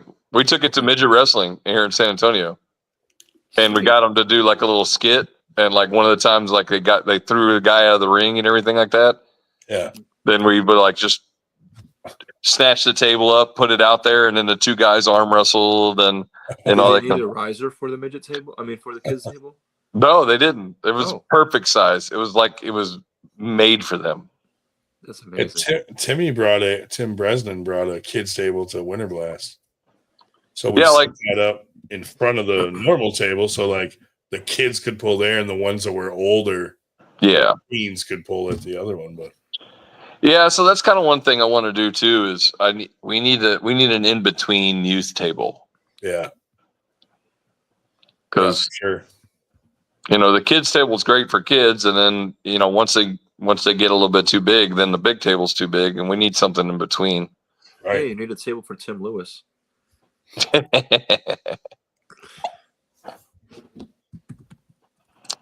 Yeah, but there's one kids table in existence, and we have it. Yeah, that's pretty cool. That is pretty neat. It's identical. It's a scaled down version of a combat table. Interchangeable cover on it and everything. Dude, it's funny that the little 3D printed table you sent me? Yeah. My daughter was like playing with her Barbies with it and making them arm wrestle. Mm-hmm. I was like, oh God. Well, see, we did that too. Like, so don't you break that. Yeah, Combat did that too. Like we worked out a little deal with EVW, and we brought them like 20 tables, and then we brought tables for all the athletes and stuff like that, and all the tables sold out. That's pretty cool. Yeah, they do better in person. Break their arms? Yeah. What's that? Did any Barbies break their arms, Ryan? Just the ones that I step on at night when I'm trying to fucking go to the bathroom. Oh, yeah, but awesome, man. No, it was pretty cool, dude. So I fell at Winter Blast while I had that Joey mannequin up on my shoulders, dude, and I like split my kneecap open. It was bleeding everywhere, and I think I legit did something to my kneecap. Like I got to go get an X-ray. It's not good. So you broke your fall with your knees instead of your arms this time? Yeah. Well, dude, the first thing I thought is I cannot put an arm up. Like I only have one arm left, so I'm like, I'm not putting this arm up. So I just kind of took the brunt of it on my just roll. Well, someone put a riser in the middle of the fucking floor, so I'm just walking along with this mannequin on my shoulders, and he had like an American hat on and like beard and like Uncle Sam. And all of a sudden I hit this fucking riser, and I was like, I know I'm going down. And I was like, I cannot hurt another shoulder. So I just let my knee take it. But then it was like bleeding, and I'm like, oh fuck. But then I still had to do the whole fucking Arm Gods night and then Winter Blast with my knee all fucking swollen and fucked up. And I was like, God damn it.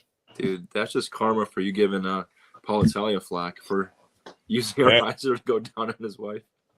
Oh yeah, that was mean. I think you get a whole bunch of karma, man. Yeah. Well, hey. Well, I deserve it. I don't bitch about it. Well, I'm out of here, fellas. Billy, we're going to let you go since you've been trying to leave for 30 minutes. I'm done. I'm done. Yeah. Enjoyed it. Thanks for coming on, man. Appreciate it as always. And vote no. Oh, always no. All right. Yep. See you, bud. FTG? Yep. Yeah, dude. So the new organization we're in, like another really well-known promoter wanted to get in, and he got 2 yes votes, and then I was like, fuck no. And then that made things start to shift in there with the votes. On what grounds? Just bad experience in the piece past? Of shit. Oh. Shittiness. You are a very persuasive person. No, someone asked on what grounds, basically, and so I gave my opinion on why, and then someone else voted no and gave their opinion, and then a third vote no and their opinion, and then everybody had pretty legit reasons, and then that person that got voted no started messaging people to ask how they voted. which was kind of really awkward and weird to do that. Kind of a bitch move, Tim.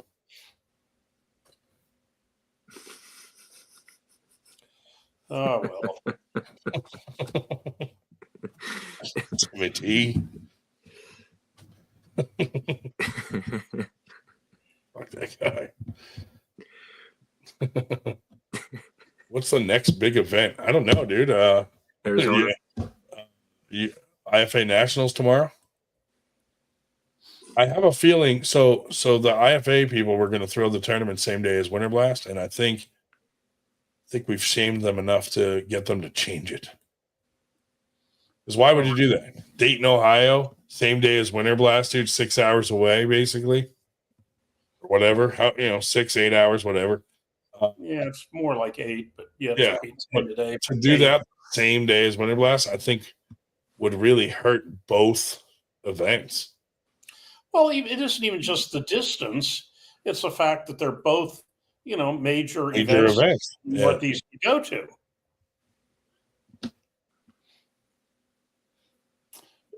So what? So I don't have to say something tomorrow, or what's that? So I don't have to say something tomorrow, like, I guess. I would find out if it's still. Last I heard, they were going to try to change it. I don't know though. Mm-hmm. You know what I mean?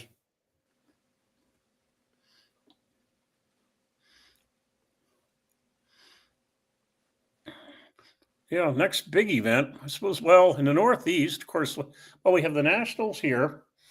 The sit-down Nationals is in 2 weeks. 2 weeks? Let me think. Sit-down Nationals. 3 weeks. Sit-down Nationals in 3 weeks in Virginia, and then let's see, 2 weeks after that, or 3 weeks after that, is USAF Nationals in Myrtle Beach. Yep. You know who really runs a tournament with, oh God, kids galore. I mean, dozens and dozens of kids, is Bill Sinks. They have something in Vermont at a fair, fair every summer. Addison County. My God, fair. They pack those kids in. I'm talking the younger kids, like up to age 11. I mean, we're talking dozens of them. They just go on and on and on. But yeah.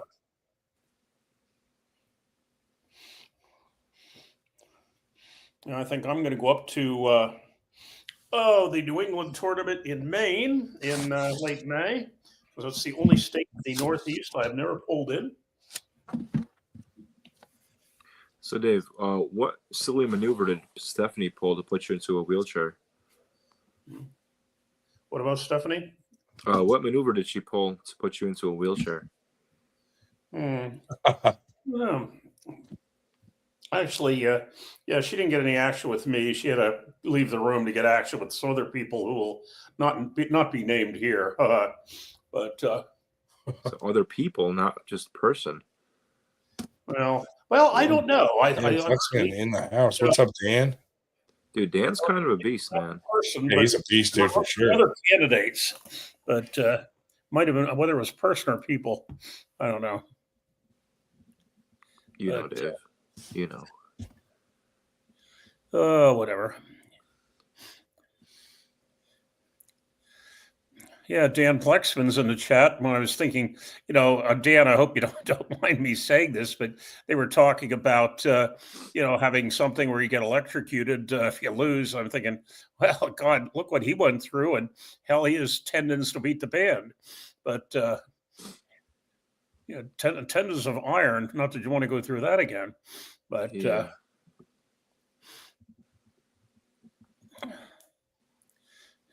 Yes, that was a very good match. Saw the video of that one. Dan with Zach Lee in the straps and beat him. Kind of crazy. I don't know if any of those folks are coming out or not. I know Bo's going to be here. I don't know if Logan's coming out. Of course, Nanya's probably not coming to this one. It'd be nice if they did. I'd be, I get a front row seat for the riot. Right. But, I mean, Nanya's not even showing up to the tournaments that he says he's going to. Yeah. So I don't think there's any threat of him showing up tomorrow. And he's got a new kid just now, so I think he's going to be pretty tied up for a good little while. Mm-hmm. Yeah. Agreed. I think our next tournament is Antietam. I think Hawks was going to have a super match there, but he decided not to. Yeah. Against Adam Sakali. Yeah, he decided you guys were bad for business. So, of course, Sakali went out and beat the Bushes to find a replacement and got Curtis Miller. I don't think Curtis is that heavy. Yeah. Curtis is a beast, though. Oh, yeah. Yeah, Mike's phone was just blowing up after that Arm Gods card. Everybody wanted to match with him. Yeah. Poor guy. Poor guy. It's probably annoying. Well, he was on his phone all night. Mm-hmm. He didn't seem to mind. He loved riding the high of winning a cool super match. So, do we have any super matches at that thing other than those two with Sakali? Oh yeah, they're doing a whole bunch At Antietam. Oh, Antietam. I don't know anything about Antietam. Are those two the only ones we have, Ryan? Antietam? What, tournaments? No, are those two super matches with Sakali the only super matches, or do we have other super matches at Antietam? I fucking hope it's just those two. Hmm. I don't know. We might add other ones, but I'm not really trying to announce it because once you announce, you get 200 people asking for a super match, Mm-hmm. And then they all want a super match, and then none of them pull the tournament. And then it fucks up your entire flow of tournament because and half the time they pull out anyway or change their opponent. Yeah, it's gay. Yeah, it's not fun to play in these stupid super matches at our tournaments. And now that we're going to be doing some stuff with Arm Gods with their super matches, like it's almost unnecessary for us to do them because we can do them under the Arm Gods banner and get the matches at Arm Gods tournaments or events in the future. So we'll see, dude. Do you want a super match? No, I'm good. I want my wrist to be healthy. Yeah, what were you saying earlier? Like your wrist was fucked up after? Yeah, it was fucked up before and after. Oh, before, okay. So I'm not sure if the audio is going to come through. Like the video doesn't really matter. It's all about Marcus is banning us our super matches. Hold on. % banned from super matches. Yeah, absolutely. That's the one ban I agree with because, man, after working with Marcus to get all those super matches figured out, fuck those guys. Right. So you're not going to hear it on the phone, and I'm not going to do it right now, but any single time that I flex my right wrist, it clicks at my elbow and at like where it inserts on the ulnar side. Yeah. and it sends like a jolt of pain. And like the more I do it, the more it compresses like onto the nerve. So it really kind of started from like when we were having all those bad snows from the lake effect snow. Yeah. And I guess just a lot of training and then like overuse with all the snow shoveling every fucking day, breaking the ice and then chopping wood on top of that never gave me the recovery. But like the pain subsided, but every so often it would just like resurface. And then a couple days, well, no, it was like the day before the tournament. It just started doing that clicking shit and like holding on to anything hurt. But I just thought it was a kind of phantom pains or maybe just nervousness, you know, breaking shit up. But by the time I was pulling, it's like, dude, I can't do shit. Yeah. Now it's happening again. Like it subsided for like the past week and a half. That sucks. Then I wake up this morning, it's like my hand's kind of locked up, and anytime I flex my wrist, it's clicking and building up even more tension with each time I use my hand. Not good, buddy. Anyway, it's gay. I'm a pussy right now. Your wrist is gay? Yeah. It's probably going to be a limp wrist at some point with how it's feeling. So a little down in the dumps. It's taking some wind out of my sails.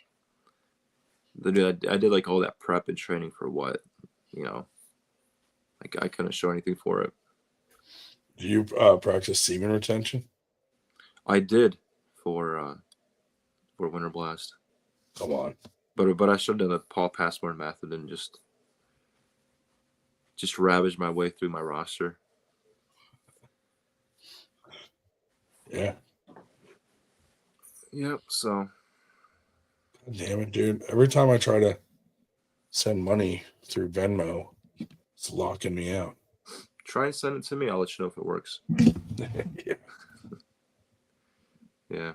Now I was looking forward to going to Arm Wars this upcoming weekend, but shit's coming up again, so fucking I can't even do that. Where was that going to be? Arm Wars. That's the one in Poughkeepsie. Who hosts that? Steven Fernandez. Oh, fuck that guy. Yeah. You're a good buddy. Next week in Fishkill. I don't have a problem with Steve at all. It's just his crew. They're all professionals. Wait, that's Nanya's crew. Don't get it twisted. Especially Shell. Shell's a real asshole. Oh, you know what I did want to bring up? Awesome that James Reed backed fucking Greg Sharp against me. Now all this shit's coming out against Greg Sharp, making him look like a fucking douchebag even more. Makes me feel even better about it.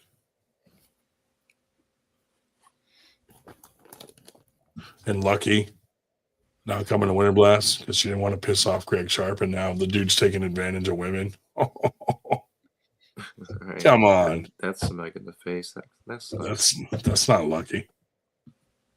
It's the opposite of Lucky. It's unlucky. Yeah, I wonder if I'll see her tomorrow. Tell her I said fuck that guy. Trying to make us lose a sponsor.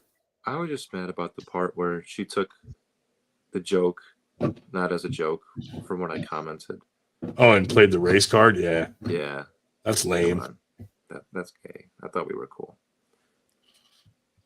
Well, I said to Ryan, she made it sound like I solicited that comment. I'm like, yeah, what? I don't know. That's all. Didn't even have anything to do with it. Words. I messaged Dave and told him to say that. No. Yeah, I said, how could she place a race card? She's white. I thought she was white. Dave still thought she was white. I have to start paying closer attention to melanin levels or something. I don't know. Honest to God. Yeah.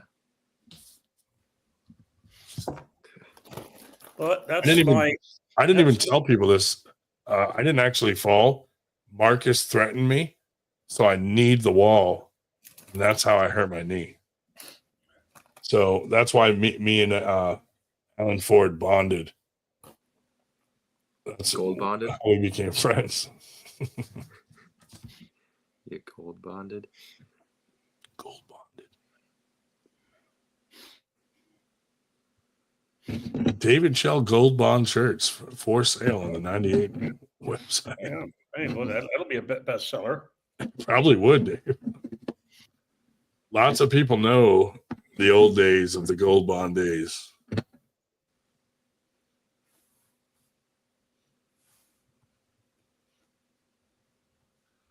Yeah, Marcus fucking made me and Alan Ford work together despite how awkward of a situation that was. Would you work with him again? Yeah, I would, because I don't give a fuck, dude. I would just troll him the whole time like I did this time.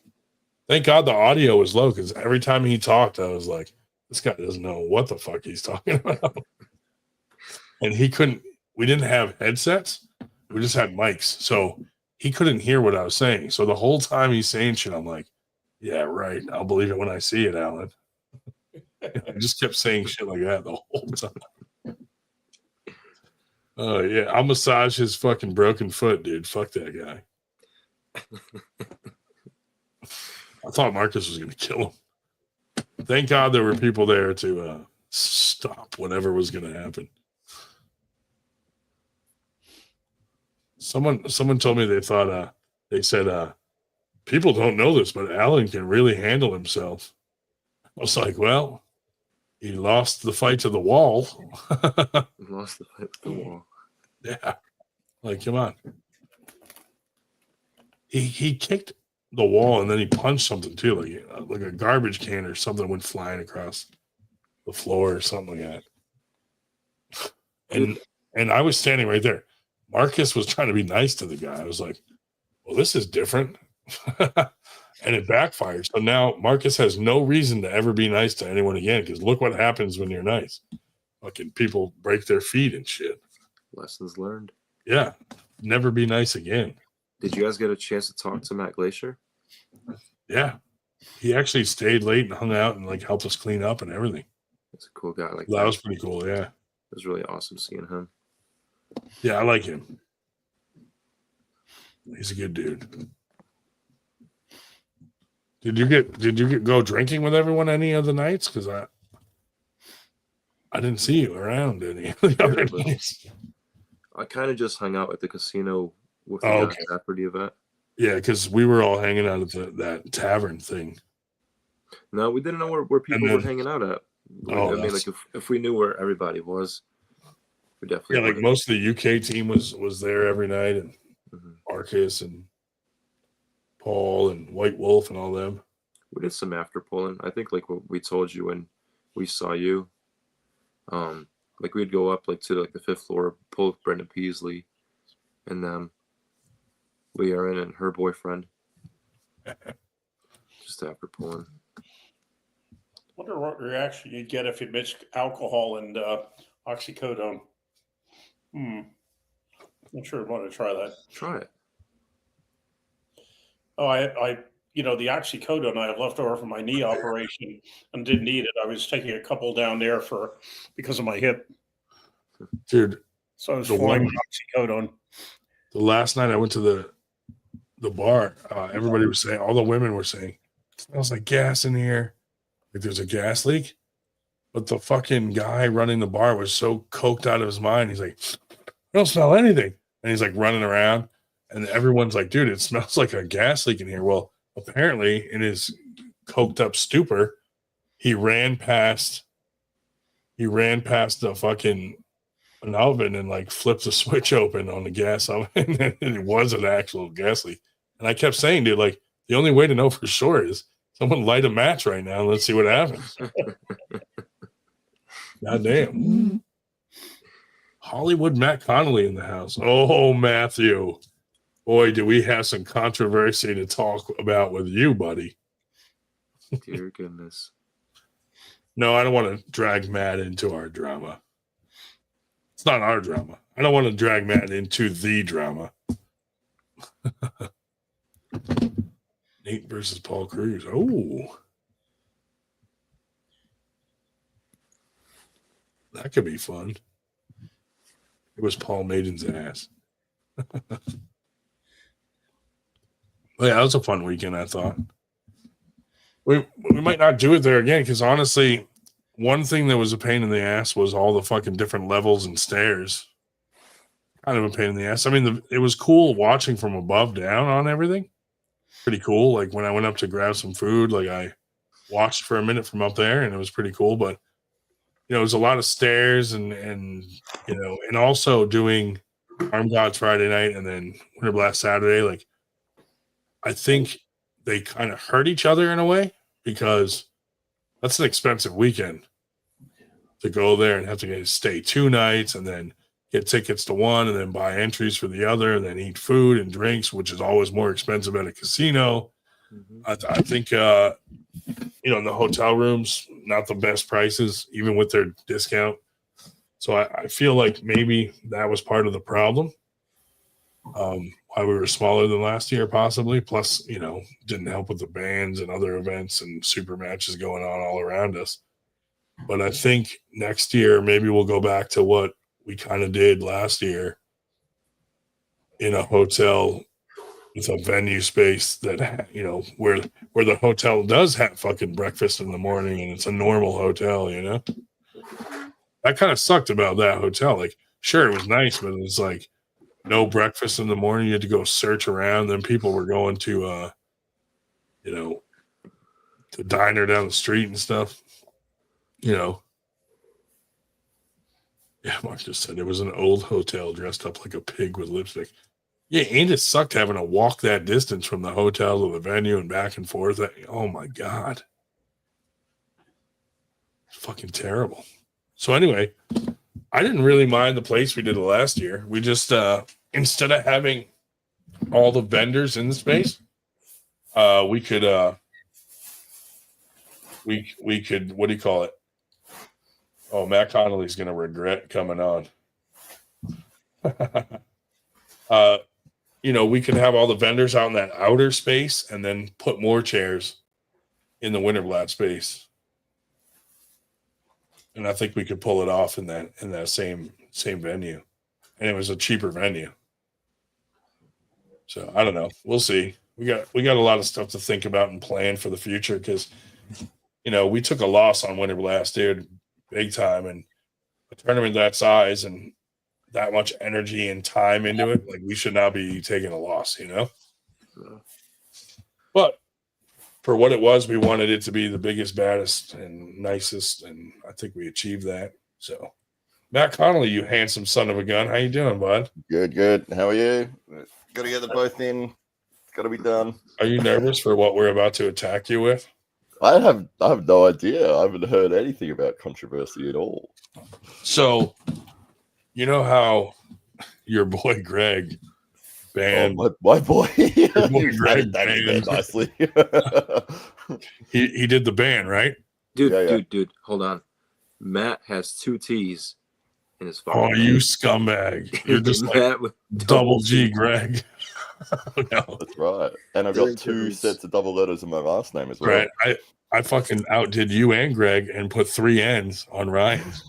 Well, I've got the double T, the double N, and the double L. All right. Let me start out by saying the opinions and the things we're going to talk about right now have nothing to do with Matt Connolly.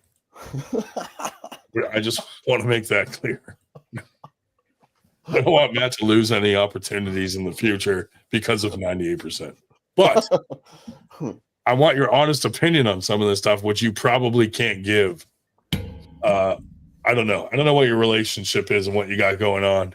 So I don't want to get you in trouble. But so Greg Sharp, now I heard a rumor he now is going to drop the ban, which I think is worse because you banned people through our event, and now you have events all throughout the year that a lot of people can't go to because they're banned, and now you're going to drop the ban so that they can go to your events.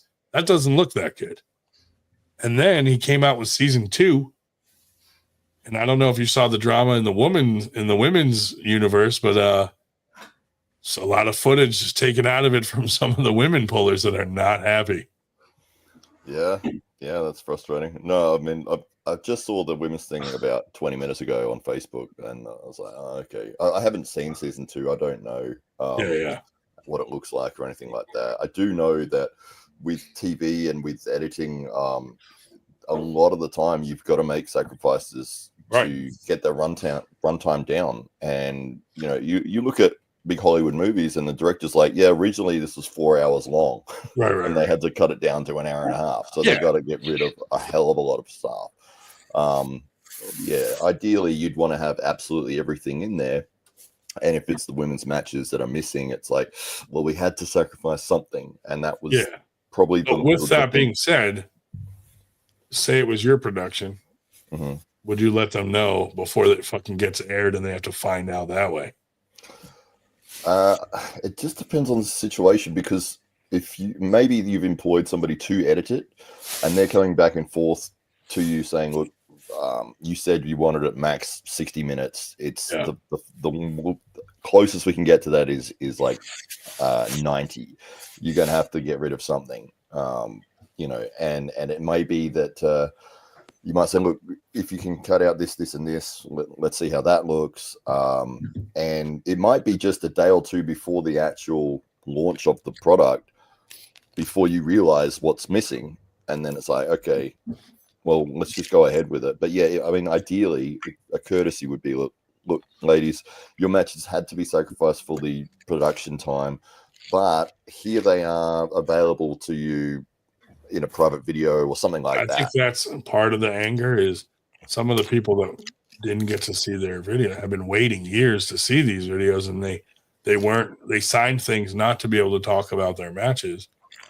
And, they just want to put their matches out there, like, hey, look, I won, or, you know, whatever. Yeah. I can see how it would be frustrating. It's devastating. Yeah. I mean, I've been in movies before and been cut out completely. And well, that's understandable. I mean, yes, that's right. They've gone, who hired this idiot? Get rid of that. Yeah.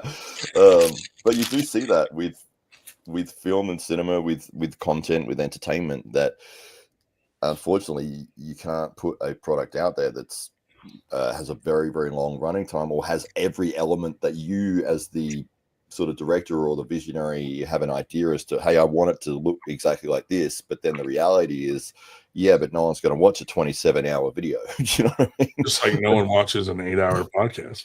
That's right. Yeah. So, I mean, ideally it would have been a smarter move if you said, look, we're going ahead with it. And then just find the list of all the female competitors and say, look, we really appreciate you guys, and we love the matches. You did an amazing job. Unfortunately, we couldn't put it in the final broadcast. However, here is a private video, or here is a video where you can send it to everyone, and you can see all your matches there. You can use the footage. And maybe he will do that. I don't know, because it's fresh. You know, like that may happen. Yeah. Hopefully. Yeah, absolutely. I would say, I mean, it's not Greg sitting there editing. Right. It would have somebody else that is putting that together, and then you know, they would have said, okay, this is what we need to do to get the runtime down, and maybe they've just said to Greg, hey, it's all ready to go, like, we're going to launch it, and he's like, cool, and he may not have realized that those matches were missing. I don't know, wouldn't you, if it's yours, wouldn't you have watched it before it went live? It depends. I mean, if you're trusting your crew to do the job that you've told them to do, and then you're a busy, you know, construction company owner, and you've got stuff going on all over the place, and then it's like, hey, we need you to sit and review this, and it's 2 hours long or whatever it is. It can be, you know, you might be, maybe you're just skimming through, and you're like, yeah, it looks great, looks exactly like what I wanted. You didn't even realize that. You're very diplomatic. Well, I'm just saying that it's a likely scenario. No, you're right. It could. I mean, it's you know, I'll allow that. Yeah, I don't think that it was any malicious, like, let's cut the women's matches and not tell them. And no, yeah, probably wasn't intentional, but I think there's gonna be a lot of anger for the way that unfolded, basically. Yeah. It could have been done in a better way. I agree, absolutely. I'm just trying to think of the circumstances that may have led to it being released in the way that it was. Yeah. No, it makes sense what you're saying, for sure. You know, how dare I make sense on this show? I mean, you're no Donnie Underwood, but you know, whatever. So here's my gripe with Donnie Underwood. So Donnie Underwood comes public saying that he's like the new spokesperson and, you know, marketing, whatever. And he kind of made a comment about Jody and Paul Cruz having the contracts, but they never had contracts. So again, wherever he's hearing that, whether it's from Greg or whatever, it's still false information on the situation, which kind of makes it look like Jody and Cruz did something wrong, and that's not the case. So that is a little bit frustrating for those two guys that keeps happening, Yeah. I mean, the good thing is they've got their side of it out there already, and they've presented their facts, and if people want to say, hey, you're under contract, it's like, just have a look at the 20 videos that prove that I was never under a contract. Or show me the contract. Yeah, exactly. But anyway, Winter Blast went well. We had a good time. The Arm Gods thing went awesome. It was a good weekend. But I said, I think having two big things on 2 nights on the weekend hurt both of us slightly. You know what I mean? Yeah. It's an expensive weekend to come out, get 2 or 3 hotel nights, buy tickets for Arm Gods, enter Winter Blast. It becomes an expensive weekend with food and alcohol being more in a hotel with a casino. So I think that's we still are the biggest tournament in the country. We hit 500, 497. Wow. Where last year we were 585. So I think that may have hurt us. Plus, there were a lot of super match things going on around us. And so some guys that would normally come had super matches and different things going on and tournaments. But in the future, we probably wouldn't do such a large Arm Gods card followed by Winter Blast the next day, because really the Arm Gods thing should be on a Saturday by itself, and same thing with Winter Blast. Yeah. So, well, I mean, it was sounds a good like way to get them into the country and showcase what they do here, because everybody, it was pretty awesome. Yeah, I still haven't had a chance to watch. I haven't watched anything for the last 2 weeks since the week leading up to our event, and then up until last night when we actually released the event. Yeah, I haven't been able to do anything else. Dude.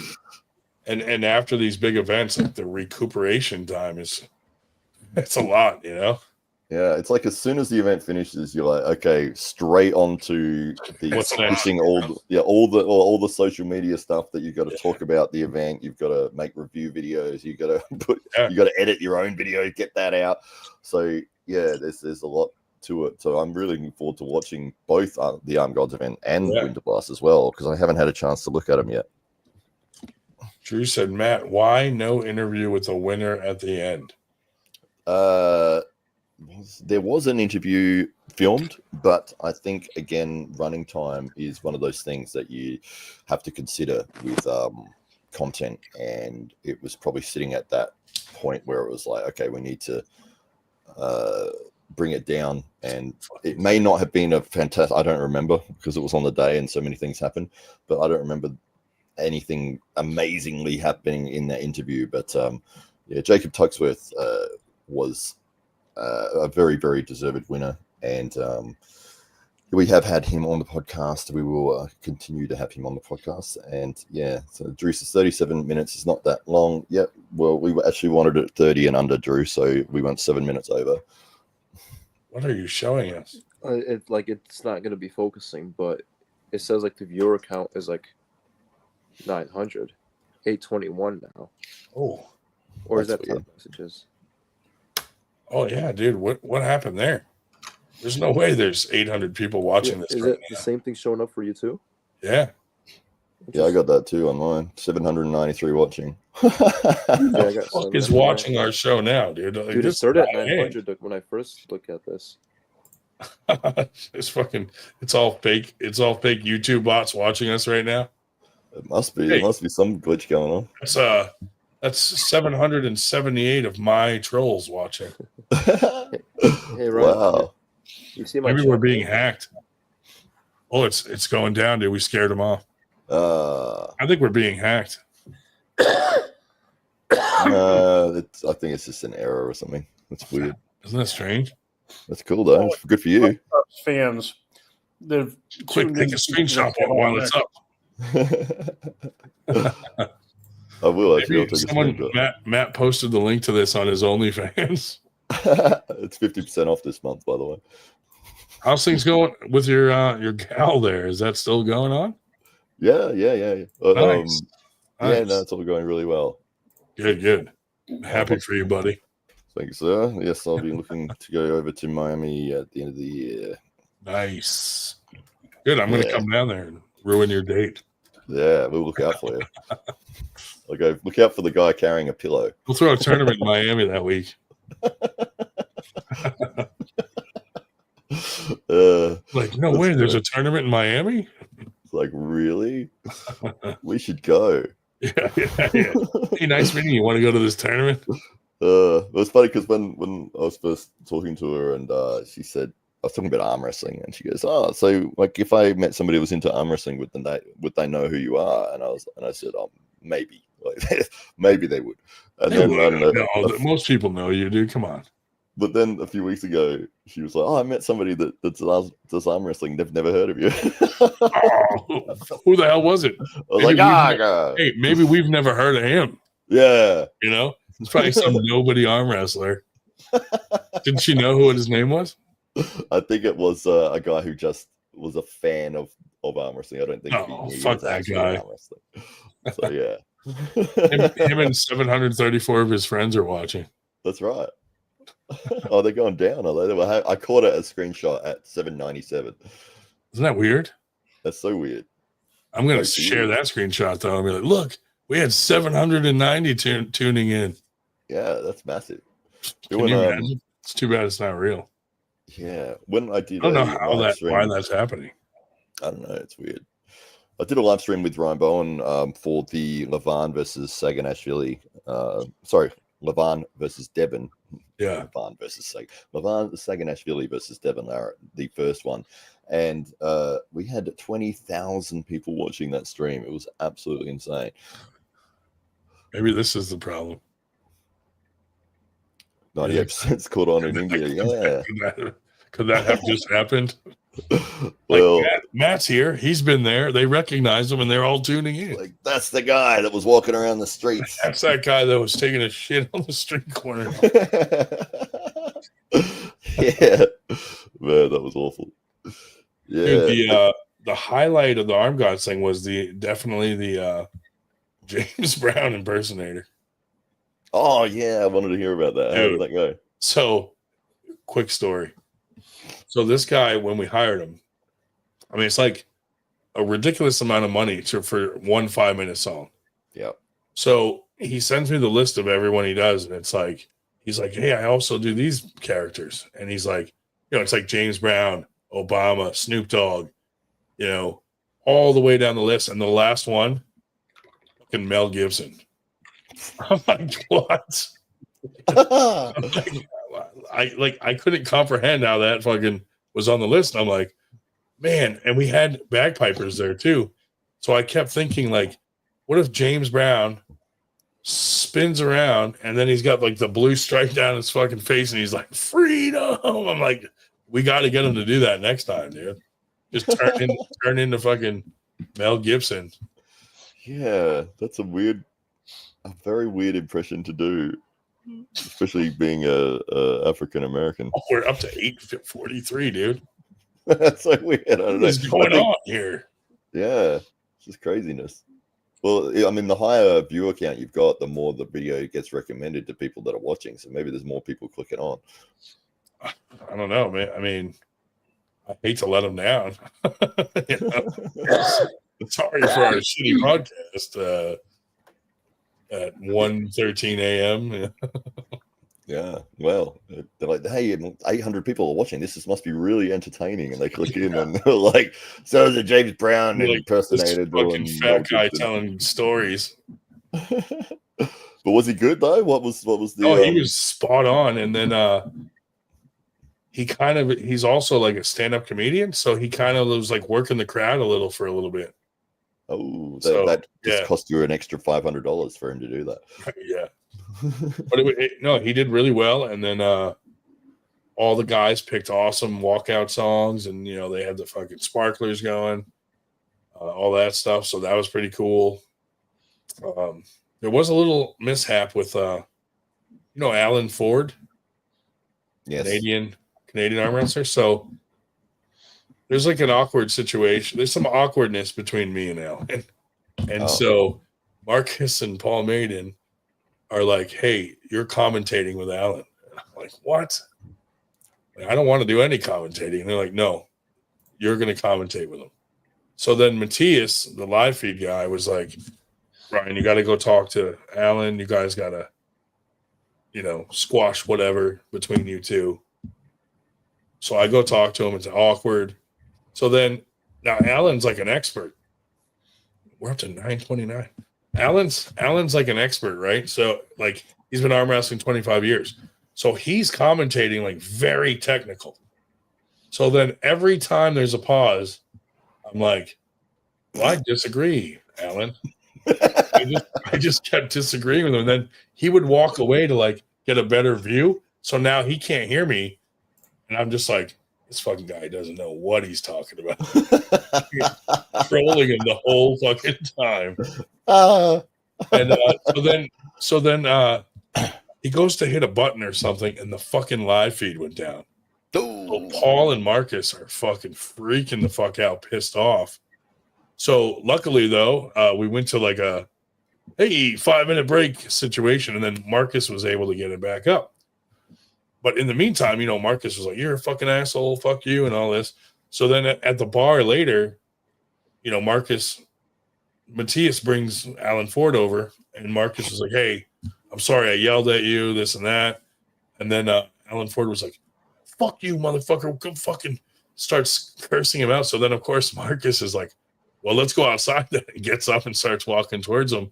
And Alan is like, fuck you, I quit. I'm never going to work with you guys again. And he leaves the bar, kicks the wall, breaks his foot, and then fucking punches something. And then the next day, he had to have Matthias drive him home because he couldn't drive because his foot was broken. And then later, he posted pictures of his foot in a cast because he went to the hospital, and they're like, your foot's broken. But that was the whole reason for that drama. And I was like, it was kind of weird because Marcus was actually apologizing to him for saying, what the fuck happened? And he was yelling at me too. He didn't know like what happened with the live feed, but we're sitting there, and running the YOLO box to put up the cards and all that stuff. So he thought like one of us fucking did something wrong. But most people come up and just yell at you anyway. I mean, that's just standard, isn't it? But I didn't cry about it, but Alan didn't like it, and that's because you're used to it. Yeah. So here's the funniest part.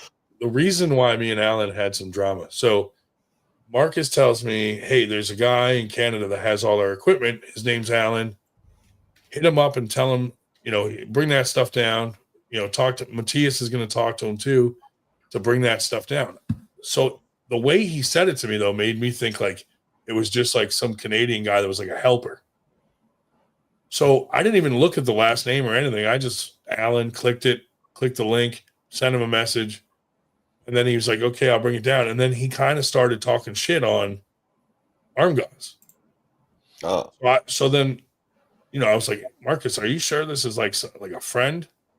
Like it doesn't sound friendly. And he was like, what did fucking Alan Ford say? And then I was like, oh my God, it's Alan Ford. So then Alan Ford's mad at me for telling Marcus that it was like unfriendly banter. Yeah. And then they're like, by the way, you guys are commentating together. And I'm like, what the fuck, dude? So I told Alan, I'm like, dude, listen, I didn't know it was you. I thought it was just like someone that was holding their equipment being a dickhead. And I was like, I told him like, hey, this guy's kind of being a dickhead, but I didn't know that it was like an arm wrestler or a well-known arm wrestler or whatever. So he was like, oh, it's all right. And then he's like, I guess we got to shake hands because we got to fucking commentate tomorrow together. So it was already awkward to start. And then on top of that, I made it way more awkward, like during the fucking commentary, just by disagreeing with him every fucking time. Oh man, it looks like he's setting up for a top roll. And I'm like, well, you don't know what you're looking at. Are you sure you fucking can see from here? Because That's fantastic. Yeah. Yeah. So, but now he has. The cool thing though is that he did all that, and then he had brought down like 2 arm gods tables, the sparkler machine, some tons of lighting and fog machines and all kinds of equipment. And then Marcus was like, "Well, fuck him, Ryan. That's yours now." I was like, "Oh shit!" So that was kind of cool. And now we're gonna do some arm god stuff here in the United States, like little super match series type stuff leading up to a big arm gods card, but we'll be able to host them here so they don't always have to come to America to do it all. 98 will help them out doing it. That's awesome. Yeah, I did see that you guys had joined forces, which is amazing to see. Yeah, I mean, we'll see. I mean, maybe Marcus will threaten me and I'll have to kick a wall and break my foot. I don't know. You know, it's pretty standard. Could happen. Yeah, you have to do something. You have to injure yourself in some way.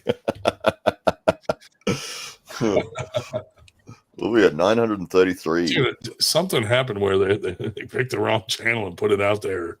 All the bots decided to watch us at once. That's right. This is great. Nobody's going to believe this shit tomorrow. No, it's really going to help your algorithm, though. It happened right when you joined, so it has to be you. It's me joining 900 times is what it is. Look, we just broke 1,000. It's because I posted Matt Connolly's joining us in India. In India. You write it in Hindi. That's the secret. Yeah. Well, that's so weird. I don't know why this is going. Normally, this when I loaded it, it was 20 people. Yeah. Yeah, So, something happened, dude. Is that or it's a bug or something? I don't know. There's no way there's that many people actually watching that can't type in the chat and go, "Fuck you guys." Yeah, exactly. Yeah, that's right. You would think somebody would say. Somebody would be like, "What the fuck is this? How did I get here?" Oh, that's good. So, yeah, I haven't seen the matches from Arm Gods yet. I'm very keen to watch them. But what about Winter Blast? The taunt? Super exciting matches. Yeah. Like, oh man, the Corey Miller match, dude. He was like up fucking 3. Don't give it all away. Yeah. Just said I haven't seen it. You gotta watch it, dude. It was a battle. Oh my god. Fucking battle. Now I know it's a battle. Yeah. Well, I'll tell you this. Fucking all of them were. Oh, yeah. All of them were great matches. Fantastic. Yeah. So it went, apart from the stream dropping down for a minute or two. Yeah, it went smooth. Everything went well. Okay. Yeah, everything went well. Winter Blast. We had like 1 injury, 1 arm break, you know. Ooh, was an arm break. But out of 500, it's not bad, you know. Yeah. Like What was it? 3 tournaments, you know. Yeah. Was it positioning or? Yeah. Yeah, it looked like positioning. And the guy said himself, like, dude, I went into a bad position. I just went for it. So Stephanie Spencer was there. Yeah, she's in the chat. Yeah. She's in the chat 1,000 times, apparently. Of course, we haven't mentioned the big news out of Australia this week that has half the country all agog that we slapped 10% tariffs on that island you got out in the Indian Ocean with nothing on it but penguins. But yeah, hey, whatever. Yeah, I did see something about that on the front of the newspaper when I was standing in line at the grocery store. Dude, I don't know why is this going up like this? Americans don't know geography. Whatever. Yeah, I don't know what the deal is. I haven't looked, but apparently there's some issues with the import tax or something. I don't know. They'll figure it out. Nothing I can do about it. Have you been keeping up with any of the Facebook drama or no? Not really. And it's literally like, because I've been working and stuff as well. As soon as I'm home from that, it's just trying to get on top of all the AWE stuff, and then so I haven't seen much of what's the drama at the moment. I mean, over the last few months, it was like the Knuckles Up stuff. You know, some female drama. You know, there's always female drama, but there's also always male drama. So, yeah, that's it. That's right. Know. Yeah, well, we were very happy to get our event up and posted out this week. So we had a super match that was for the left-hand heavyweight belt between Rickard Bornman and Brett Coots, and that came out. Oh, I'm gonna go check that out. Yeah, I'll check that out. I haven't, like you, I haven't had a chance to like check out any. I haven't even watched the East versus West matches yet. Oh yeah, I haven't either. I haven't seen anything about from I just haven't had time. Yeah, I needed to recuperate for a few days after fucking Winter Blast. Yeah, for sure. So that was the heavyweight match, and we also had the AWE 3 Grand Prix, which was the 85 kilo and below, which is 150, 170 pounds or something, and below 8-man double elimination tournament, when we were able to upload that last night onto YouTube. Nice. So that's there as well. That's cool. I'll go check it out. Yeah. Gotta check out my boy, Rickard. Absolutely, yes. Rickard Bornman. Rickard. Rickard. How does he pronounce his name? Rickard. Because I've heard a million people say it different, because the way he says it, nobody can talk like that. Yeah. So with the Afrikaans accent, for some reason, a D is a T, and then the same, and then it's the opposite as well. A T is a D. Oh, that's true enough. Yeah, so his name is Riekerd. So, like, if you're going to read it, it'd be Riekerd, but the way you say it is Rickard. Oh my god! Yeah. So the Drew would be like the True. The Drew. Yeah. I'll tell you what, my friend, it is the Drew 24 in the chat. Every time I met a guy from the UK, I was like, "Hello, I got my index finger caught in my asshole."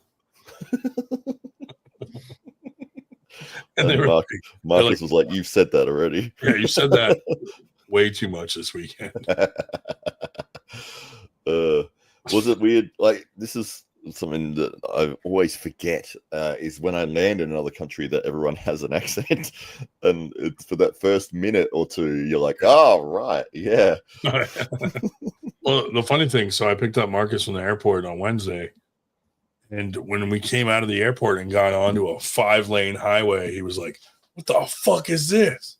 Wow. Like, how do you drive on this? He's like, the biggest road in Ireland is 2 fucking lanes.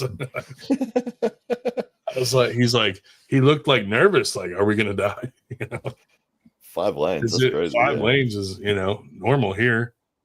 Yeah, I don't know if we've got a 5-lane thing here. No, definitely not. That's pretty big. Yeah. But, it was cool. Picked him up, brought him to the hotel, and then we grabbed dinner for a little bit, and then the next night was a lot of stuff for the arm guys, like some of the press conferences and weigh-ins and such. So Stephanie is full 4 days. Stephanie's keen to come on and tell a story. Oh God, what kind of story, Stephanie? A bedtime story, apparently.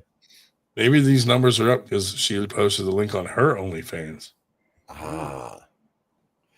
Must be. It must be the reason. The world record powerlifting total just got broken by a young lady from South Africa, only 120 kilograms. He has the best total across all weight classes. It's not a young lady, it's a young guy. How did you get lady out of that? Doesn't matter. There we go. Morgan is actually the title doctor. Gave him as he was a baby, but man, at the time of birth, what? All right. It was the title the doctor gave him, man. Yes, but a very big, very powerful young man, Rickard Bornman. And yes. Yeah, he is. Such a this was a left-hand match, though. So, yes, we've seen him compete on right every time we've seen him compete, but this was the first time competing on left. Yeah. And he went against probably one of the best guys to go on left arm in Brett Coots here in Australia. He's like 2 decades of dominance of left hand. Fuck, now I got to go watch it because I don't want you to spoil it. Oh, I won't. But Brett Coots looks like he stepped off the Mr. Olympia bodybuilding stage. He is chiseled, massive, muscular. Where do I got to go to watch it? AWE arm wrestling. Just type that in on YouTube. Oh, it's on YouTube? Yeah. AWE Underground is the channel. I thought it was like on your website or something. Nah. Nah. Let me see. YouTube. Yeah, I'll put the link in the thing for you. The Drew is jumping up and down that he has been posting the link. Right here. There it is. So thank you for bringing up my version and not Drew's version of the same link. I don't see Drew posting anything. Oh shit! It won't let me click it from StreamYard. Oh, if you do, you'll shut the whole stream down. You'll do an Alan Ford. That's a fucking pull up the I pull it, dude. That is such a salty subject with all those guys, dude. Like Marcus, I thought Marcus was gonna kill someone. Oh right, yeah. What was it though? Was it actually Alan that had hit the wrong button or something? Or yeah, I think so. I mean, he was trying to hit a replay, and then I think he hit the wrong button, and then it comes up to like, ask if you really want to do this. And I think he panicked, and just hit it. Oh no! And I was like, "Oh, that's not good." Oh. How long was it after he hit that you realized that it was offline? Immediately. Oh, because Matthias was sitting right near us watching the live feed, and he was like, "We're fucking down." And then he was calling for Paul Maiden or Marcus, and then luckily Paul was like, "We're gonna take a break." So probably the crowd didn't even have a clue that it went down. Right. We're gonna bring back on James Brown. James. Yeah. Dude, that dickhead. So he wanted payment up front and then payment when it was over. Well, we were so busy because the event was still going on because he only sang for 5 minutes in the beginning. And I said, "Hey, listen, these guys are going back, next week, and they're going to send me the money to pay you. Is that okay?" And he goes, yeah, no problem. So literally 2 days later, he sends me this nasty letter like, "I trusted you guys," and all this. And I was like, "What the fuck, dude?" I said, "Listen, I'll just pay you right now, whatever." So I sent him the money, and I put a note on it, and I said, "Arm Gods was going to give you a $500 tip, and because you sent a nasty email, he said, 'Fuck you.'" And so then he kind of changed his tune and was like, "Oh no, I didn't mean it in a bad way, man. I was just checking." I'm like, "Yeah, too late." Yeah. Asshole. Yep. Yeah, it's frustrating. I mean, you can see so many people that don't pay on time, and then you're chasing them for months, and it gets frustrating. And Well, I think that made people nervous. But so Arm Gods, to offset that nervousness, paid every single guy half their pay in advance before the matches. Yeah. Which I thought was pretty cool of them. Yeah, absolutely. Yeah. Yeah, well, they don't want to repeat a controversy like what's happening with Knuckles Up at the moment. And from what I understand, most of the people are paid back now. And no. Oh. All right. Well, okay. Some of them, then I guess. I guess I don't know. maybe some, not the ones I know. Oh man. Well, that sucks. That's not good to hear. But I'm sure they'll get there in the end. I know they're working on it. I know they're doing some different things with the structure and partnerships and different things like that. And so that'll probably be announced soon. Yeah. I think one of the big things in that regard is communication with the athletes. Yeah. And, if you say, look, hey, guys, we didn't make what we thought we were going to make on the pay-per-view. We were like, I don't know, let's say, for an example, we're 30,000 under what we thought we were going to make. We're in the hole, 30 grand. We will be paying everyone back, but it's just going to take a while. We'll do small payments as we go. But that's the situation we're in. if they'd said that and then explained that, and then you as the athlete, you're like, well, that's annoying, but at least I understand that they're working towards it, as opposed to not answering anything. I wonder what our 2,000 viewers are thinking. I don't know. But we've got a question from Harryom no top roll. I don't know if I'm saying that right, but Matt, what's your thoughts on Singapore's #1 arm wrestler? Do you know who the Singapore #1 arm wrestler is? I do indeed. I know him well. Ju Yu, and he is from Singapore, #1. Nice. So lovely young man, very polite, friendly. He competed with us here at the AWE 3 Grand Prix last weekend, and tremendous young man, fantastic arm wrestler. And he pushed our guys here in Australia to the absolute limit. He has previously had an absolute war with Svetan, who is a multiple-time world champion. So he is a fantastic young man, and an absolute pleasure to deal with. He surprisingly, with all the flights from everybody that was around to bring them all here to Adelaide, Zhu is in Singapore. His was the cheapest flight, and I don't understand how. It's like the furthest distance in another country. It was $300. It was like, what? How is that a thing? To get from Melbourne to Adelaide, which is the closest, that was more expensive. It's like, dude, I hate it when it's like that.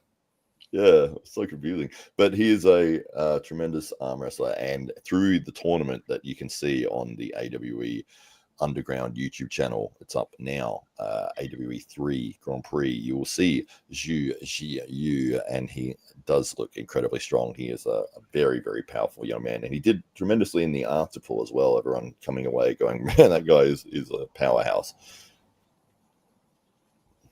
Yeah. I mean, we're nearing on 3,000 viewers, so people like what you're saying, man. Jesus. Oh, 29. God damn. God damn. Something weird's going on here. Where is it? I gotta find it again on here. Yeah, 2.9 thousand. Jesus. Is that crazy? That's just weird. That doesn't make any sense. Oh, no, it definitely doesn't make sense. Definitely our highest. Oh, my God. We're going to hit the 3,000 mark in a minute. Yeah. Oh, we did. We did it. 3,005. Wow. That's strange. That has to be a glitch, right? I mean, there's no way that there's that many people watching. Because you would have comments, like you'd have some comments. It's just the same people that are commenting from before. Like Drew just said, none of them can chat. Yeah, right. Yeah. Full transparency. I have an app that does that. That does what? That changes your numbers. Oh. No, I'm kidding. I wish I did. I wish would I be did. cool. I wish I did, dude. Yeah. Oh, man. I should not be watching this right now. I wonder what it's going to get up to. They just went to straps, dude. They just went to the straps. Oh, you're watching the event. Okay. I'm nervous. Uh-oh. Yeah, good match. If you can put it up if you want to, but I can. It never lets me share my screen, dude. There's some kind of glitch between StreamYard and whatever. Every time I do it, it wants me to reboot to make it work. I know. Alan Ford knows how to do it. Tell Marcus that. Oh my goodness, dude. Yeah. Come on.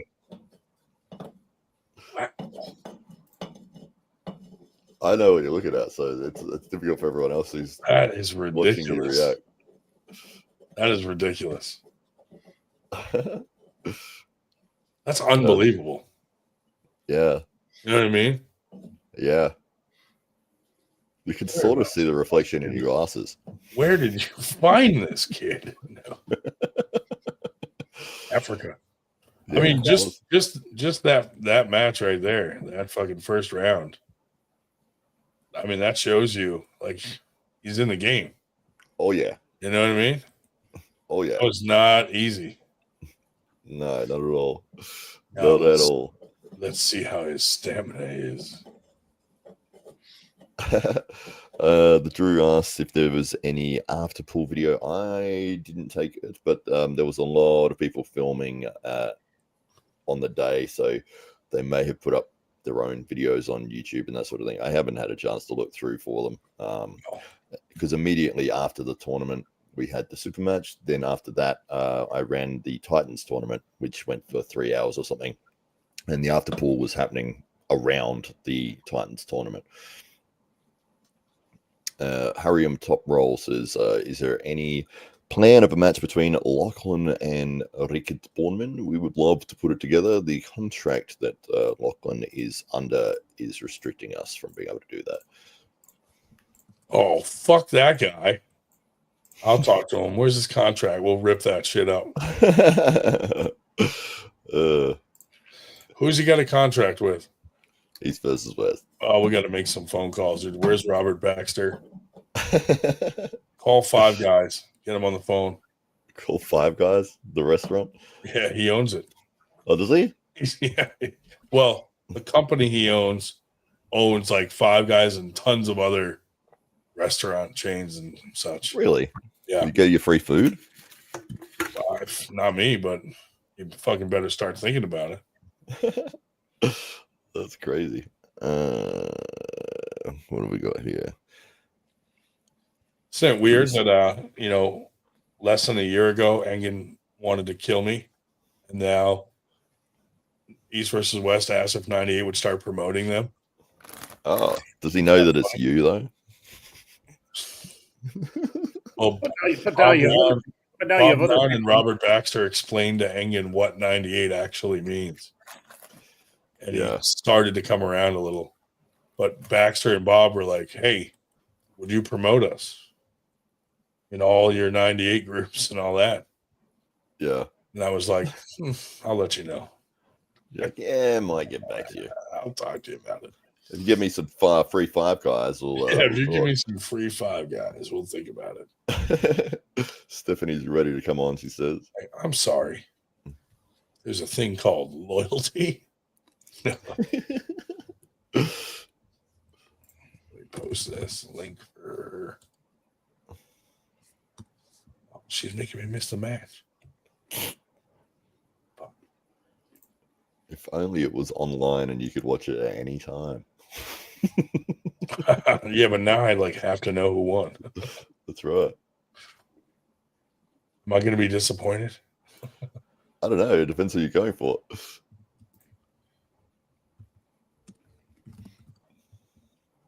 But it is a good match. Absolutely.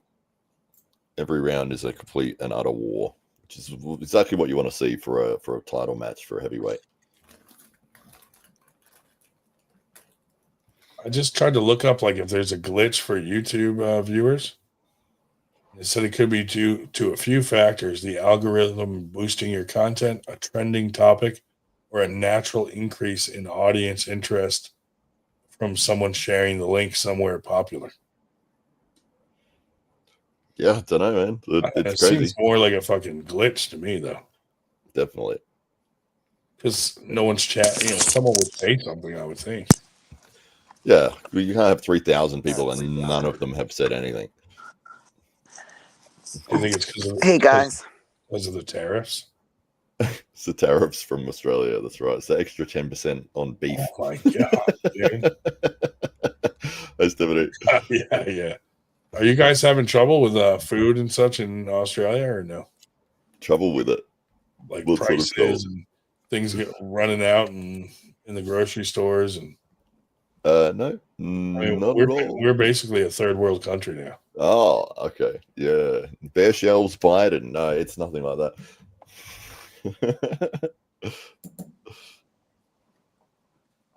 Oh, man, this is a crazy match, man. We'll clear all the doubts about ranking in the continent. How are the people in the crowd watching this not screaming right now? They were. They all look like they're in church.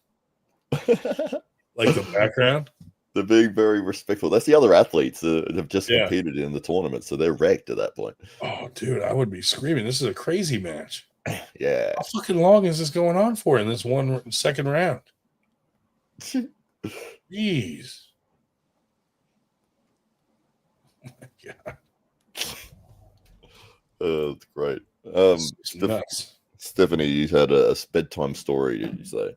Oh, Stephanie, what do you got? I know. Whatever. I don't really have one in mind. I just didn't know. I haven't told one for a long time.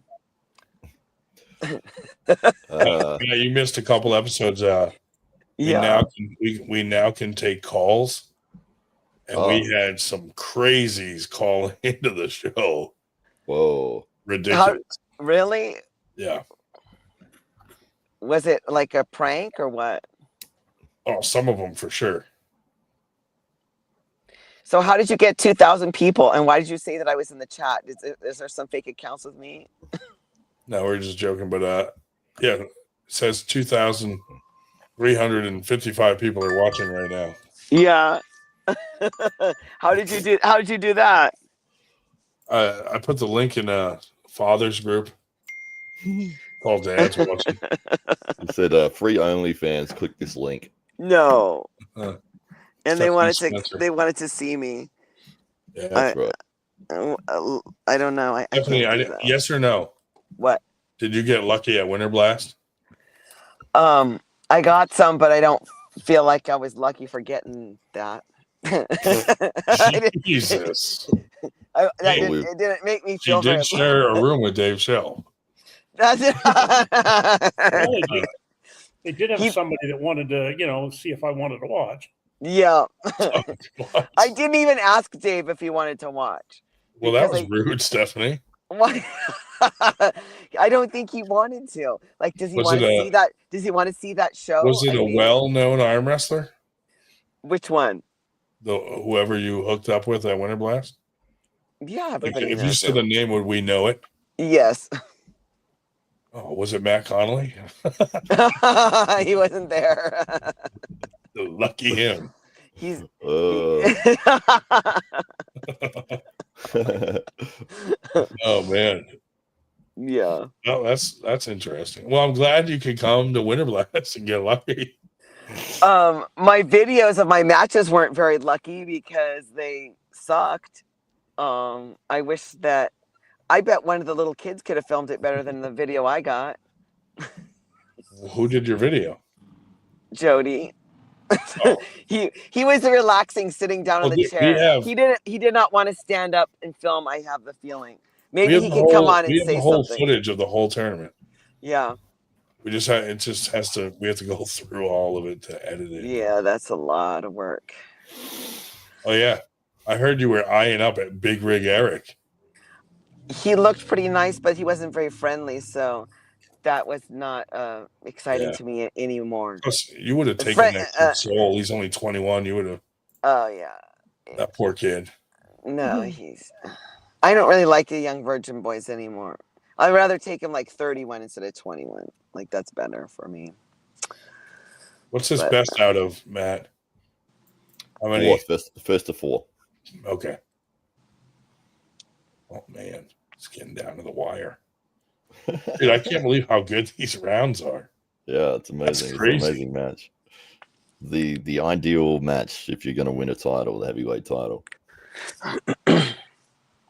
Yeah. How did you go with your matches, Stephanie? Like, what was the situation? Sabrina was really nice. I asked her if I could have my favorite side of the table, and she said yes. And I said, "Can I have the strap?" And she said yes. And then she just flashed me, and she was so nice about it. Sabrina's a beast, dude. She was so nice before she smacked me down. She doesn't even train. I know. Well, I want to get to be that fun. I want to be like just. She used to be like a champion female arm wrestler down in Argentina. Oh, see, I had no idea that I had no chance. Yes. I didn't do a very good catch. I pulled gun show. I didn't catch her very good on my left. She got me to the pad before I could slip. And I just knew that if I got in the strap, I could beat her. And so when we went up again, I was like, can we go to the strap? And she's like, yeah. What, can we always do that? And the ref's like, yeah. Like, I mean, it couldn't hurt to ask. And so we got in the strap, and then I won. And I was like, I would have done that on my other arm too if I would have got to the strap. But me, I love training in the strap. I feel more natural in the strap. And so that's why it's better for me. And I feel like some other ladies just don't. By natural like in the strap, do you mean like when you're in the strap, you feel like you're not on steroids? No, I definitely feel like I am. the whole time I'm getting an arm pump from the Anavar, and I'm like, damn. She was trying to get Dave Shell to shave her back. I did not ask him. I did not. Dave, did I ask you to shave me? No, the only thing she asked me, and she was sitting next to me on Friday night, she was pointing to various pullers. Is he married? Is he married? Is he married? He married? So, he was not. Dave was not a very good wingman. He did not help me. Dave Shell for that? Well, I figured he knows everybody. Yeah, that's funny. As if it matters if they're married. Oh, it definitely does, Ryan. Come on, Ryan. Are you trying to get me blackballed? No, I would never. Oh, you would not do that. Never. No. Wow, man, that was a battle to win that, huh? Oh yeah. Holy Christ, that's impressive. It's not really fair that you're watching something that we can't see. Yeah, thanks for you. Man, well, I don't want to give away the outcome, you know. I don't even know what you're watching. Neither. Oh my God. He's watching our event from last weekend. The heavyweight belt was on the left arm. Rickard Bornman versus Brett Coots, which is on our YouTube channel. Oh my God, dude, unreal. I mean, that's a legit serious battle right there. Oh yeah. Absolutely. You can see it taking place in Ryan's glasses. Look, I just love to watch things in Ryan's glasses. Yes. It's the ultimate experience. Better than IMAX. It's on our YouTube channel, AWE Underground. Oh my God. Oh yeah, I was gonna get the 98 tattoo, and then I forgot all about it. Oh no. Guess I don't need it. Where were you gonna get it? On my hand, like on the, like. Oh, okay. Like right here. Wow. Yeah, that'd be a good spot, right? That's very good. I would get it tattooed on one of the removed lips. Where do we dig those out? Or the sewage? Can't you just get that same surgery again? No, they're gone. Yeah, but doesn't it just keep? No, as you beat it up, doesn't it? You just keep getting that surgery every couple of years. It's perfect and beautiful. It's sorry. Just ask Dave Shell. He did not see a thing. Come on, dude. The funniest thing was out of nowhere, Stephanie comes around the corner with Dave Shell in a wheelchair, and she's pushing him. And I'm like, where did this happen? What did she do to Dave? You guys aren't very nice. I know what it's Dave. like to need a ride in the wheelchair. And it really helped him to get the ride. It's like, well, and they wanted to go get a wheelchair when we were walking back on Friday night. And I said, well, I'll start. Well, by the time they dug up a wheelchair, I was already back where they were. But I said, well, fine, just take it back. No. They insisted. Okay, fine, whatever. So fine. It was sweet of them. I pushed him up the hill because his hip is not feeling well. He takes a long time to walk. I'm going to have to get a hip replacement. I thought Stephanie caused damage to him. Yeah. Oh my God. And that the wheelchair ride was the second ride. Oh my God. No, that was back before. And but she was very thoughtful. On Saturday morning, she said, "I'm going to go visit somebody so that you could take a shower." And I won't tell you who she went to visit, but one for a while. And whatever. Is it Nonya? Poor guy. What? You feel sorry for him? No. Yeah, she almost dumped me once. She had to take a running start. Grade, And and we hit the door Yes. lip there, and I just about went head first. I was kind of scared. I thought you were going to. That's when Mar said that he helped. Yeah, Mar had to. Mar basically jumped into the rescue, but whatever. It was a fun weekend. It was. I'm so glad I came, and the flight wasn't too bad. It was nice, actually. It was nice. I had a good time. Well, I just got to say, this was a hell of a match here. Oh yeah, that you guys can't see and enjoy. That's right. Well, they can, but they. Now I got to rewatch it later with sound. Yes, that's right. I gotta hear these interviews. Dude, wow, that was a battle. I wouldn't have thought, if I had to guess, that left hand that they'd be that close. Yeah, Brett It's is a lot closer than I thought it would go. Yeah, absolutely. I mean, it was absolutely that was war. not easy at all. No, there was a war in every single one of that the was rounds. Great.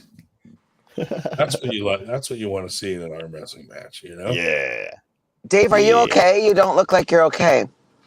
Oh no, I'm fine. But I'm just thinking that I do have a tournament to go to tomorrow and Sunday, so maybe I should, get some sleep. Although I'm not pulling tomorrow. I'm not pulling till Sunday, but I'll just be cheering people on. You're going to Worlds? Is that tomorrow? No, I'm not. I'm at the Nationals. I'm not going to Worlds. No, nope. Well, if you qualify, you're not going to go. Baku, Azerbaijan. Huh? So if you qualify, you're not going to go. Well, actually, in this federation, as long as you show up and poll, you do not have to place.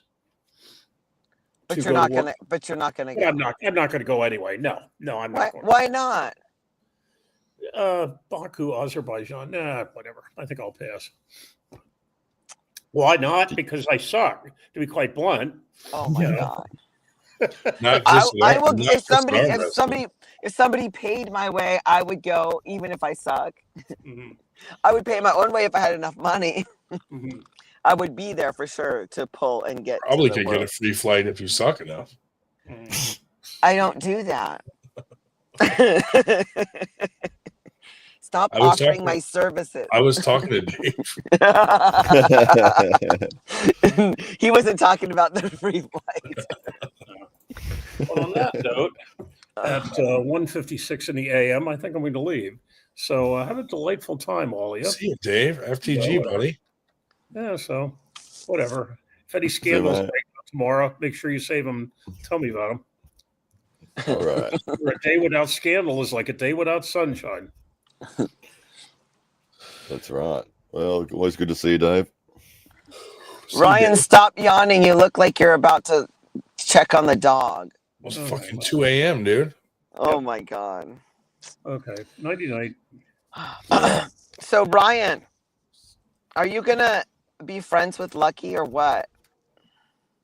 One of you guys got to smooth that over because I don't know why. I just want to tell you that my personal feeling is that one guy that I had to call out that apologized and made me feel better because I was holding something.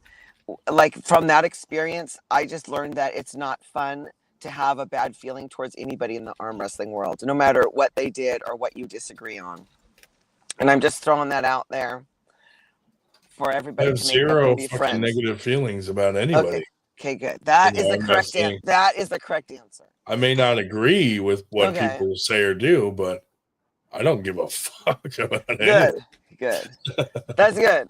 Matt Connolly hates me. I don't care. He's on my podcast.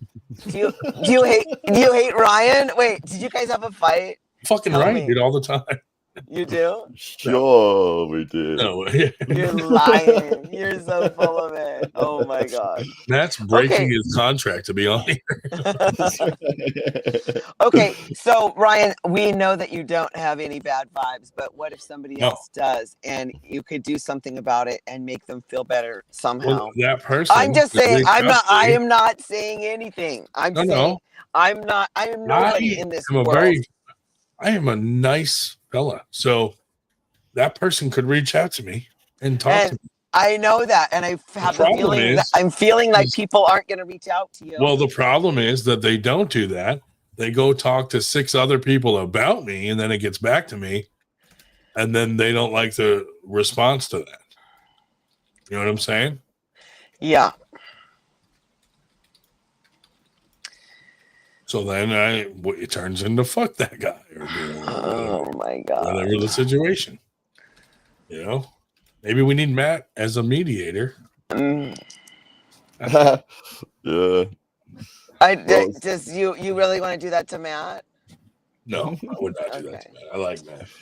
Well, I don't know anything. But I do know about myself personally that I feel like there was certain things that I did that I felt like I was being a bigger person by not doing things to people that I was upset. Do you get what I know? You understand that I could have done mean things to someone who hurt me, and I didn't do that. And I feel like that made me a better person. Even though it hurt me for a long time and I held it in, it was wrong of me to do that. I should have let myself heal years ago. Do you know what I'm saying? There's still time to go public. I don't want to do that. It's already over and I feel better. I'll do it for you.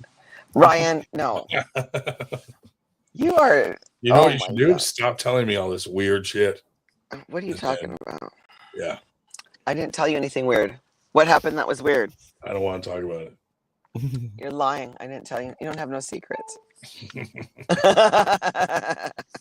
Okay, anyway. That's the correct answer. Well, the thing with Lucky, dude, is we were talking on the podcast about a situation and she didn't agree with it.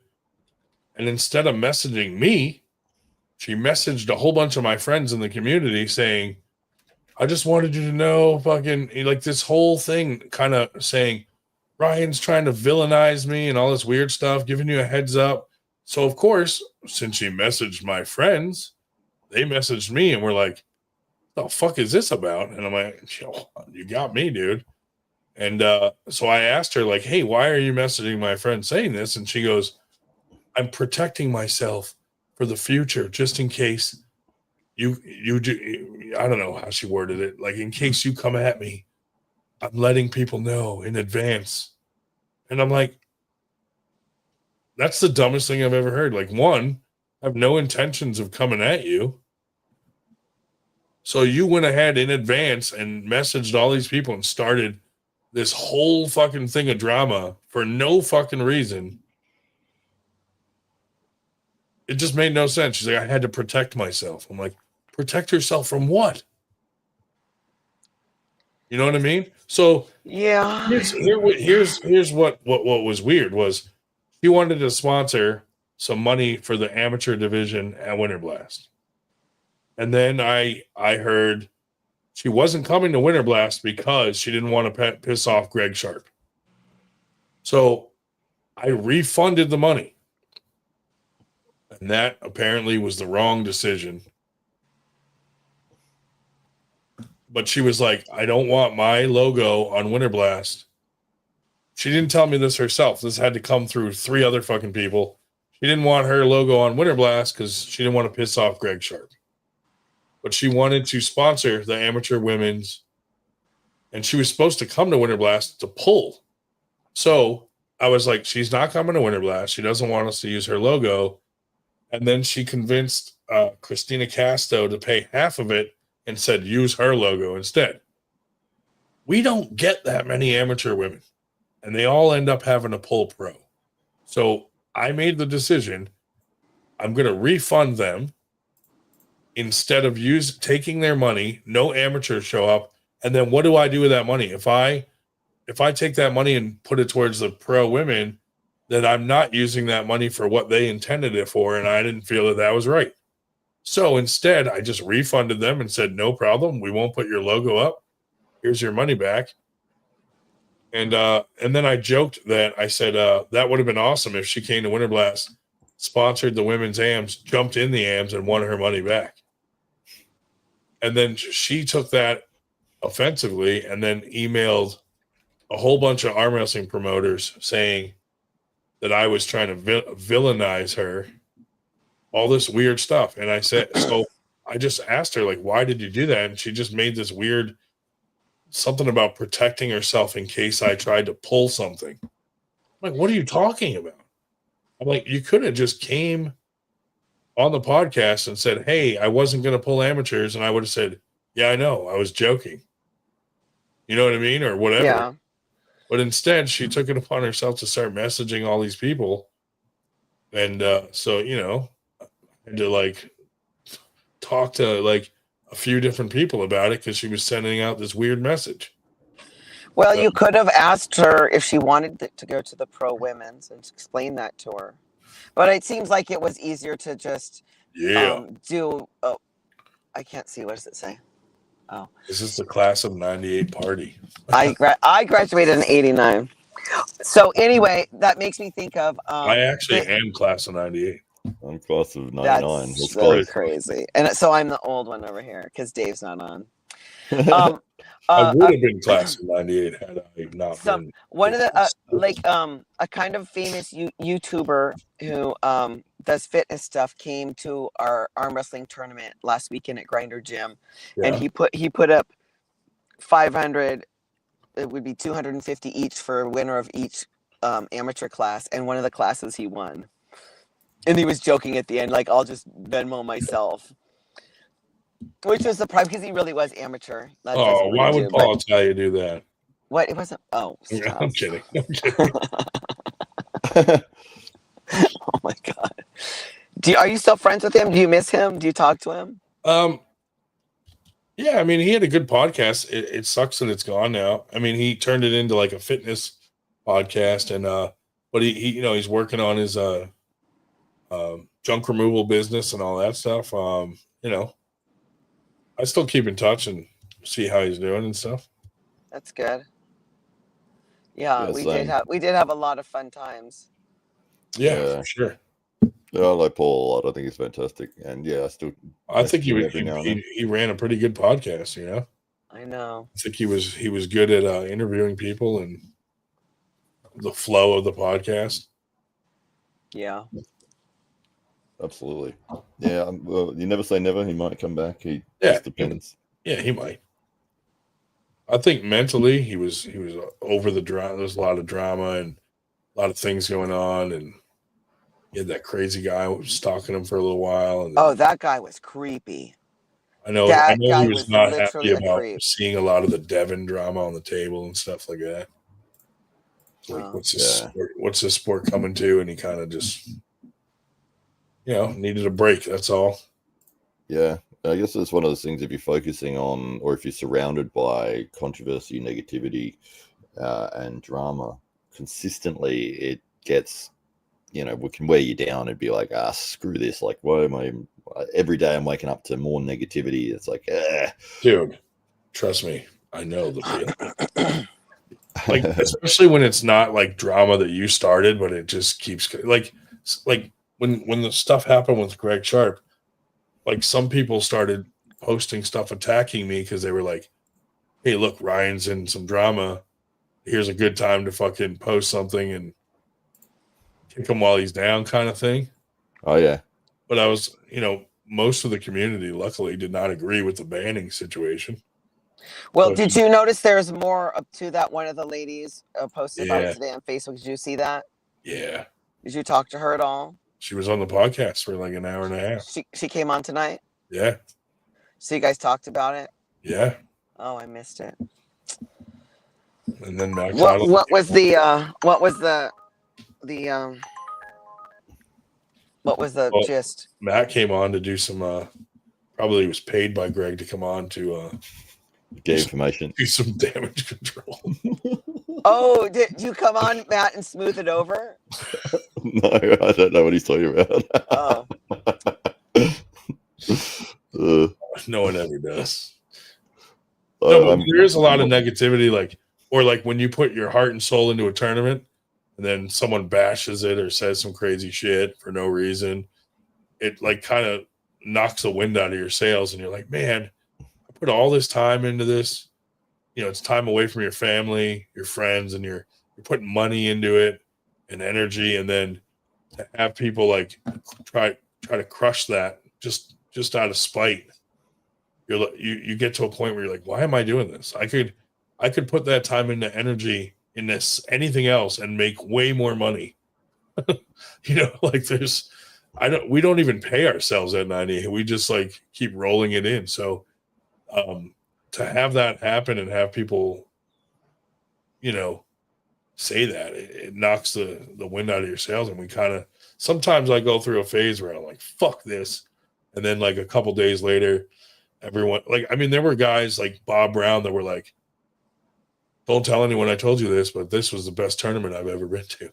So coming from guys like that, like, means a lot. You know what I mean? Or John Brown was like, dude, you guys nailed it. Like, he's been to like nationals, worlds, all over the country, all over the world. And he was like, you guys really did something here.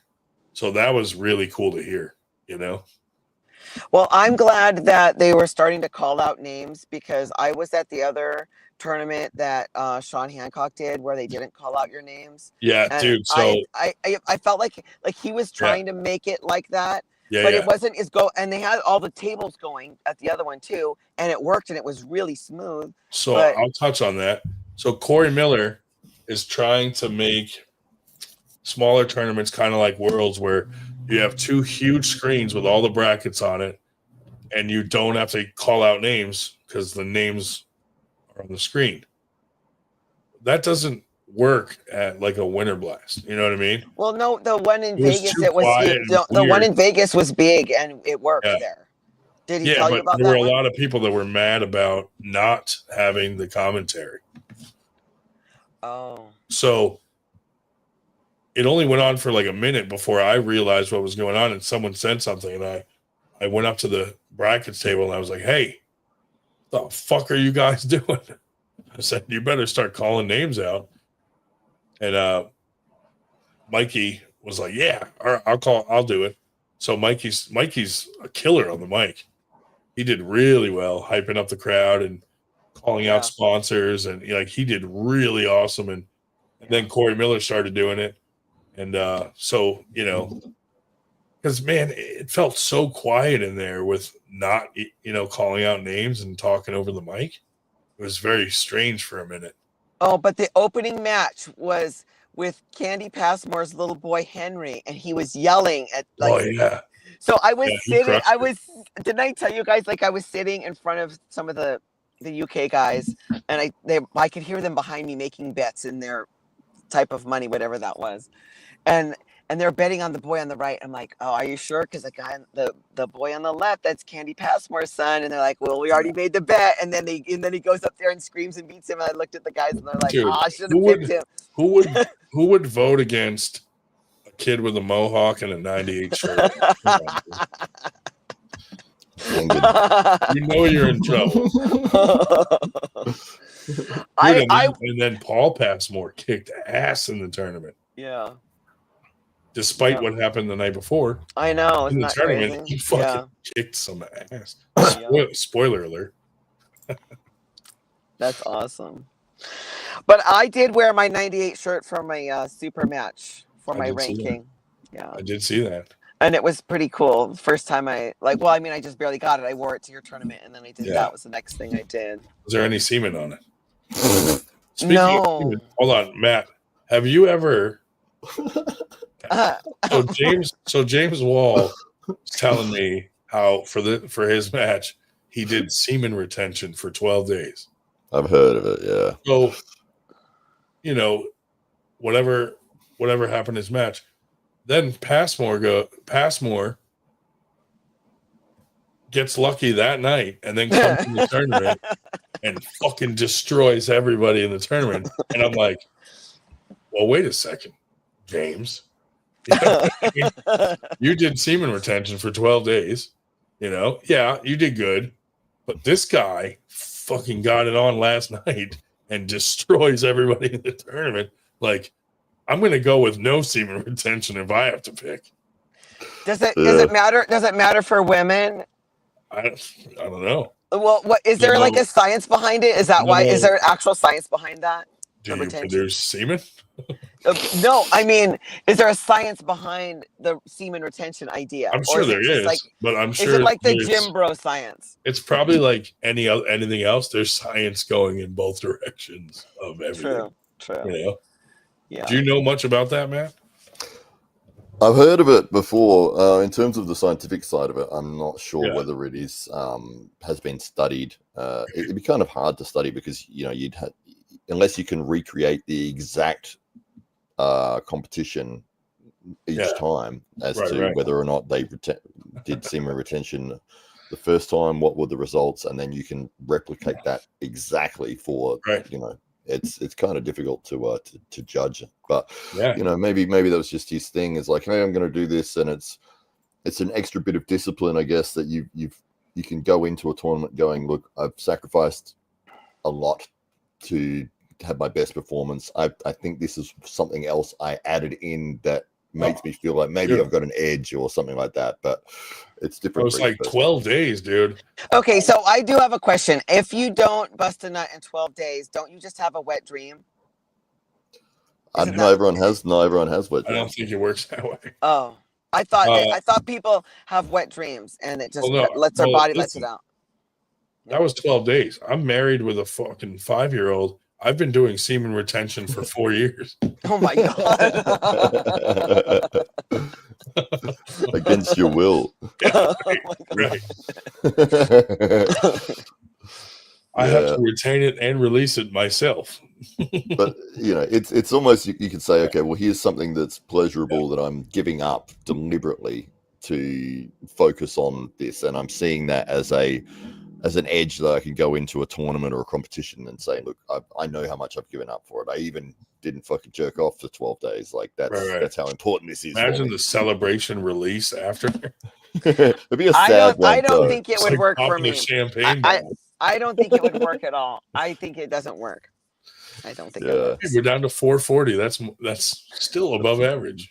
Man, that was weird. Yeah. Well, I remember they asked Andre Agassi about that, actually, the tennis player. They said, he was one of my favorite tennis players. Yeah. Well, they said, there's some tennis players out there that refuse to have sex the night before a tournament or whatever. What do you do? And he says, no, he goes, I don't care. He goes, it makes me feel like a bit of a stud when I'm walking out on the court if I'd had sex the night before. Dude, the funniest thing. So I'm talking about semen retention on the fucking, while I'm doing commentary. And then RVJ walks by and I'm like, hey, RVJ, come here. How do you feel about James Wall's semen retention? And have you tried semen retention? And he goes, I came 3 times on the way down here. Classic RVJ answer. I think we should prank call somebody. Oh, God. Who's on the list? Hey, Matt, can you give me Greg Sharp's number? I don't think I've got it. No, I'm kidding. He'd probably sue the fuck out of me. Oh, you don't have his number? Why don't you have his number? Greg Sharp? Yeah. I mean, you've got email and Facebook. I'm disappointed in Greg Sharp because he told Matt Connolly that me and him were kind of at odds, and then I have the opposite in my messages. He didn't tell me that at all. No, he did on your show. He made a comment on your show about it. Oh, that's right. Yeah. What do you mean? Yeah, on Matt's show, he made a comment saying something about. He didn't say my name, but he was like, the guy from there, we've been at odds for like a year and this and that. I'm like, what? So I went back through my text message and I'm like, no, dude, we were never at odds. I think I might have even sent him to Matt. I sent him to a bunch of people. I was like, look, even you should Christmas, he was definitely, like, Merry Christmas, and maybe we can work together in 2025 or but yeah, anyway. You should definitely check your text messages. You probably have his number somewhere. No, it was Facebook Messenger. Oh, check your Facebook Messenger though. I mean, I'm not gonna I'm just saying you should check. He's got the money to sue me. I'm saying did you check your messenger? Right now? Yeah. Why, did you send me something? What do you have? I sent you something else. Dude, come on. No, I sent you something else. Did you get what I sent you? You mean aside from Greg Sharp's one? Yes. What the hell? No, I didn't get anything else from you. Just Darn it. Shoot. You're trying to get me in trouble. I got let's see. Hi, Gregory. Hi, Gregory. I'd really like to come to your next event, but I saw your video. Am I banned? Call him up and tell him your pussy is sore. I mean, tell him he made your pussy so sore that you don't think you could see him. Is it true? Well, Stephanie, Stephanie is banned from his next event, and they're like fucking training partners, for Christ's sake. No. You really banned? She asked him if she'd be banned because she went to the US, and he said yes. Yeah, he said yes. I was like, what? He doubled down on it. Oh, now we're back to normal, 19. Oh, there you go. So what happened? That's better. Tell me what happened With the what? numbers, with the views. I have no fucking idea. I've never seen that happen before, dude. You guys are so full of crap. I don't know. There's no way for me. We're just sitting here, and then it went up to 3,000 views. There's no way for me to magically do that. It was an error. Yeah. What if 3,000 people were watching our conversation and Well, you know what? They were intrigued. I bet they were literally intrigued. Like, we're so exciting over here. Yeah, that's why we didn't see a single comment. I wonder from any one of them. I wonder if tomorrow or after the show, if I go check the analytics, it has a different story. You know what I mean? Yeah, I don't know. Because it should show a spike, really. If it should be a massive whoop straight up, but I bet it'll just be the normal flat standard. Yeah. I think you're right. I think it was some kind of weird fluke because nobody, not that many people in the world would watch our fucking podcast. Yeah, well, it is obviously because you would have had a comment from someone, and there was none. Yeah, you would think, right? Yeah. Let me see. How can I? Where are the analytics? Do you know, man? It's in YouTube Studio. Okay. But it takes a while to update, so it's not going to be in there. Oh, okay. Yeah. Okay, so we get no prank calls tonight. I came here for a cheap thrill, and you won't give me one. I don't want to do it while Matt's on here because that could ruin his relationship with Greg. Oh, let's prank someone else. I have to get going. I've got to eat dinner. Oh, see, we scared him away. Matt, did I scare you away? I scared you. Not at all. Oh, I really have to. It's different time here. It's Saturday night. What time is it on Saturday? It's 5:30 p.m. Oh, so what do you got to go do? Do you got to go to the gym? I've got to get the dinner ready for the kids. Yeah. Oh, I didn't know you were. I had no idea you were a dad. Yeah, 2 girls. Are you married or you take care of them by yourself? Recently separated. Oh, that's sad. I bet they're at least people believe that you have a wife. Nobody believes I have to have a wife, so I have to bring her to Winter Blast to prove it. Oh my God. Was it the I actor? don't believe you. James I Brown? think people believe you. Was it the James Brown actor? Yeah, I was like, this is my wife. Oh my God, gross. This is my wife, Mel Gibson. Oh my God. Oh shit. All right, I'm gonna get going. Great to see you guys. Okay. Enjoy the night. Good luck, buddy. Thanks, guys. See ya. FTG. Okay. All right, now we can call Greg Sharp. Oh my God. No, I don't want to. Who else? Who's on the list of fun people to prank? Greg Sharp. But who else? It's too late. Darn it! It's too late. Why? I'm calling Greg. I'm calling Greg Sharp.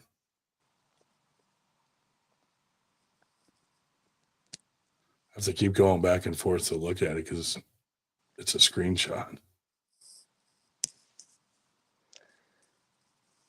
I'm banned forever.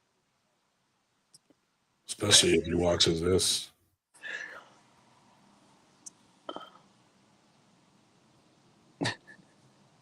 Tell me if you can hear it over the phone. Is it ringing yet?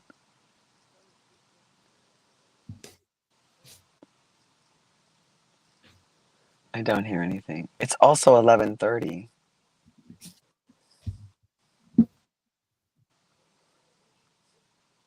Your call has been forwarded to an automatic voice message system. 619395134 is not available. At the tone, please record your message. When you have finished recording, you may hang up or press 1 for more options. Hi, Greg. I was just wondering if I'm banned because I went to Winter Blast and I saw your video, and I just want to make sure that I don't go all the way to your tournament for you to tell me that I'm banned. So please get back to me and let me know. Thank you. See if he gets back to me. And maybe he'll call back in the morning when he hears, if he listens to his messages. That sounded like one of the voices from South Park. That's all I got at this hour. That's all the voice I have left. Okay, that was a good long one. couple weeks. And that's not even a prank. That was like a good one. Like I it don't wasn't know even why. mean. I don't know why that didn't work over the Bluetooth. I don't know. Bluetooth on, connect to Roadcaster. We could probably call Boy Mike and do a gay one again. What's his number? You tell him that you want someone to well, you can think of anything you want. Let's see. Ask him if he could deep throat you and fit your balls in his mouth at the same time. 206-650-0051. Oh, hold on. I was on the wrong screen. What is it? 206. Yep. 650. Yep. 0051. Tell him that you have a big, fat, thick cock and that you're a white boy and that you wanted to see if you could shove it down his throat and if he could fit your balls in his mouth too. See what he says. I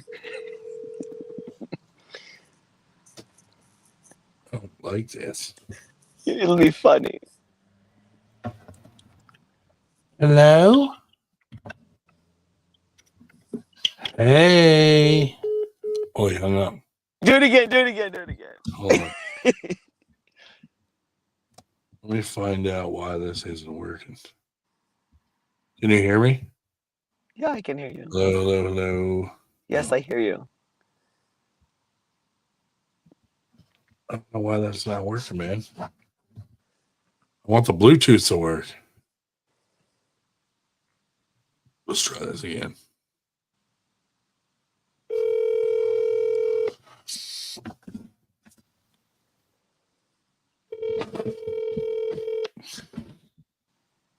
Hello? Yeah. Does the cat got your tongue? Yeah. What are you doing? This is Brad. Can I come over? Who's this? It's your boy. Um, Do you think that I could fit both your nutsacks in my mouth at the same time? oh, who is this? Let's find out. Yeah, it's Brad.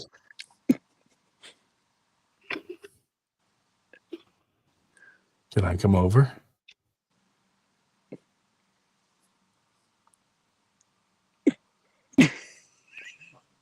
I want to play Ride the Naked Donkey.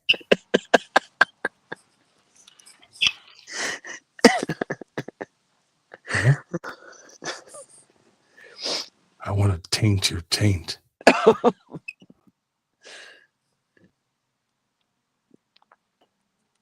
Did he hang up? What's wrong? Speechless? Wait, did he hang up? Are you fantasizing about me coming over?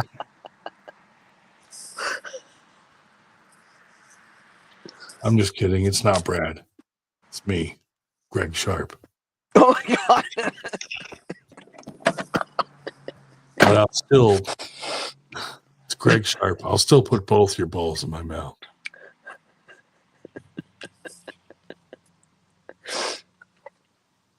I'm a gay bear male.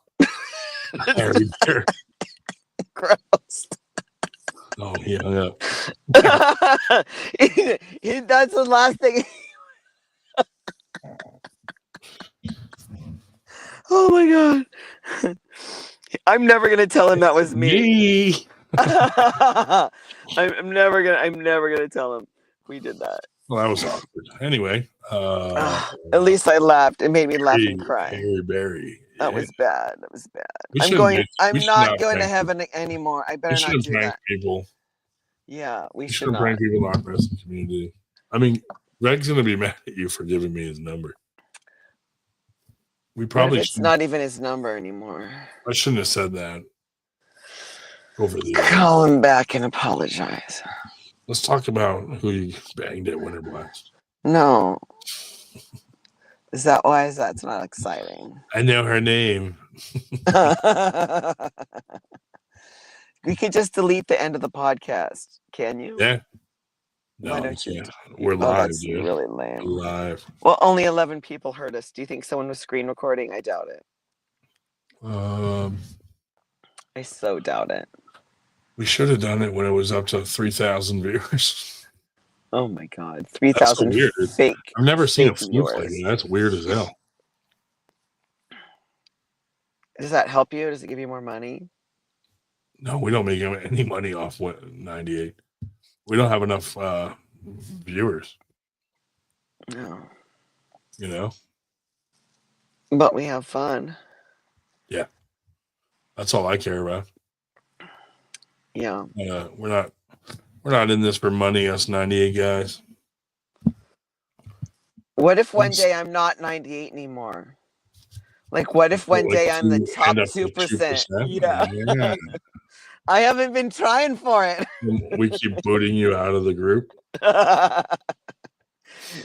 Oh my God. Think of how hard I would have to work to be that. That's a long ways. I'm not even if I tried, I might not. I mean, Be a Masters champion. Oh my God. At the sit downs, I'll be sitting down. Oh, there you go. I'll be so old. I'll be Probably doing do the better sit sit downs. downs, honestly. I don't know. I tried it and I couldn't finish. Like I'd get close to the Oh peg yeah, and it's tough. It's tough at the end there. yeah. Have you done them? Just practicing, playing around. That's about it. Yeah. Okay, I'm gonna go to hell for the prank.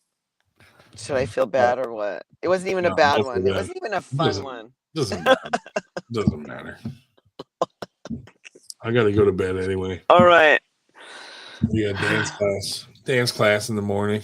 Oh, that sounds fun.